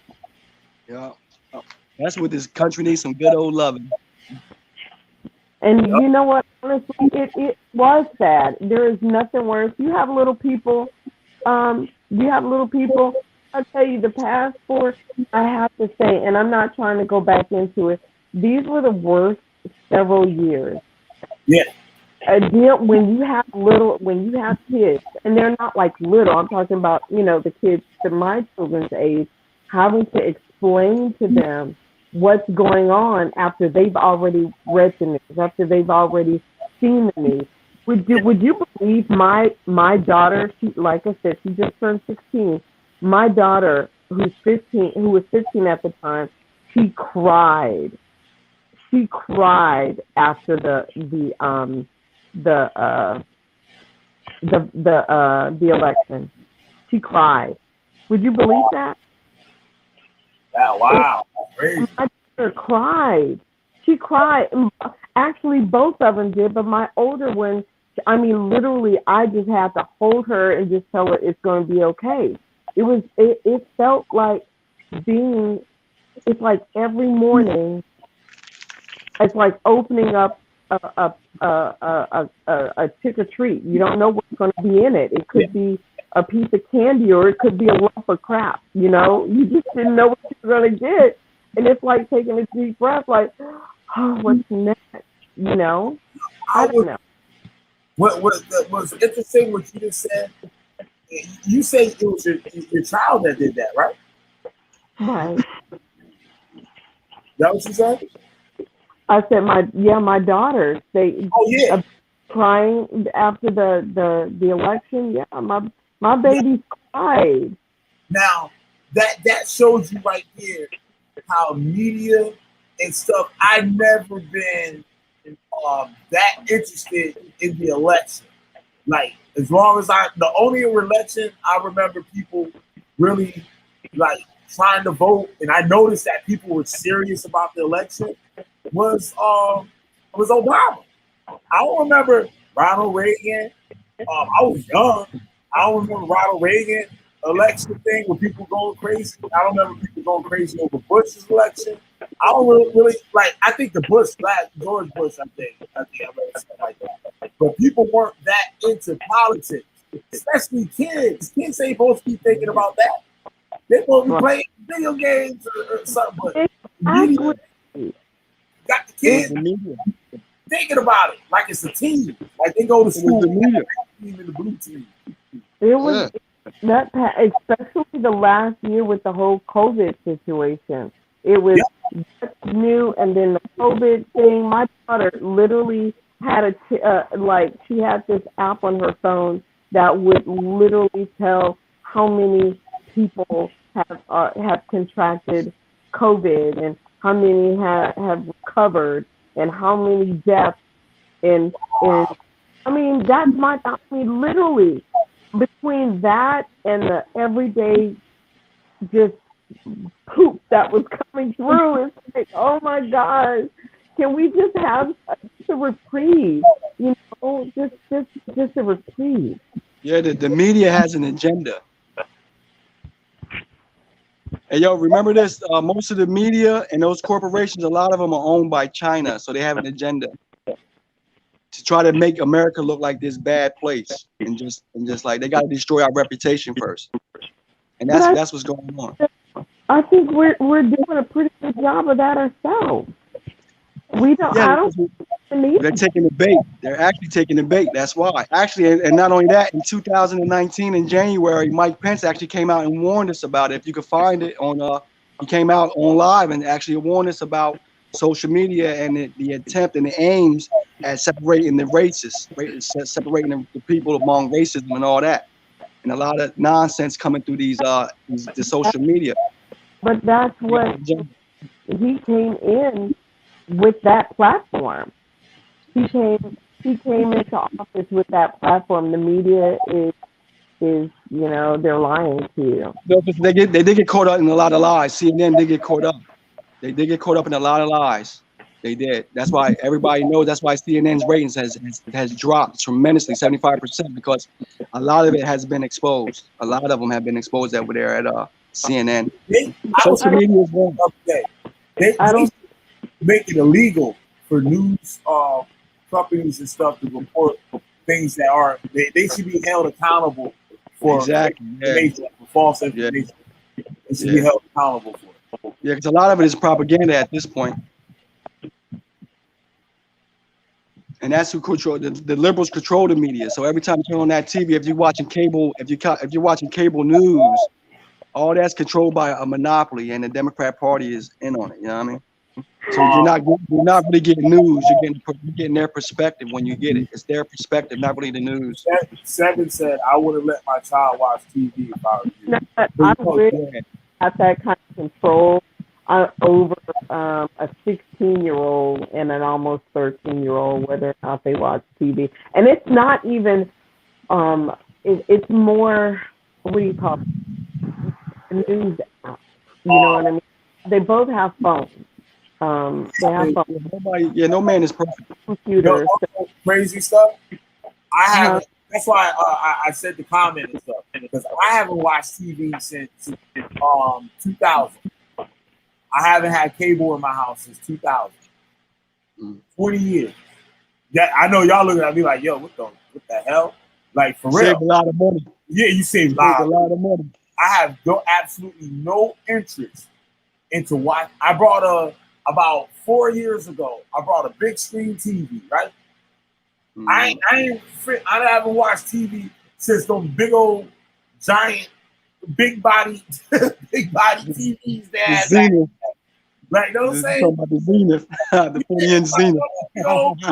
Right? I bought a flat screen, big flat screen. What was it, 54 inches or something like that, right? I turned it on the day I got it. And the shit didn't go on.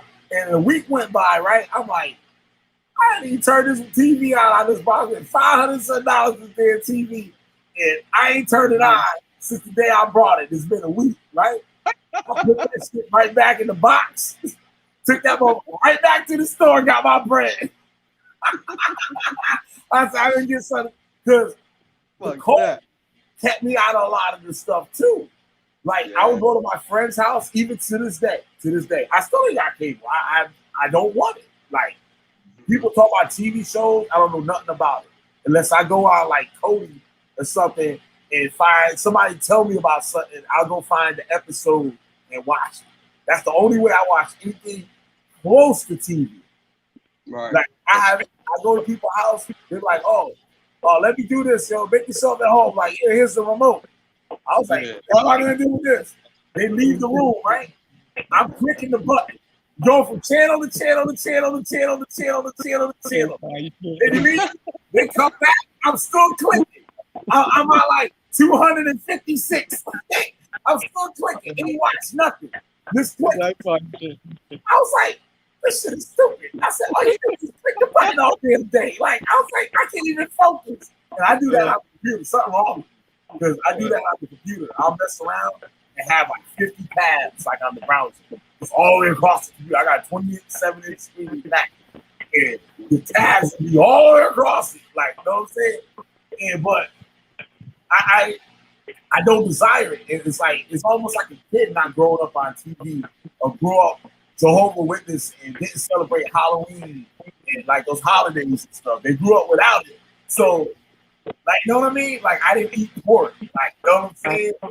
Like, I just isolated myself from like the world.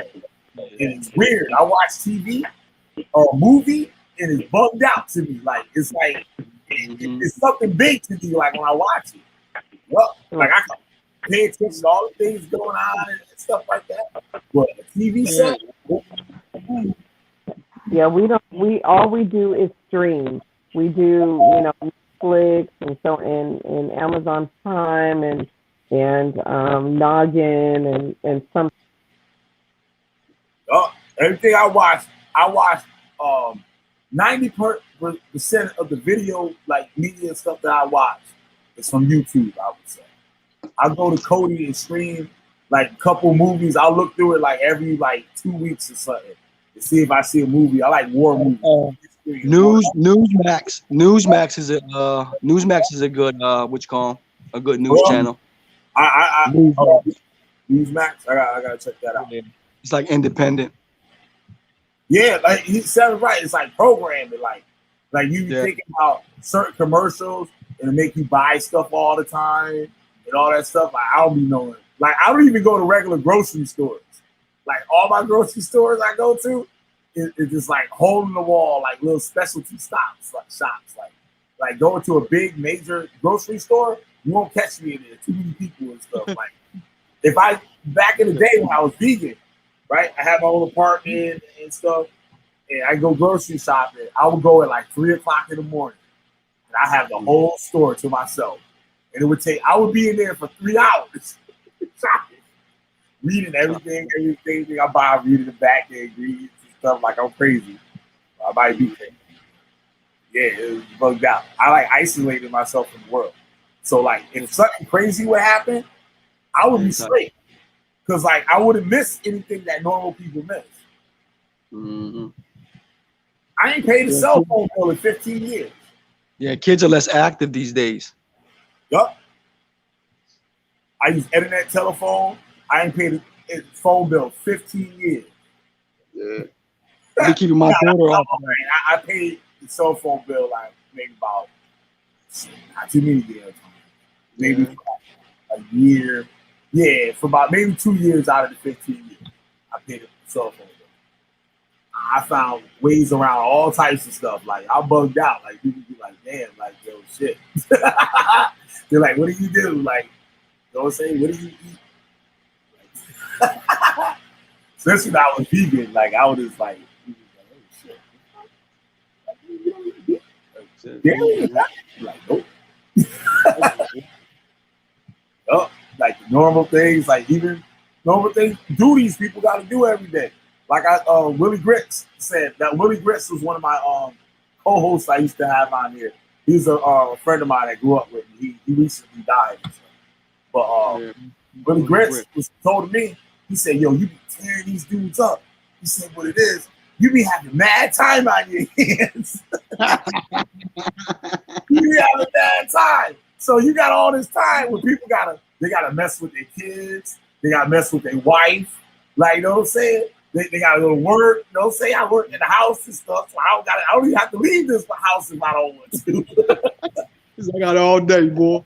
Stuff I gotta go out and do, like jobs and stuff, like a side job. I'll teach somebody to do it. I'm like, yo, you go out, just do it, it's easy. Like, right? I go out there and show them how to do it, and I give them something to practice on. I have them go out there and do it. I stay in the house all day. Oh, I used to run around and stuff, like, you know what I'm saying? I see people get killed and stuff. I was like, shit, keep my ass in the house. I learned my lesson. See the dude get stabbed in front of me one day. He was leaking like a faucet. I was like, shit, keep my ass in the house. Shit, it preserves you. I ain't sitting here, yo. I'm like, Yeah. it's so crazy. Preserve you. You gotta preserve yourself. Yeah, like how people that been locked up, they come out. I know a dude, he older than me. He like a teenager. He be jumping fences and stuff. Oh, yo, man, it's not like you like 50. Preserve yourself. Oh.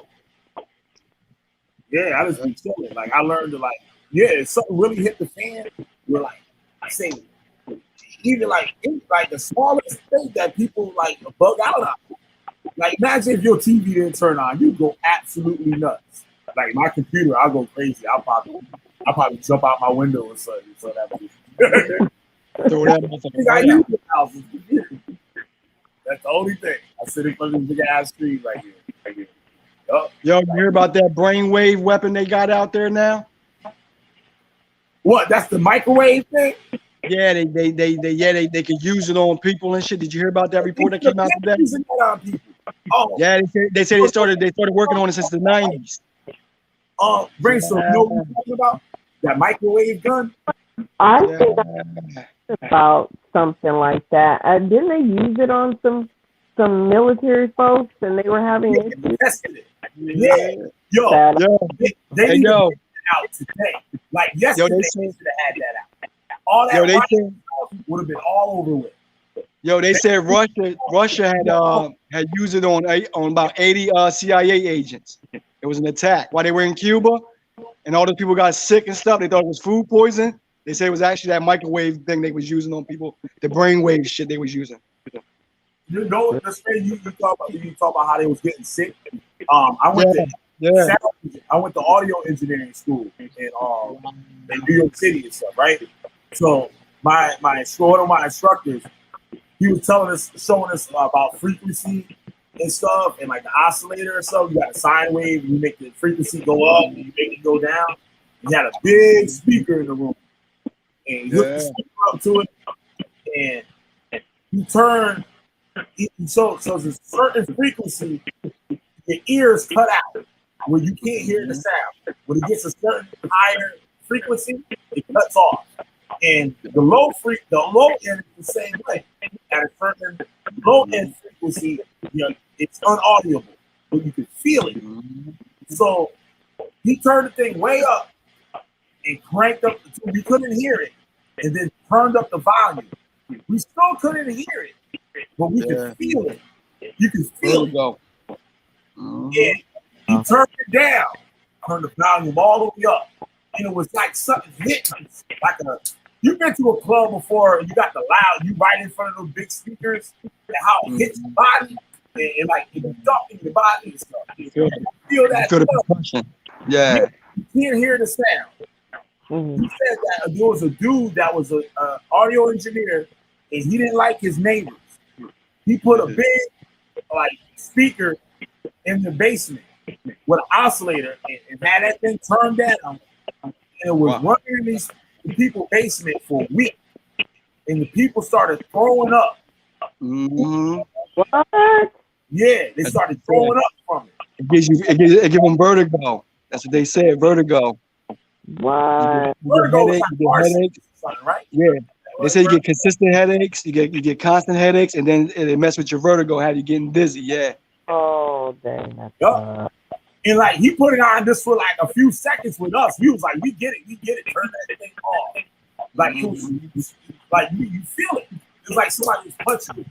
But it was like it wasn't like physical, but it was like inside the body. It felt like. But yeah, they said that he got charged with attempted murder. That's what they told him. Oh. Wow. But that microwave gun? That's kind of creative. Let me see if I can find that thing on the internet. You see that? Yo, they did that out here right now. I won't put it past them to be using it on these cell phones.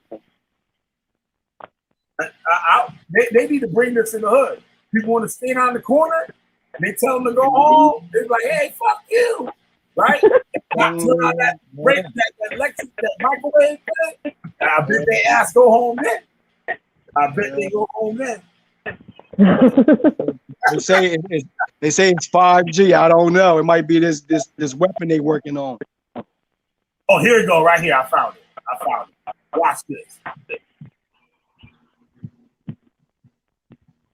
Called non-lethal weapon action denial system, the ADS. The ADS can get the motherfucker ass and shit. You can go home. You can have no problem. You can go home. Like, yes, sir. Because you are not playing with that. Watch this. Oh shit! You're not playing with that thing. Look at these people. Active denial system. Marines and several other DoD representatives had quite the heated demonstration at Quantico, Virginia from the Joint Non-Lethal Weapons Directorate. This is a military area. Move away from the perimeter. Hear that? I say again, this is a military area.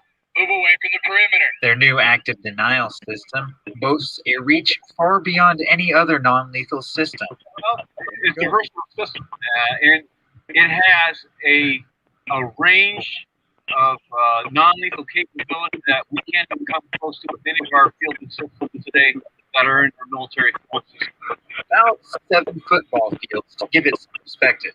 It can be individuals on a military perimeter all the way up. What's the thing turning on? See, they talking shit. Now watch. It only penetrates 1/64 of an inch of skin. Goes very shallow into where your nerve receptors are. Look.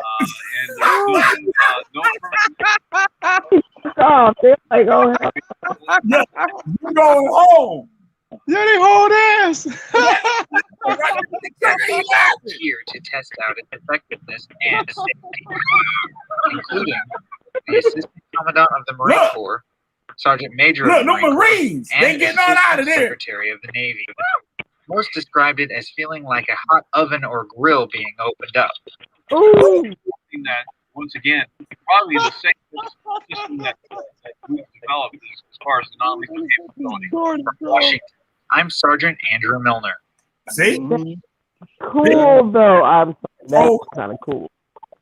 When people don't know how to act, hit the switch. Hit the switch. You know what I'm saying? They dropped everything in hard ass. Don't have to worry about rebellion with that. Nope. Hell no. You going home. You're like, no, sir, I'm going home right now. You're gonna be back tomorrow. Y'all on your own with that one. Capital, man. Yup. He said he could reach a football field, the length of a football field. That's 7 football fields. Damn, bro. They could have made the whole. They could have made the whole March on Washington go home. There ain't nothing. They wouldn't have stopped to get nothing to eat. None of that shit. That's why they placed them rubber boots. These crackers got now. Now what they gonna say? The microwave. These crackers get that shit. And that's the first thing out their mouth. Hey yo, you remember Shockwave from Transformers? Nigga, I told you I ain't watched shit, nigga. You know the last movie theater, or the last movie I saw in the movie theater? You remember Transformers as a little kid? Oh yeah, I remember Transformers. Yeah, I remember Transformers. Remember Shockwave? Remember Shockwave? Yeah, that's a long time ago, dog. That's where that idea comes from. That's where the idea comes from. Shockwave. Oh shit.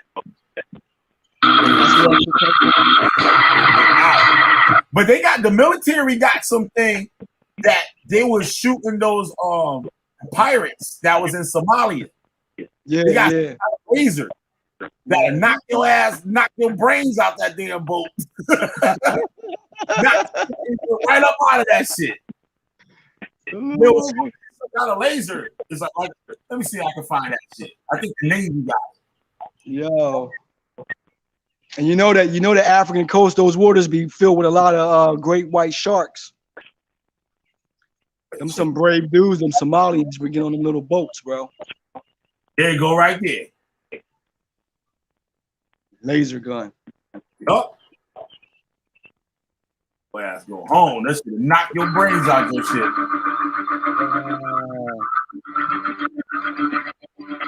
That's the future, though. That's the future. They have to buy no ammunition and nothing. Yeah. Photon rays. Damn. Wow. Damn. Damn. Let's shoot that drone. That shit just fell out the sky. Shot down the drone. Wow. It works just like a laser pointer. There's a chamber inside with special materials. Wow.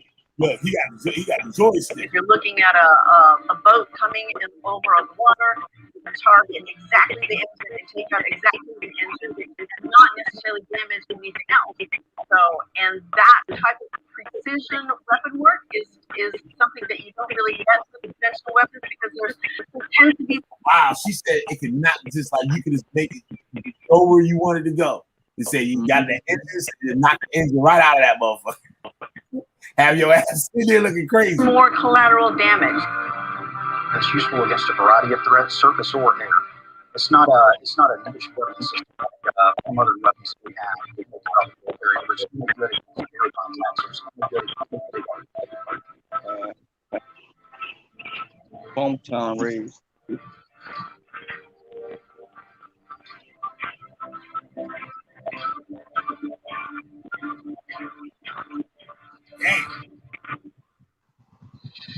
You ain't no bullet or nothing.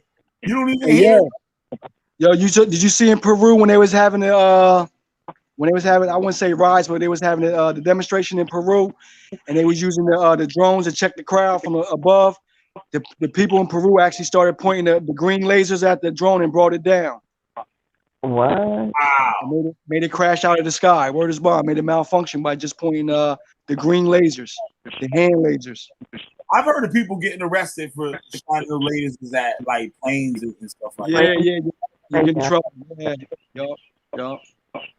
It's illegal. Everybody in that crowd had a green laser, bro. You should see it. Check it out. You just Google it and they show it. It was like 1,000 lasers being pointed at this drone, and it actually knocked it out of the sky in Peru. Doing that demonstration over there. All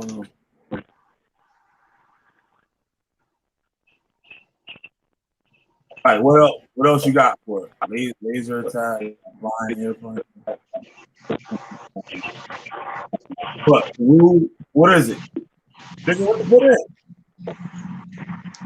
You looking for it, Killer? Yeah, what to put in? Put drone brought down in Peru demonstration.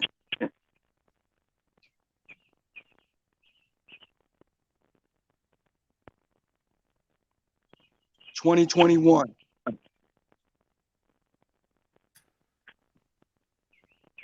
There we go. I think that might be it, that dark one with the green and stuff. Is that it? No, that ain't it. I like some water.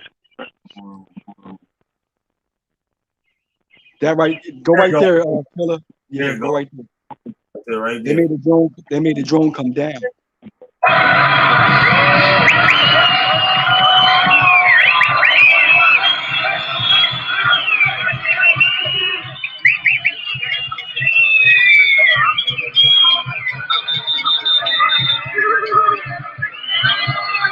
Going down.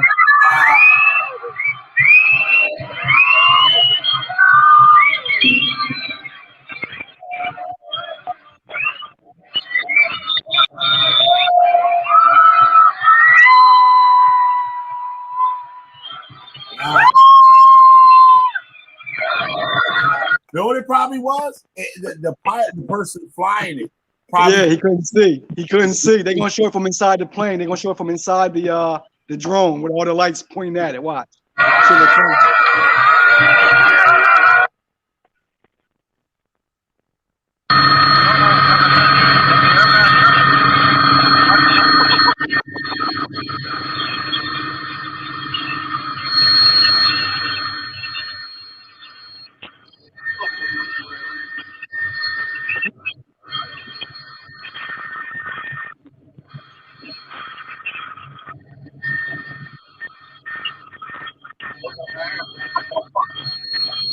Mayday, I'm going down. Yo, they zapping the shit out of that thing, bro. Damn. Yeah, that's crazy. Hey, bro. Yeah, them lasers do bring things down, baby. But yeah, that right there, that was more so them blinding the pilot who was ever controlling it. They was being blinded. Yeah, could be videos showing up in the damn recommendations and shit up in this shit. Ain't that some shit? Go ahead. You know what? In the big things. Looking at a whole bunch of green lasers right in my ceiling. I have like these little, it looks like a little, I don't know, like a stars and a galaxy, but it's just like, I don't know, like a projector, laser projector, and it it to the, but you know, it's for the baby boy, you know. Do you remember the little stars that you put on your ceiling back in the day? I think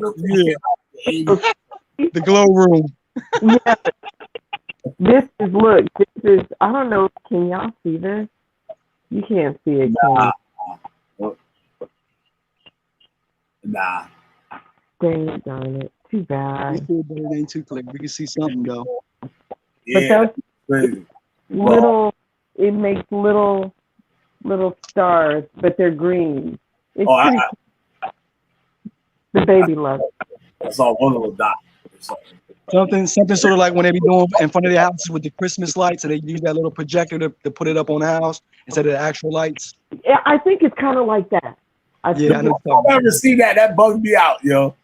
Yo, when I first saw that too, I was like, "What the heck?"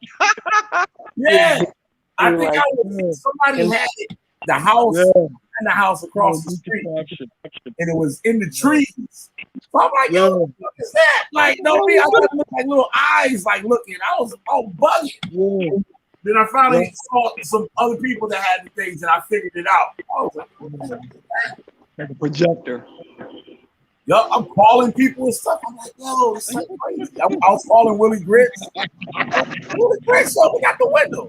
Yo, what the fuck is that? Yep. Yeah, man. I had 2 of those. They got destroyed in the flood. Wow. Oh, you was there when they had the flooding? Yeah, my house got flooded in Harvey. Sorry to hear that. Downstairs was completely destroyed. Oh. Wow. You know, a lot of places don't have flood insurance.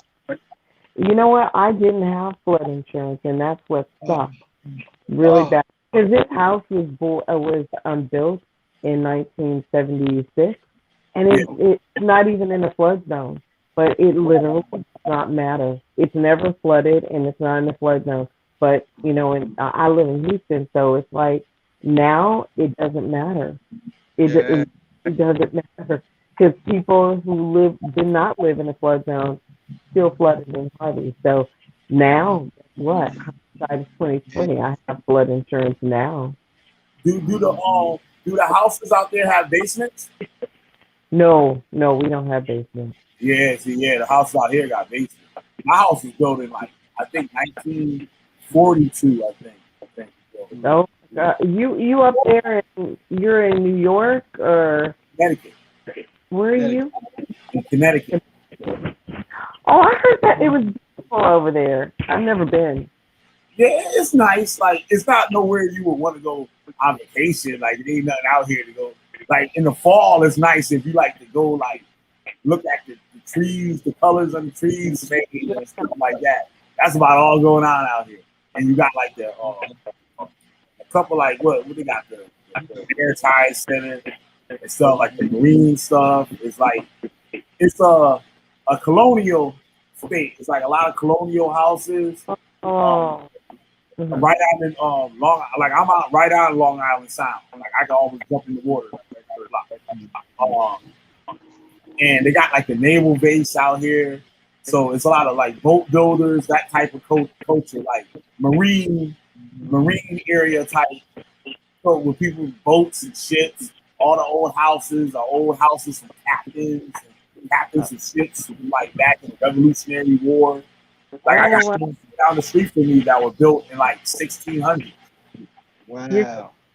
See, that's the like in Galveston, there's a lot of houses like that, like historic houses down there. And in certain areas of Houston, but not like the way you're describing the way your area is. Mm-hmm. Or like Revolutionary War stuff. If you want to learn about like Revolutionary War, like you come connected like that. You got all like the houses, all some of the like people in the military. They'll show you where battles and stuff was fought. Like they got some place over here where they used to hide the slaves and stuff. They used to hide, like I guess on the Underground Railroad or whatever. And it was a tunnel. Go under the road and come out like on a hill where the church was at. So there's somebody looking for the slaves could go down in the basement and go through the tunnel and come out like down the road. We got a rooster, a gold rooster on top of the church that the soldiers from the Revolutionary War used to target practice on. And they take it down every year. You can still see the dents in the gold rooster from the musket, like bullets. Like hitting bullets. Yep. Yeah, stuff like that. There's no mountains in Connecticut. Like there's like mountains, but they're not legally like considered like mountains. A lot of hills. Fucking state, but it's nice. It's nice. The ghettos is just as bad as any ghetto anywhere else. But like snow too. Snow as well. Yup. Outside the hood, it's beautiful. Like it's nice. It's quiet. Like I can go outside now. You want to hear nothing. You might hear a growing bird. There's some kind of bird. I think that bird is you out here. That's a robin. That's a robin. Killer B. That be walking at night in the middle. Yeah, that's a robin. Really? He sing about 3 in. That's the robin. It's the one with the orange chest. Nah, this motherfucker go all night. Yeah, it's the robin. It mimics sounds. Like your car off. The minute the car off. It's like if you make a pattern, if you do a pattern with your whistle, he'll do the same pattern or he'll try to do better than you. Yeah. You do it, it sounds like it's trying to compete with you. He'll answer you. Yep. Yeah. Y'all start to compete with each other. Look at this little motherfucker really singing. You know what we have out here too? We got parrots. We got parrots. Yeah. There was a truck that crashed or something on the highway. I think this was in like the 80s maybe. And a whole bunch of parrots escaped. And now we got parrots all over here. And they're out here in the winter. You think parrots are tropical birds. In the winter time, I was at this park. And the parrot was like bombing on people like in the street. Like it was like flying in the middle of the street, like low. Like it would like fly almost through a car windshield. That's how low it was. It was like, it would stop. One spot like a helicopter, like, you know what I'm saying? Hey, yo, I think I saw something like that, Killer B up there, and the lady was taking care of him in the wintertime. Oh, yeah, they flocked to her little farm area, like a little farm she got, like, and she'll take care of them through the winter. Yep. I think I heard about that up there. And they make big nests. They make huge nests. Yeah, they're like a white gray ones. Like like if you got, it looked like a big ball. It looks like a big ball of straw, and they live inside of it. Like it's not like a regular bird nest. They live inside of it. So they'll take a light pole and build a nest like an electric pole. They'll build a nest around the top of it. To the point, like they have to go and cut it down because it'll catch on fire, electricity and stuff. Yeah, that was on the news. That was on the news. What you talking about? Because I had saw that. Oh, parrots. Yeah, I saw that. There'll be a bunch of them, little green parrots and stuff. They survive. They stay for the winter and everything. It's amazing though. Like a bird like that can live out here. And they don't go nowhere for the winter. They be right out here. Yeah, they stay right there. The lady was taking care of them in the winter. She's like she'd come out and help them. But she's like, they don't leave and survive. Because most people thought they would die because they're tropical birds, but they actually survive. They'll be right out here. Yeah, there's a lot of them and stuff. They be all by my house and stuff. They be up in the trees and stuff. Sell them motherfuckers on the internet. That's how better. It's on the internet. Yeah. I think it costs $500 and better, baby. Yeah. Hell yeah. Hell yeah. You get something for the ass. Yeah, they nice. they live pretty long too. Yeah, they'll outlive you. Yeah, they live pretty long. They got a liquor store out here that got one. Yo, it looked like a naked chicken. Yeah, it ain't got no feathers. It plucks all this feathers. And I know what you're talking about. Yeah. When a dog comes from the vet, from like an operation or something, they got that cone. Right. The cone around his neck. It got a cone around the bird head, like, so he can't fuck the feathers. Yo, the bird be looking crazy, like, you know what I'm saying? I'm like, yo, why don't y'all do something with that motherfucker? Like, the motherfucker still is motherfucker. Like, you would think it was fake. Like, because it don't move. It be sitting right there. And he be naked as a motherfucker and shit. The motherfucker will have no feathers. He'll have like feathers on like one side of his head, like those. The rest of his body be bigger. Oh my god. And then it growing back. I seen it grow back, like right. And then you go over the store again, the motherfucker's gone again. I'm like, damn. And he's sitting there, that stupid tube out his head, yo. See that stupid funnel out his head. I'm like, yeah, y'all need to do something with that bird. It look like a naked chicken. And his skin is dark. His skin not like a chicken skin. The skin is dark. It's almost like a dark gray color. Like it looks crazy. I saw it. Y'all need to take this motherfucker home or some shit. That motherfucker, something in here making this motherfucker look crazy. And sometimes he's bobbing his head up and down and stuff. Like, look at those crazy ass birds. All types of shit wrong with it. Yeah, they fuck himself naked. Yeah, Connecticut is like, it was cool growing up here. Like, if you want to stay out of trouble, you can stay out of trouble. Like, if you have kids, and you don't want them to get into no shit, like, there's a good chance they won't get into no dumb shit out here. But if they want to get into it, they can get into it. You can find it. Yeah, it's not nothing like you got like New York City and stuff. It's, I mean, people sitting on top of people. Then in every block, yeah. But everybody know everybody out here too. So that's why the shootings are so bad out here, because like you can't hide from nobody because everybody go to the same gas station. Yeah. Like, everybody go to the stores. Everybody go to the same gas station. So you're not hiding. New York, somebody can kill you and you'll never see them ever again. You'll never see them again. And they'll be right on that same block. They live right on the same block. You'll never see them again. Oh. It's a big difference from New York City. Yeah.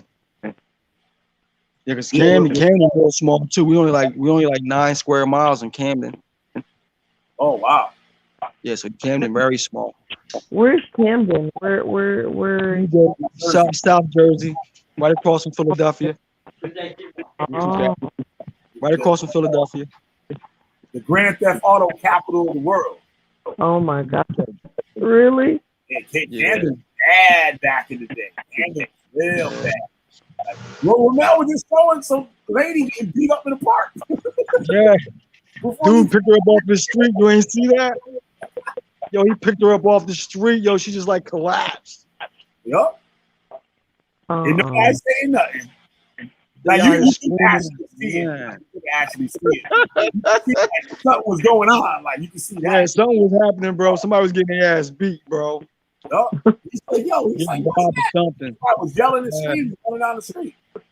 They dragged his ass in the park, bro. And the girl went running down the street and she just collapsed. Crazy. Then I see the dude coming out with the hood, like, yo, what is this dude doing? There's a city called Bridgeport out here. That was a murder capital of the country at one time, like back in the 80s. You gotta be careful of this. Everybody's slick. Put it like that. Everybody's slick as hell. Yeah. Yup. That's how the Northeast is. Everybody's slick. You can't take your eyes off of a motherfucker. Never take your eyes off. They slick as shit. Well, they'll be out there looking at everything.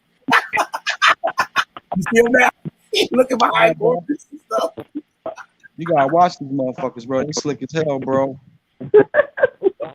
Nigga stuck a dude in '98. Dude snuck up on me, robbed me, pistol with me, and everything, bro. No. Yeah, caught me chilling, just like I'm chilling right now. Just like I'm chilling right now. I turned around and saw a pair of eyes. Like, what the fuck is that? By the time I realized, the dude came out the cut like, yeah, nigga, lay down. I'm like, yo, stop playing, bro. Stop playing. I know you. He like, yo, you don't know me, bro. I'm like, all right, well, you got me. I actually asked him, can I finish my cigarette? He let me finish my cigarette and everything. He pistol with me, got the scar, smacked me across my shit. When did that happen? Right here in Camden, on 39th Street. 39th and Westwood Ave. How long ago is that? Are you okay? That was 1998. Oh, God. Yeah, that was 98. Yeah, you were young. Yeah, oh yeah. I was wild, and guess what time it was, bro? It was 9 o'clock. It was at 9 o'clock at night. Yeah. They got to. Yo, back in those days, like in the late 90s and all through the 90s, once the sun go down in Camden, you going in or you gonna be out there with your thing on you. My mistake was I was hanging out there without my thing on me by myself, and they got me. I thought it was sweet like that for that minute, but it wasn't. Oh no. Then I found out who did it though. That's the crazy part. I found out who did it. I let it go though. You know what I mean, I look at it like karma. Yep. So I was out there watching. They could have got you for a lot more. And got you. I call it buying them for cheap. So now you already. I was wilding like that too, so I got it back. Whatever I did came right back. So what did he take from it? He took my Hamilton watch. I had the 75th one that was made out of 1,000. But that actually saved my life though, because up here in Camden, if you don't got nothing to give up to the sticker boys, he's gonna put a bullet in you for being broke. Yeah. Ain't that some shit? They'll lay you down, and if you ain't got nothing to give them, they'll put a bullet in your back. Oh, good Google. Yeah.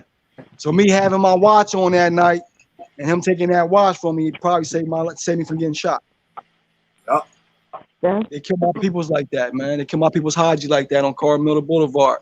He ain't have nothing to give the sticker boys. They shot him in his back. Left him dead right there. Oh, dang. Yeah, they be wilding out here. They be wilding. Like that too. Back in the 90s and stuff. Yeah, they kill somebody and they be laying in the people's driveway. Nobody called nobody. Yeah.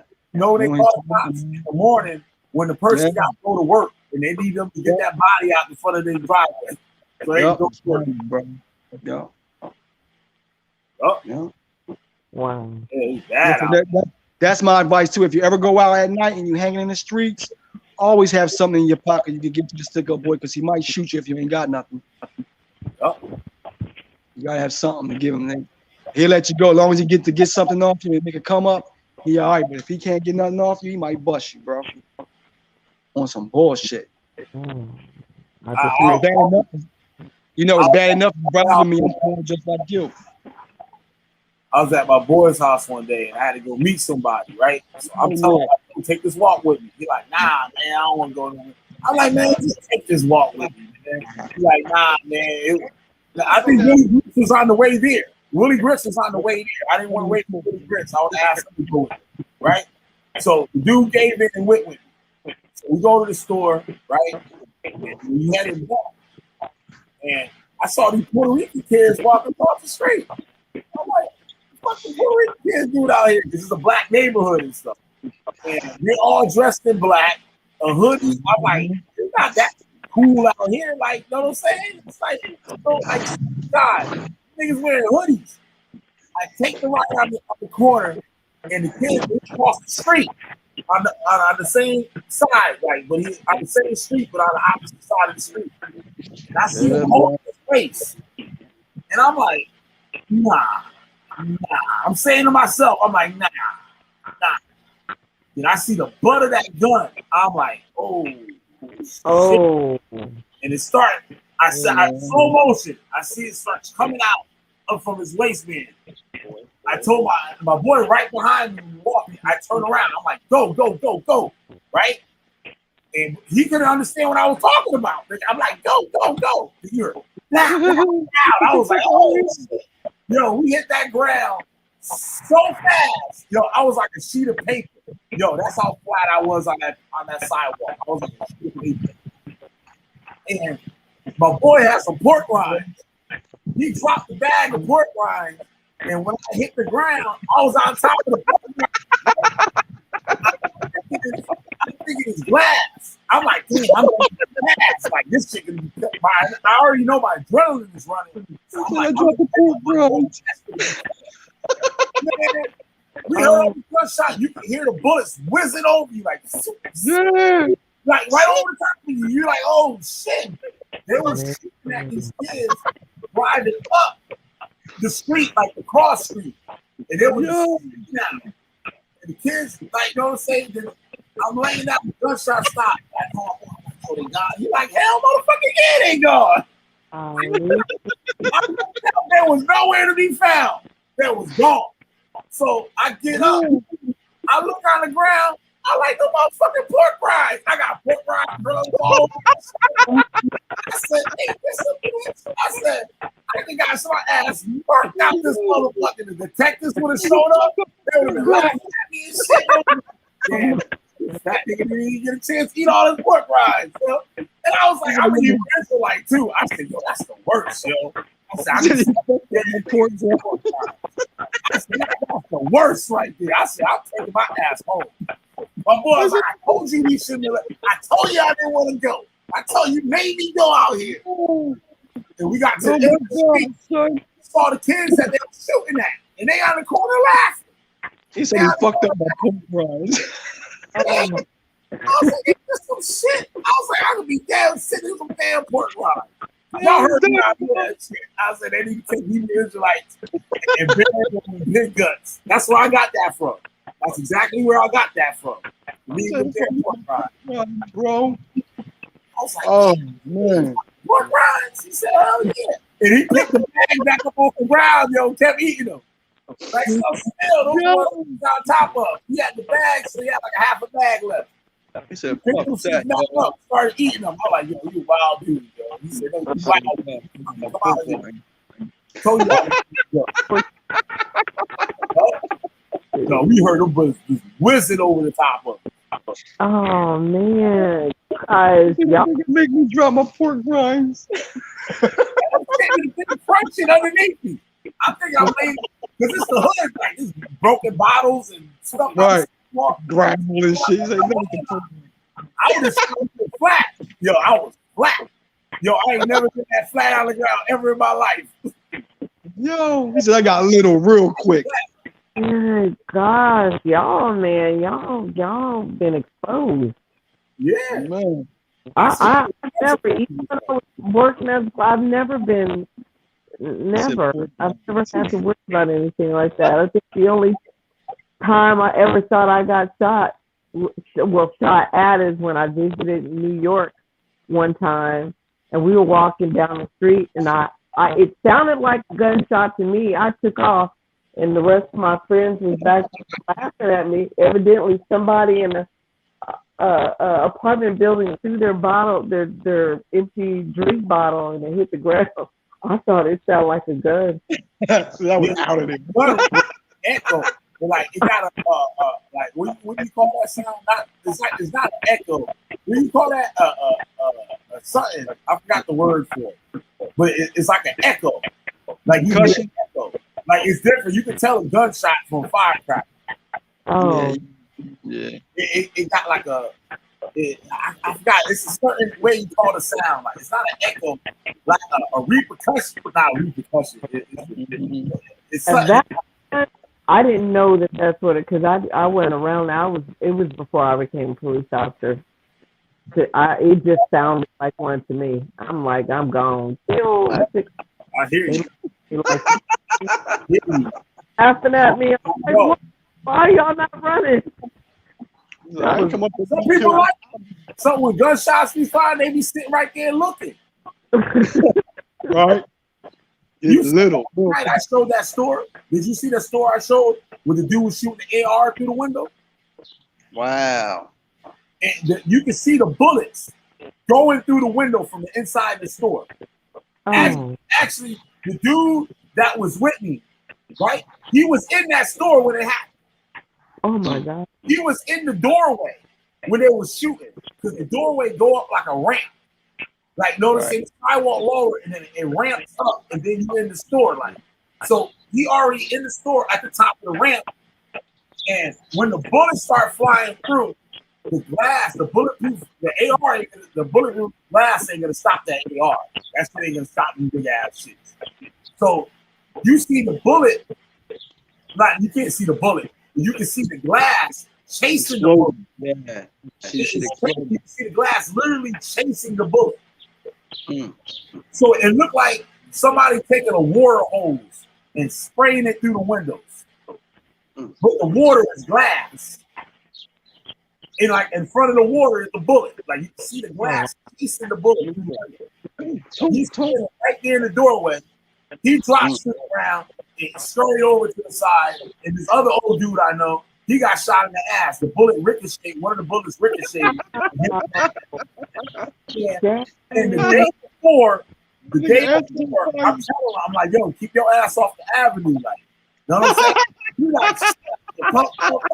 He said, he was 60 something. He was like, I was raised on the avenue. I'm gonna die on the avenue. I said, I told you. I bet you keep your ass off that motherfucker now. And he right back out there. No fuck. He got some bread and shit. He getting some money for that. He got shot in that store. He getting some bread. They shut the store down and everything, like, because it was way too much crime. Yeah, the city had enough. They shut that store down. The store's still closed. They brought people sitting on the corner now. It got so bad on Breasia that they was bringing state troopers in to assist the police. Yeah. In the 90s, the team out here, it got so bad that they brought the state trooper, not the state troopers, the National Guard to clean up the gang. Really? Yep. Like Googling. Like the Latin Kings out here, like you know how like he in Tampa, they rent all that stuff. Like they got flags out and all that stuff. Out here, they don't do that out here. Because feds came and locked up all those Latin Kings. A lot of them, they coming out of jail now from back then. And I did a sign for a dude right in that neighborhood, and I know who he is. I was like, yo, what color you want to make the thing? Like, I was like, you want to black and gold, niggas? He was like, hell no. He said, hell no. Like, they stole that, but it's not shown. Know what I mean? They don't wear no beads. They ain't got to wear no, none of that stuff. No colorways, how they clothes. They just regular. Like, you wearing hats now? Yeah, like, know what I mean? They don't play that. They don't rep it. Like New York, they be repping that shit hard. Like New York is wilding right now. Yellow and gold. Like the shoes and moves, they going at it in New York. Yup. But out here, they're like, hell no. They like shit. But it was like the whole neighborhood was down. Like a whole neighborhood. Like people used to sell drugs, like literally having drugs in their lap. Sitting on the corner with the drugs in their lap. Right now, putting that shit in their ass and shit. Like, know what I mean? They hiding it. Back then, it was right out in the open. Yeah, it was open in the 90s, bro. You could take a pound of weed and just be walking down the street with it. That's it. Like you got a loaf of bread. Or a Subway or something. That's why I got all these cameras on these poles now. Now? Hell yeah. Yo, this book with that shooter was at that store. There's 4 cameras right there in front of the store, right on the pole in front of the store. Yeah. And nobody cares. They don't even care. This kid's run right. There's been about 10 shootings in front of that store, right in front of their campus. And nobody cares. Hey, Kill B. Yeah. Is that the birds back there chirping? That's the male bird chirping. Yeah, that's what that might be mine. Yeah. I be feeding them too. It is. I got birds out here too. Oh my! I'm like, what? I just heard chopping their butt off over there. They're going crazy out here. Yeah, motherfuckers, man. They out here. They going crazy. They in the bush. They all on the apartment ledges and shit. They got nests on apartment ledges. The sun's just coming up now. The sun's starting to come up. Yeah. So you live in those big, those real tall apartment buildings like the ones that's in like New York City? Yeah. You do? How many floors is that? There's 11 floors on this one. Yeah. Okay. So question, when I visit there is like humongous piles of trash on the corner. Oh yeah. How did it get so high? And who put that top bag of trash way up there? How did it get that high? How does it get that high? I'm just curious. How did it get that high? Do they just throw it out the window? How did it get that? If you see stuff like that, somebody up there on their balcony just threw it out, yo. They're throwing the trash out. That's how they get that. Yeah. You get some nasty fools like that and just don't care until they trash out just like that, yo. And the dude that got shot in the butt, his building, they do stuff like that. And they got a trap. They got a chute on every floor that you put your trash chute. I'll show you the back end. All the way down to the basement. The trash bag fall all the way to the basement into like they got that here with the compactor. Yup, like compactor. Yeah, oh, that should be stinking, bro. Yep. Ooh. I'm gonna show you the back end. Yeah, let me put the link back in. That's the other side of the street right there. Those buildings you see right there are new. Yeah. That's the new project buildings in Canada. So there's the back end right here. See that? Yeah, our buildings ain't that big. Like housing buildings and stuff, they don't be that big. They be like max 7 floors. Like, you know what I mean? That's about it, like 7 floors. But the new one, the old ones, they had some old ones probably 15, 17 floors. Wow. Like that. Those are nice too. Look, those over there, they nice over there. They just built them like in I think they built those in like 2008. Yup. Like the ones out here, the new ones out here are only 3 floors at the max. Mostly that's how that one is. 4 floors. Yep. But that one across the street, that's for seniors. Yeah, they put that one for seniors. That's a nice building. Yeah, it's pretty. Yeah, it's real nice. Modern. It's modern. Yeah, very nice. They're doing that through all Canada. Tore up. No, it won't take no time. Don't worry about it. Yeah, that shit tore up before you know it. Yeah, you know it. You know it, Killer B. They're gonna turn it up. Tore up before you know it. Beautiful. Yeah, Beautiful. I'm gonna tell the truth. I'm gonna tell the white man build beautiful places for these people to live, and they turn that shit upside down. Yeah, it's all the mentality. The mentality. You go I actually take you on the roof.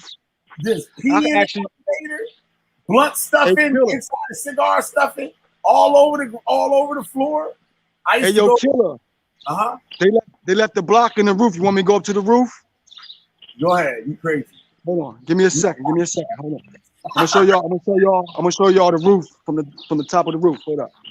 So does your project every morning back in the day, and the custodian being there cleaning up every morning. I go in there, and one day I just asked them because the elevator be full with like literally piss puddles. Ew.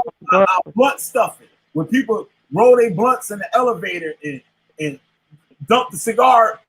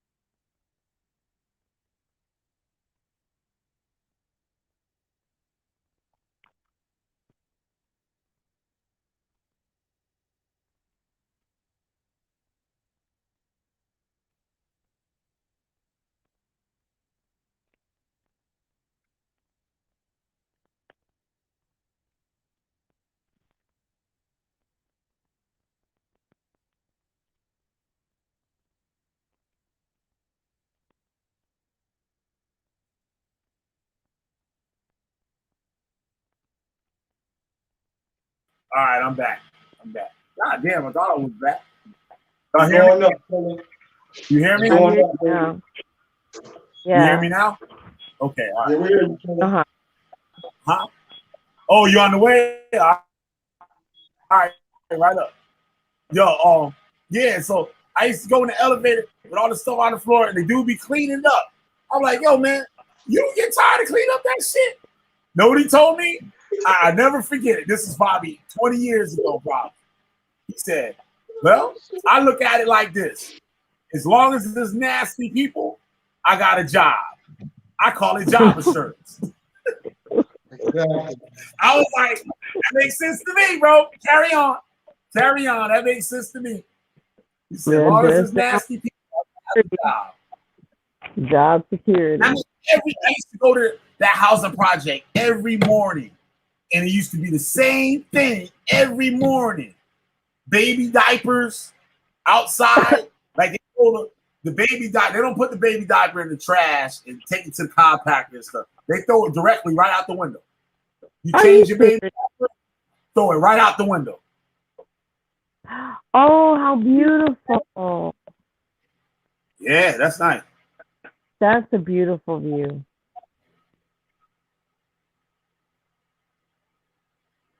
Shit, my town don't even got nothing that high to see that. What we have is so far and in between. Well, downtown there's a few high rises sprinkled here and there, but mostly, regular apartment complexes that's like 3 floors. That's max, and then regular houses and neighborhoods and stuff. Where the building he's showing right there. There used to be a notorious housing project out here. Housing project was so bad they had to tear it down. That's how bad it was. They had to tear it down to get to stop it. Oh my gosh, really? The amount of crack they used to sell. My boy is from there. He grew up in there. He older than me. He said when they used to sell crack back in the day, the old school shopping bags, not plastic shopping bags, the old school big paper shopping like bags. the paper bags. Yeah, the big paper bags back in the day. They used to have for the group. They asked you paper or plastic and shit. You know what I'm saying? Before they started using plastic bags, like them big paper shopping bags. He said they would sit in the hallway with no exaggeration, with one of them paper shopping bags filled to the top with crack vials. What? Filled to the top. And money would be coming so fast, they would wear sweatpants and would take the sweatpants to the tailor to sew up the bottom of the sweatpants tighter. And in the pockets, they would cut holes in the pockets. So the money coming in, you couldn't keep all that money in your pocket. You would just put it in your pants and it fall through the pocket hole into your pants. Are you kidding? You look like a big snowman. You look like a man with your sweatpants filled with money to the top with money. Wow. I know this is true. I've seen pictures of them in that housing project back in the day. I mean, a 12-year-old holding about 10 grand in his hand. 12-year-old in the 80s, early 80s. It's like 80, 82, 83, 84. A fan of money with the big rapper chains, like how Big Daddy Kane, the big chains Big Daddy Kane used to wear. Young kids with that. They said they used to go buy Mercedes Benz. They said you could work out there for 2 weeks and get a brand new BMW Mercedes Benz on the low level. God, you out there work. That money like that. They said they'd be having shootouts. Sometimes shootouts will last 20 minutes or so, and the cops would never come. Oh. They said they found dead bodies, like in the basements of the buildings and stuff. Like when they tore it down, there was a lot of crazy stuff. Like it was really that. I'm gonna do a show on the housing project. I'm gonna have some people from there to tell the stories there. But yeah, it was unbelievable. They out there with the cell phones, like the old school, like the first cell phones, the one that's in the briefcase. Like the old phone. Those big blocks. Yeah, the big. It looked like you holding a big old loaf of bread. Like you holding somebody VCR to your head. Didn't they have like this like a box you had to carry over your shoulder like a Yep. It was like a briefcase. Like messenger bag or something like that. Oh my gosh, you just took me all the way back. What? Yep. Oh my gosh. They said the amount of money they was making was unbelievable. Oh my God. They say 50 grand in a night was no problem. Oh. That's what they giving the boss at the end of the night. But man, the hazardous pay though. That's hazardous. That job is hazardous. And there was 25 buildings in that housing project. The buildings, I think, were four floors, 25, maybe 30, 4 floors. And they had a spot called a hole. And my boy, somebody used to sell dope, and they would shoot out the window in the morning. That would tell all the dope fiends that the shop is open to come get it. And they'd be lined up like a line. Like you getting on the ride at the music park, like a line. And when it's done, they shoot again in the window, and nobody better not try to come and get nothing. You can leave with some bullets in you. And they would throw the bags out in the yard at night, like before, like the morning. Say like now, like the time now. That's where everybody going to cops. Everybody going to get it. Like the time now, early in the morning, and they would go in the yard and see all the bags they threw out, and you get the bag. You know who got the best shit because they throw the samples. They just throw them on the ground. Those are samples, and the fiends go looking for them in the morning, so they know what to buy. God. Yo, the stories he used to tell me was crazy. He told me some crazy stories. Dang. Shooting out with AK-47s. Cops wouldn't even come in there.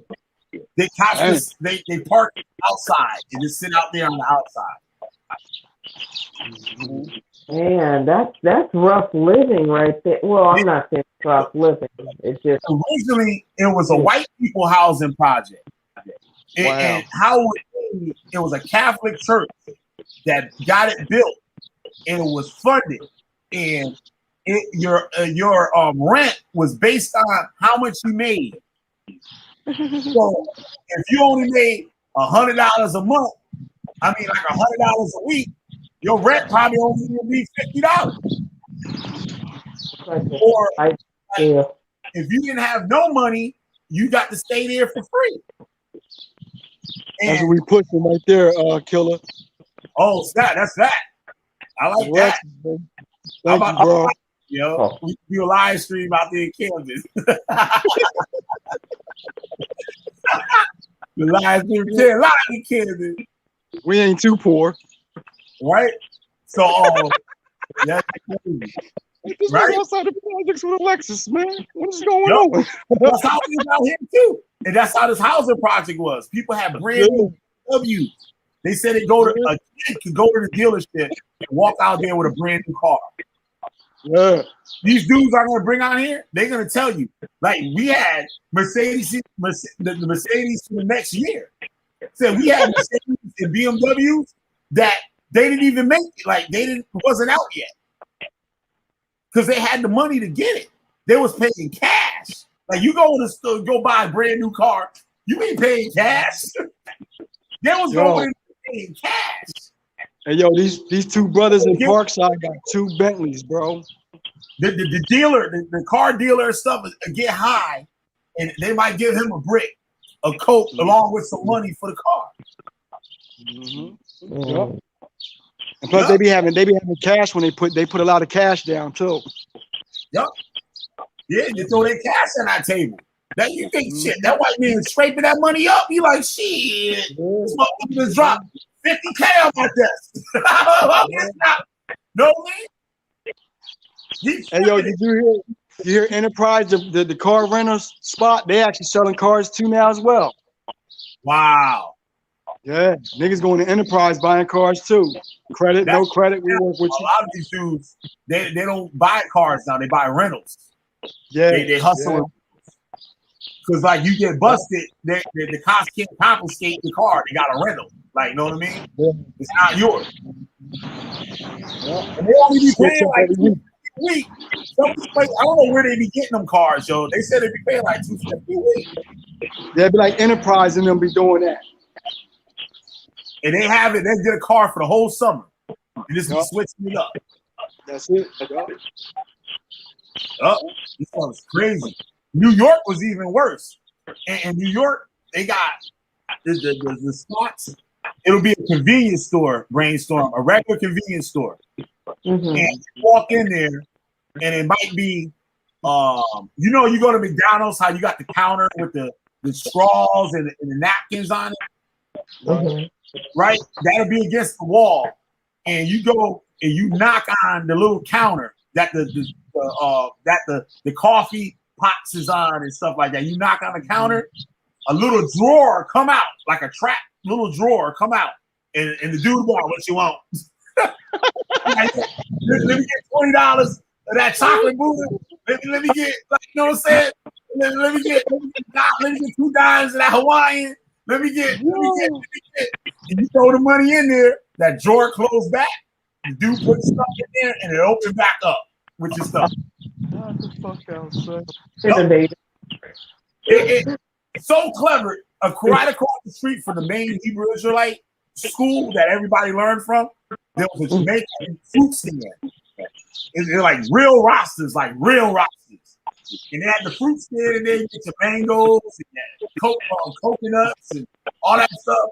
And they had the little door. It was like a slab wall, and the wall had a hook on it. You grab the hook and you pull it, the door will pull out, almost like a screen door. If you walk back there's a little hallway.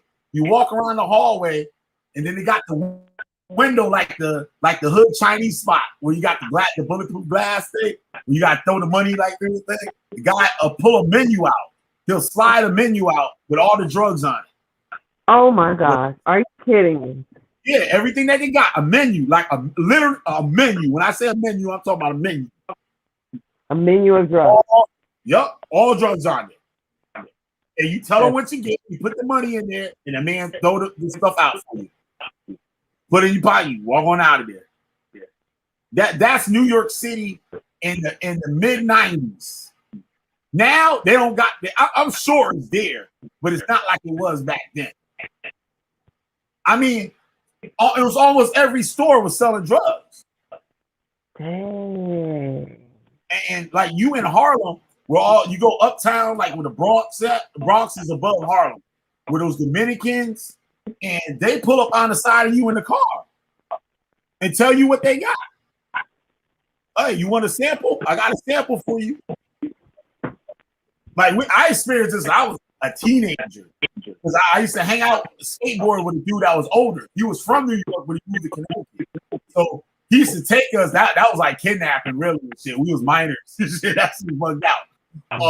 But we used to go skate with him. He would take us back to his old neighborhood. We skating and stuff. You know, we used to smoke weed and stuff like that. So like he didn't care. Like that was normal. That was like smoking cigarettes in the Bronx at that time. Like, everybody did that. So it wasn't no big thing. But taking to his old housing projects. He actually lived down the street from where they made Crush Groove, the movie Crush Groove with the Fat Boys and Run DMC and all that stuff. He actually lived like right around the corner from it. Yeah, it was.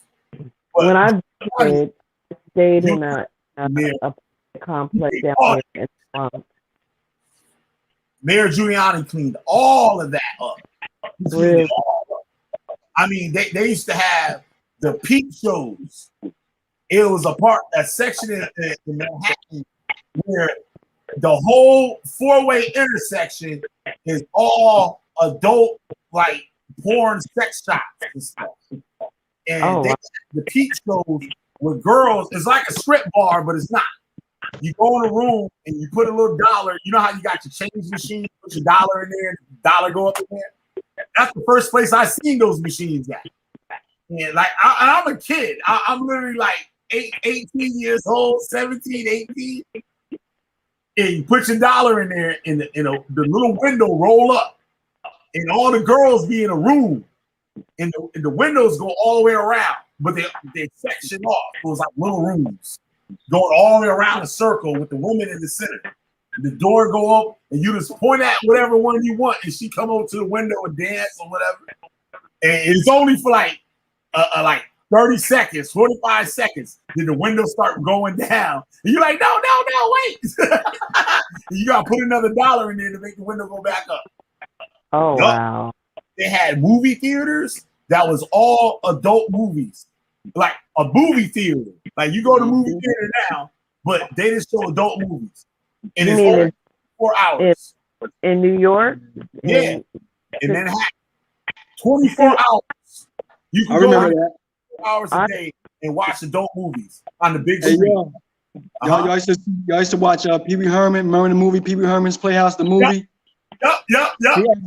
He actually got caught in one of those. Yeah, he got caught. Yep. That's what they do. Like I went in there, like I was like, man, I'm a kid, like I'm trying to do all types of shit. I went in there, I didn't even sit down. I just walked around. I was like, yo, this shit is crazy right here. They had all these weird people staring at me and shit. Yo, that shit was crazy. They were sitting on the seats all huddled up. Some people had blankets over them. But I think a lot of the people in there, it was like probably like 2, 3 in the morning when I was in there. I think a lot of the people in there were homeless. And they go to sleep. Hey, yo, you know the drive-through. You know the drive-through was created. The drive-in when you come in and watch the movie outside at a big screen and everybody pull up. Yep. You know that was created here in South Jersey. Y'all know that, right? Didn't know that. I never knew that. Yeah, it was created right here in South Jersey. What really tripped me out was the fact that people at all hours of the night were always walking somewhere. And I'm like, dang. As a matter of fact, I actually, I didn't actually go in at the Apollo Theater. I went to, it was like a shopping, like an indoor shopping mall, a small, directly across the street from there. You know what I'm talking about? And I got my nose pierced over there. And then when we came out, I met one of the guys from A Tribe Called Quest. He invited me and a friend of mine to a party. I couldn't go to it though, but yeah, it was really, really cool. It was cool. Wow. It was walking around there. About that. Yeah. New York don't sleep. Yeah, New York, they stay up all night in New York. And you know what? That was like the first time I'd ever rode in like a subway. And I've ever seen a person take a squat and poop on a sidewalk. Like crazy. Yep. I've never seen that before. And he was a nice looking guy, dressed nice. It wasn't like he was homeless. He just see it nowhere else too. Like he had to move. He squat and took a poop, and he got back up, and he kept it moving. And I'm like, oh. And the whole time, because I was there for like a week, that every time I passed that pile of poop, my mind was, I can't believe that's a human poop. If I wouldn't have seen it, I would have thought it was a dog that did that. Idea that pile of poop came from somebody. Yeah, that's all over New York. Rats got rats the size of cats. Huge. China. Yeah, being I think I was like 19 years old when I went there, and I had never been around there before. I'd never been, there. It just seemed so busy. It's an amazing place. There's no place on the world I don't think like that place, man. I couldn't even. I was like, I saw streets that were like blocked off just for kids to eat, like hopscotch and everything, little boards drawn into the street, and I'm like, I can't believe it was hard for my brain to wrap around. Children grow up In this, there's hardly any grass and hardly any trees. You know, where one night I was driving the cab and I had to drop somebody in Queens at my buddy. We went to the village to get something to eat, and on the way back, we passed the block and it was a bunch of kid prostitutes. We couldn't believe that. That's the first time I ever seen that shit in New York ever. I couldn't believe it. It was like 3, 4 in the morning. Kid prostitutes? Yeah. Chilling outside. Yeah. Just chilling. Like it was nothing. Like an adult out there. The kids like it was adults. About like how old? Like probably like not younger than that, probably like 14, 15. No. They'll be younger than that. You see a lot of boys doing it now too. Yup. They got in Atlantic City. They got a strip in Atlantic City that's full of that. They had a section in the bottom of Manhattan where every block was a different type of prostitute. Like you had your black prostitutes, you had your white prostitutes, next block Puerto Rican, like Hispanic prostitutes, you had prostitutes, then you had your gay prostitutes, like on every block. And the block was dedicated to that at night. Like, like now up here, it's 5:25. Say like just before the sun come up, all Manhattan dead except these like 5 blocks in this ridiculous amount of traffic. Like it's the middle of the afternoon and everybody's rushing to work and stuff. It's just 5 blocks. And the cops would just be circling the blocks. And they pick up people by random. Like if you go down, you drive down the street, all you see is cars parked on the side with heads going up and down. And the cops pass the prostitutes, they just hide. But it's not like a literal hiding. They just like, it just looks like the cops can't see them. Like they'll duck behind the car, or duck behind a dumpster. Or so the cops see them, but it was almost like an excuse for the cop not to mess with them. Long as you act like you're hiding from me, I'm not going to mess with you. And they would pull up on a random car, throw the lights on, the prostitute get out the car and just walk away, and they get the guy. And in New York, they'll send a letter to your wife if you're married and let them know like what she was doing, you know, because of the AIDS pandemic and all that stuff. Yeah. Yup. But the pimps out there got Lamborghinis, got Ferraris, got Rolls Royces, right out there on the corner.